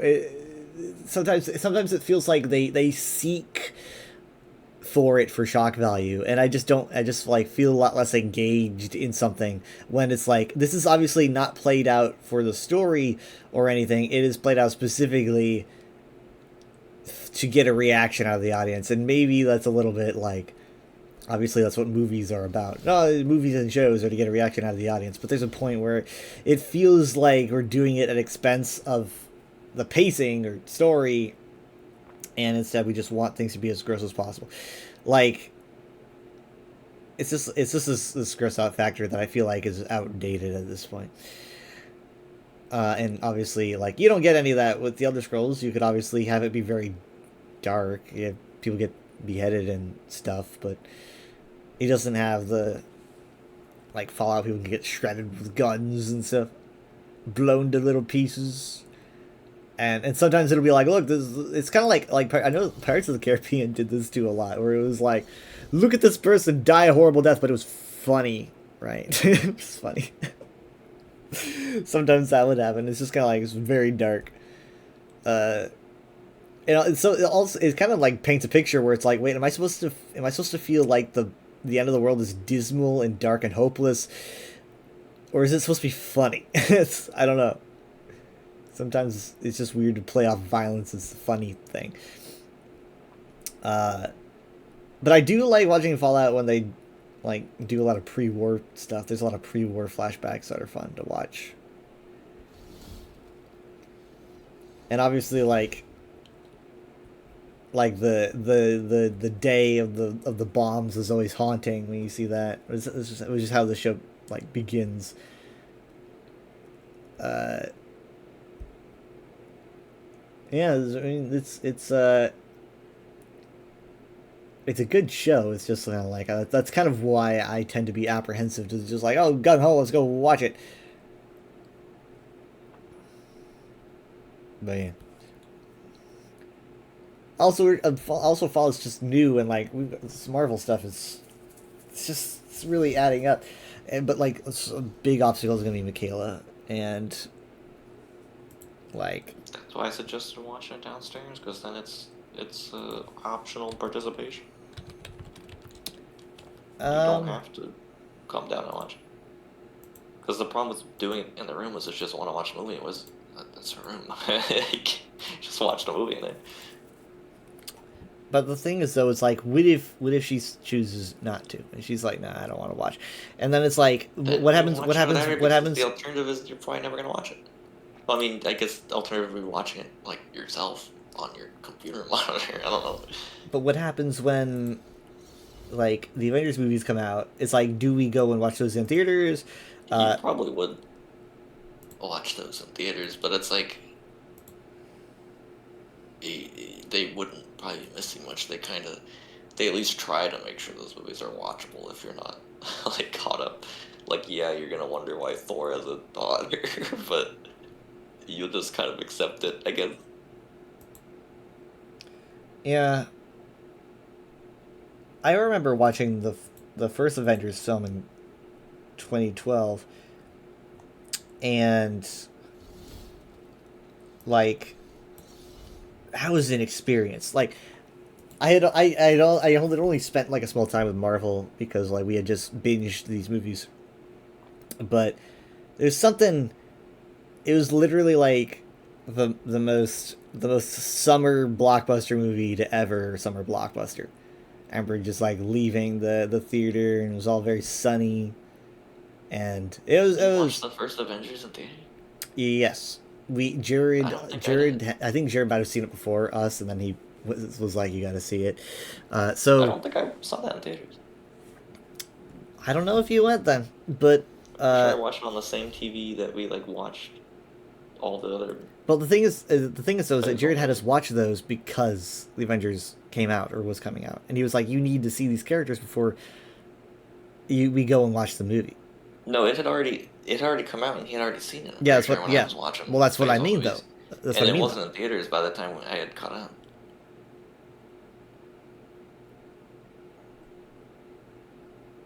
Well, then maybe you didn't. I remember watching it on like the same TV. I'm pretty sure. Maybe you didn't get. Because I recall him seeing it and then going, because he saw it in theaters, he was like, "You guys have to catch up." And then once we were caught up, we went to go see it.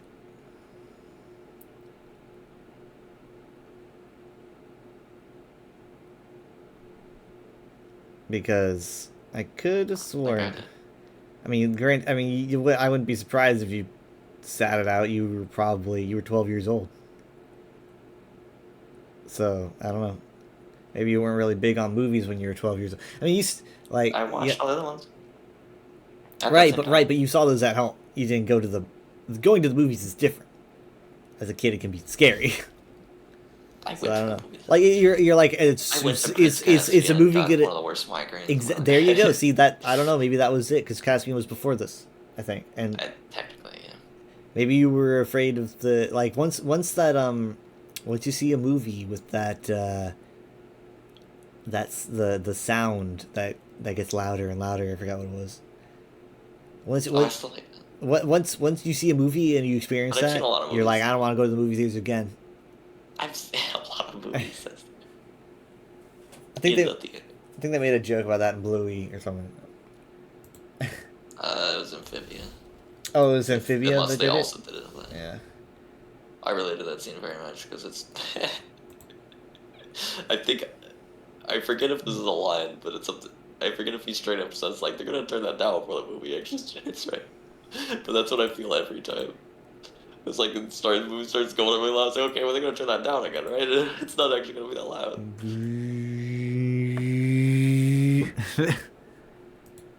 I mean, like, what's the name of the?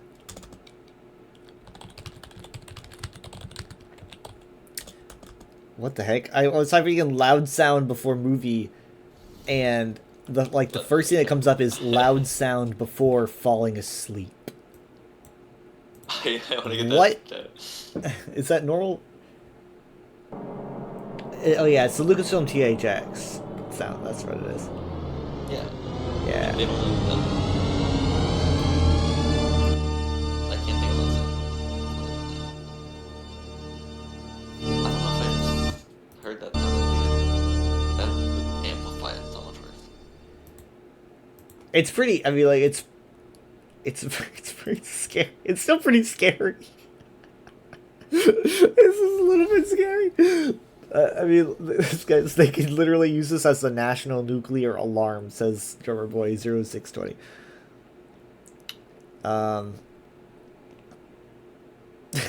Gotta be quiet so my parents don't find out I'm sneaking out that one loud ass floorboard.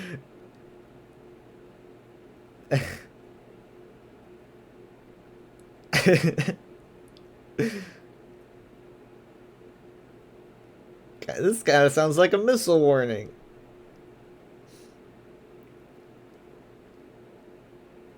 The audience is now deaf.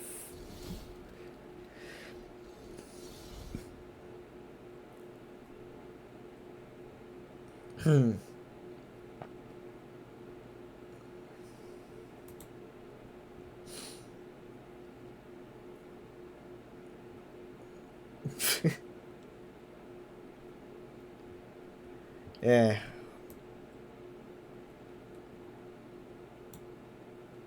Okay, well, I don't know. Ask him. I always feel uncomfortable with core memories that don't exist, but you can ask him about what happened back then. Because I remember watching like a lot of Marvel movies on the little TV in preparation for the big TV. Maybe I'm thinking of Ultron, but I swear to God it was the I first. do remember watching Ultron, dude. I swear to God it was the first one. I mean, I don't know what you did, but I'm pretty sure when I was watching them, it was too late already. Like, it was already not in theaters anymore. You think they would have kept that in theaters for like a really long time?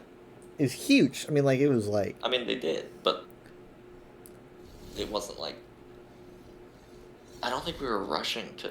I think we were watching all those to watch it. It may have even been... I think he had the... He may have already had the Phase 1, like, collection at that point. Don't. Which would have included Avengers. Otherwise, where did we get all those movies? The library, maybe? I borrowed them from friends, maybe? It sounds familiar. Because I thought he had Steven the or whole something? Phase 1 collection. With, like, he had, like, the Tesseract, and he had all the DVDs of every Phase 1 movie. I feel like that was later. I don't know. I feel like they released that, like... Yeah, later, I don't know.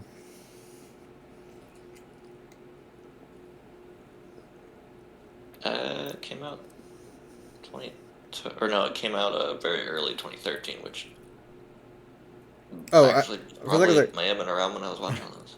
For a second there, I thought you meant, like, Avengers. No, Avengers was, I don't remember, sometime in 2012, I don't remember the month. But I think he had this, and that's where I watched him.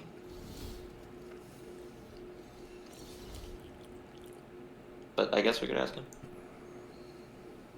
It's a scary thought, but yeah. I know he did own this. No, he does. Yeah, it's in his room. But, like, I don't know. Because, you know, they definitely had those on DVD before, like, that collection. We weren't watching it on streaming, of course, because that wasn't really a thing. That was not a Yeah, thing. it was a very old TV too. Yeah. It's a tiny little TV. I'm literally looking at the spot in the room. It was so I wasn't small. watching it. You think I would remember seeing these, like the post-credit scene, the shawarma, it doesn't, I just recall it being, like, a big thing. I Seeing personally these, almost positive I did not see that in theaters. I don't know what you did. I wouldn't be surprised if you just said it out, though. Like, I mean, would it really be that surprising? Because like, Kind of. I mean, you don't even go to movies much now. I mean, did you back then? Nowadays, I watched, I want to say, probably like 15 Marvel movies in theaters, and Star Wars 7, 8, 9, and Rogue One. I remember watching Ultron theaters, Ant-Man 2.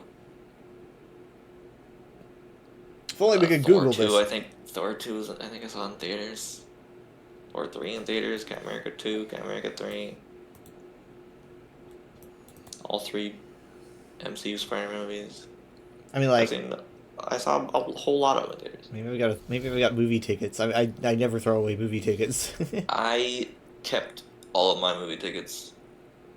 I don't know when I started doing that because my earliest MCU movie ticket is Ultron.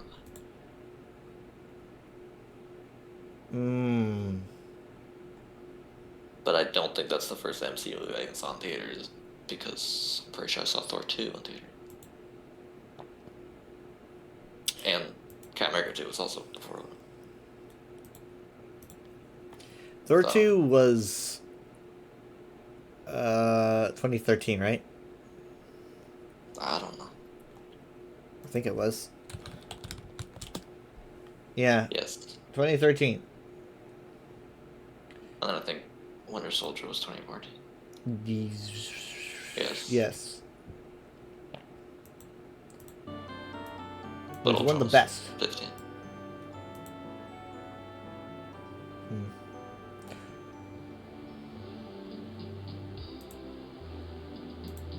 I don't like being confused by my timeline. It frustrates me. Well, it was a long time ago.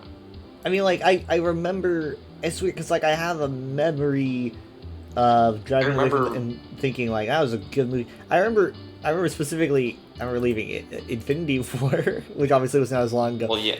But then, like, Oh. it was a lightning storm outside. I hate how long ago that was. God, it was freaking, like, it was 8 years ago. I thought the lightning storm. I don't want to make you more confused on your timeline. I thought the lightning storm was after Rise of Skywalker because you're making jokes about Palpatine. It could have been another Maybe lightning it storm, happened and twice. it Maybe could have been another maybe it lightning storm. happened. But also, I'm not sure if it was Infinity War or if it was Endgame, because it might have been Endgame. But yeah,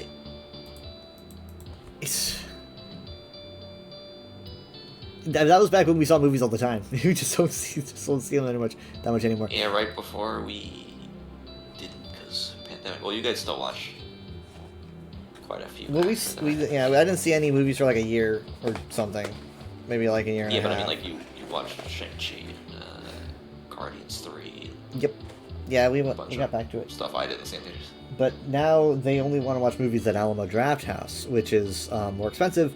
Doesn't really bother me much because I don't go and watch movies all the time. But like, I would go watch Avengers in theaters, but that's 11 months from now. I just worry that they will deem it too much and just give up. If they don't want to watch Avengers in theaters, I'll do it myself. It's so funny though. Like if they try to like get on us about Marvel slop or something. It'll be like, if this was a Star Wars movie, you guys are gonna go see Mando. I don't know if I'll see Mando in theaters, actually. Because of the trailer.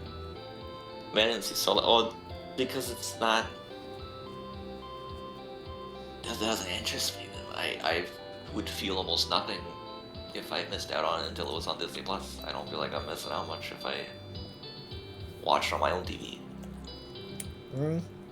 You say that.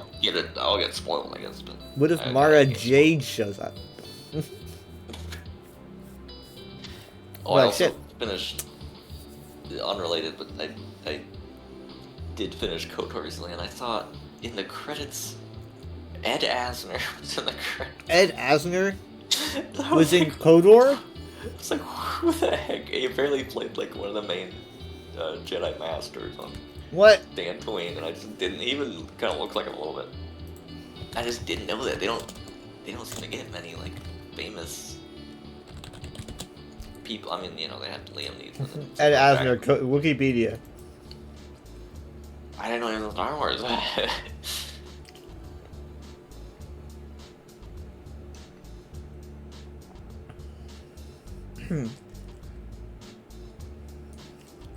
There's a Return of the Jedi radio production that he played Jabba the Hutt in, apparently? Yeah, I just read that. I didn't know anything. Oh. Vrook Lamar. Yeah, it does kind of look like him. That's wild. That's fun.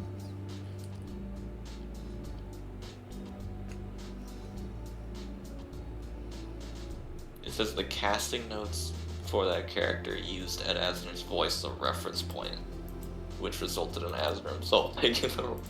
Yeah, I've seen that happen other times where it's just kind of like, these are references, and they're like, well, why don't we just try to get him? That's great.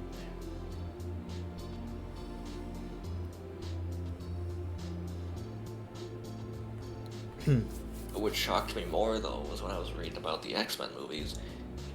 I didn't know David Hayter wrote those movies. Like, the the voice actor Solid Snake wrote X-Men. what? I had no idea. I thought he was just a voice actor. Oh my god, he is a It's screenwriter. literally like one of the first things on his Wikipedia page. He wrote the Superman film X-Men, What the heck? and he co-wrote X2. And I guess he didn't have anything to do with It's it. wild. Maybe that's why the third one was worse. Huh.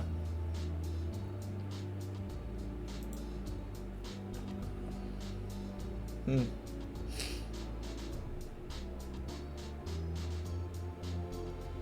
Interesting.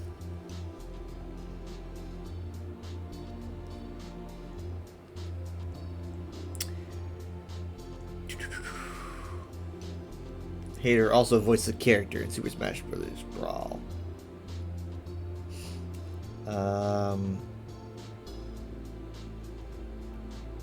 Let's see. Right, who did... It says, following the announcement of Metal Gear Solid 5 Phantom Pain, Hater announced that he was not asked to reprise the main character. So who did... Oh, Kiefer Sutherland did his voice in that. Yeah, there was some drama with that. I don't really know or remember the reason. Yeah, I don't know the Konami Kojima drama. Oh yeah, there's that too. But I mean, that's obviously like, I think that might have been part of, I don't know. Yeah, maybe it's it's- related because they just didn't ask him back. Like that wasn't of his own.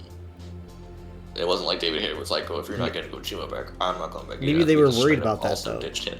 Maybe they were worried about a response like. Maybe. And they're like, he's like, he'll make a fuss and say no.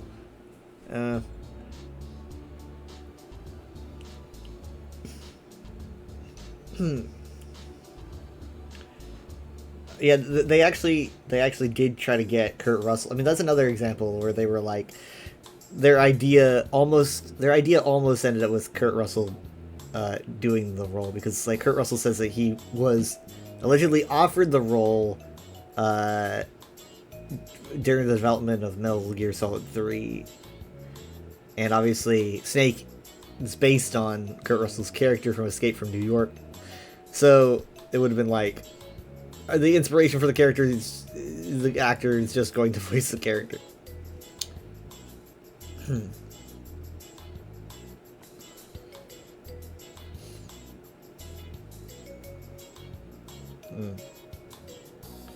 He reprised his role as Naked Snake in the 2025 remake Metal Gear Solid Delta Snake Eater, which includes newly recorded lines. Oh, I didn't know that.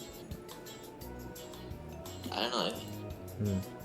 Thought they all just used old lines. So apparently he did do a Metal Gear Solid project recently.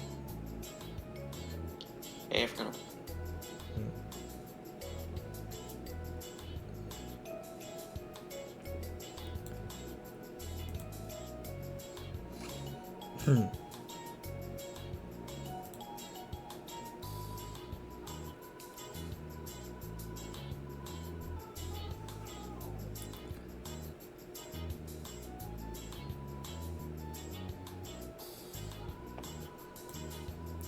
Now I'm really confused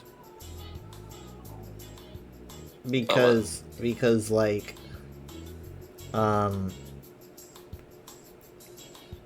apparently because Kojima still made 5, right? Like 5, like Phantom Pain was still Kojima's project, right?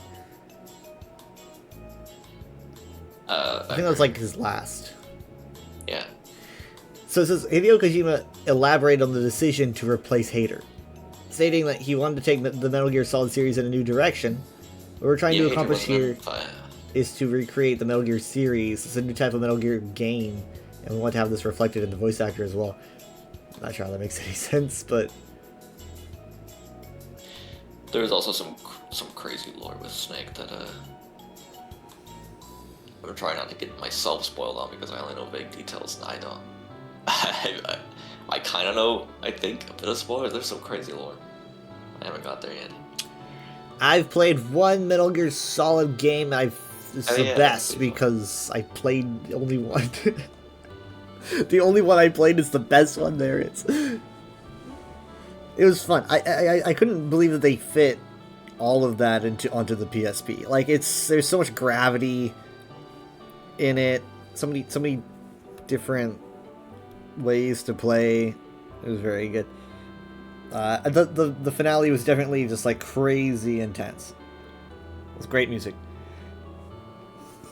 and very interesting cinematics, which were like a very fun interactive comic style.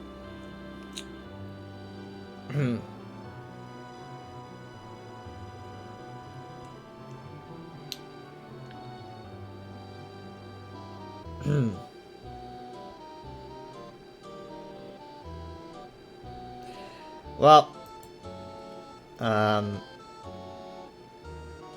see us probably not doing anything until 9. I don't know. It depends what we want to do, but because we're not doing VR on Sunday, it'll be Minecraft, so don't know if Mom will want to make an exception and do it today, but we will see. And we'll see what happens with the power. Like, having the power go out in the middle of VR would be horrifying. I don't really want to know what that would be like. You know, like in the corners of your vision, you see where all the light is, just everything dark, like everything freezes. It's a chilling thought. Yeah, imagine the screen would be. You just freeze. It's battery powered, so it'd probably be like frozen on a. Yep. I don't know what happened. Obviously, your VR headset would still work, but your connection to the PC. Yeah, but then you would take it off and it'd be like pitch black. yeah, it'd just be completely dark. So scary. I fell asleep. I fell asleep like for the first time in like forever. It was like on Tuesday or something, and I mean like in VR, obviously. And I was like, I woke up and my headset was dead because I had slept for like 3 hours. And I was just like, open my eyes in this darkness. I was like, oh shit, I fell asleep, and I forgot that I had set myself to like open instance, and I literally just like I was just resting on the bed, and I was just resting on my side, completely authentically looking, apparently Craze stopped by at some point and was like, oh, he's asleep. And then just left. It's a little bit like my trackers are way too new for me to feel really comfortable doing that often. But I mostly sleep on my side and on my back, so I don't really worry about damaging them. But yeah, it's fun to be able to like lay down. Actually, like lay down. I'm floating, but whatever. I bought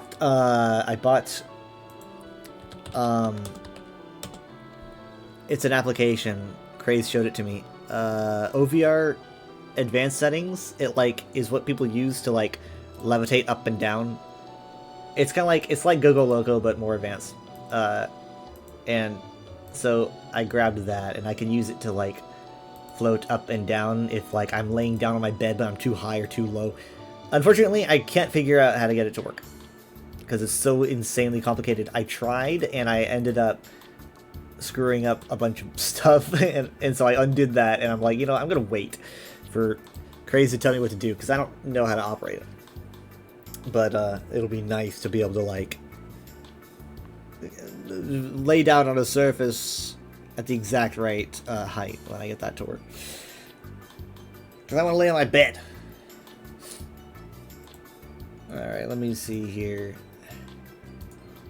I don't think I can raid games done quick. Like, I saw someone raid them, but like, I don't know.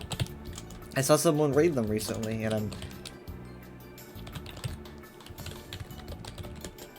No, I can't. I think they might have like a whitelist or something, and I ain't on it. Okay, I'll raid DoorUZ then. Alright. I'll see. I forgot to change my freaking game and my title. God damn it.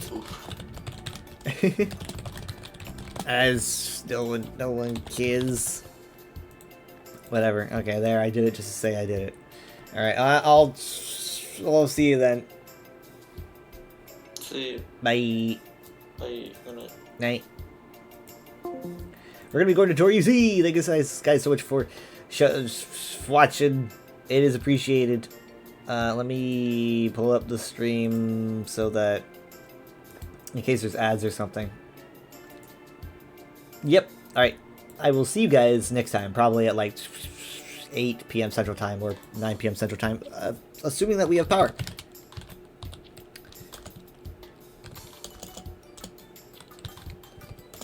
Alright. Bye.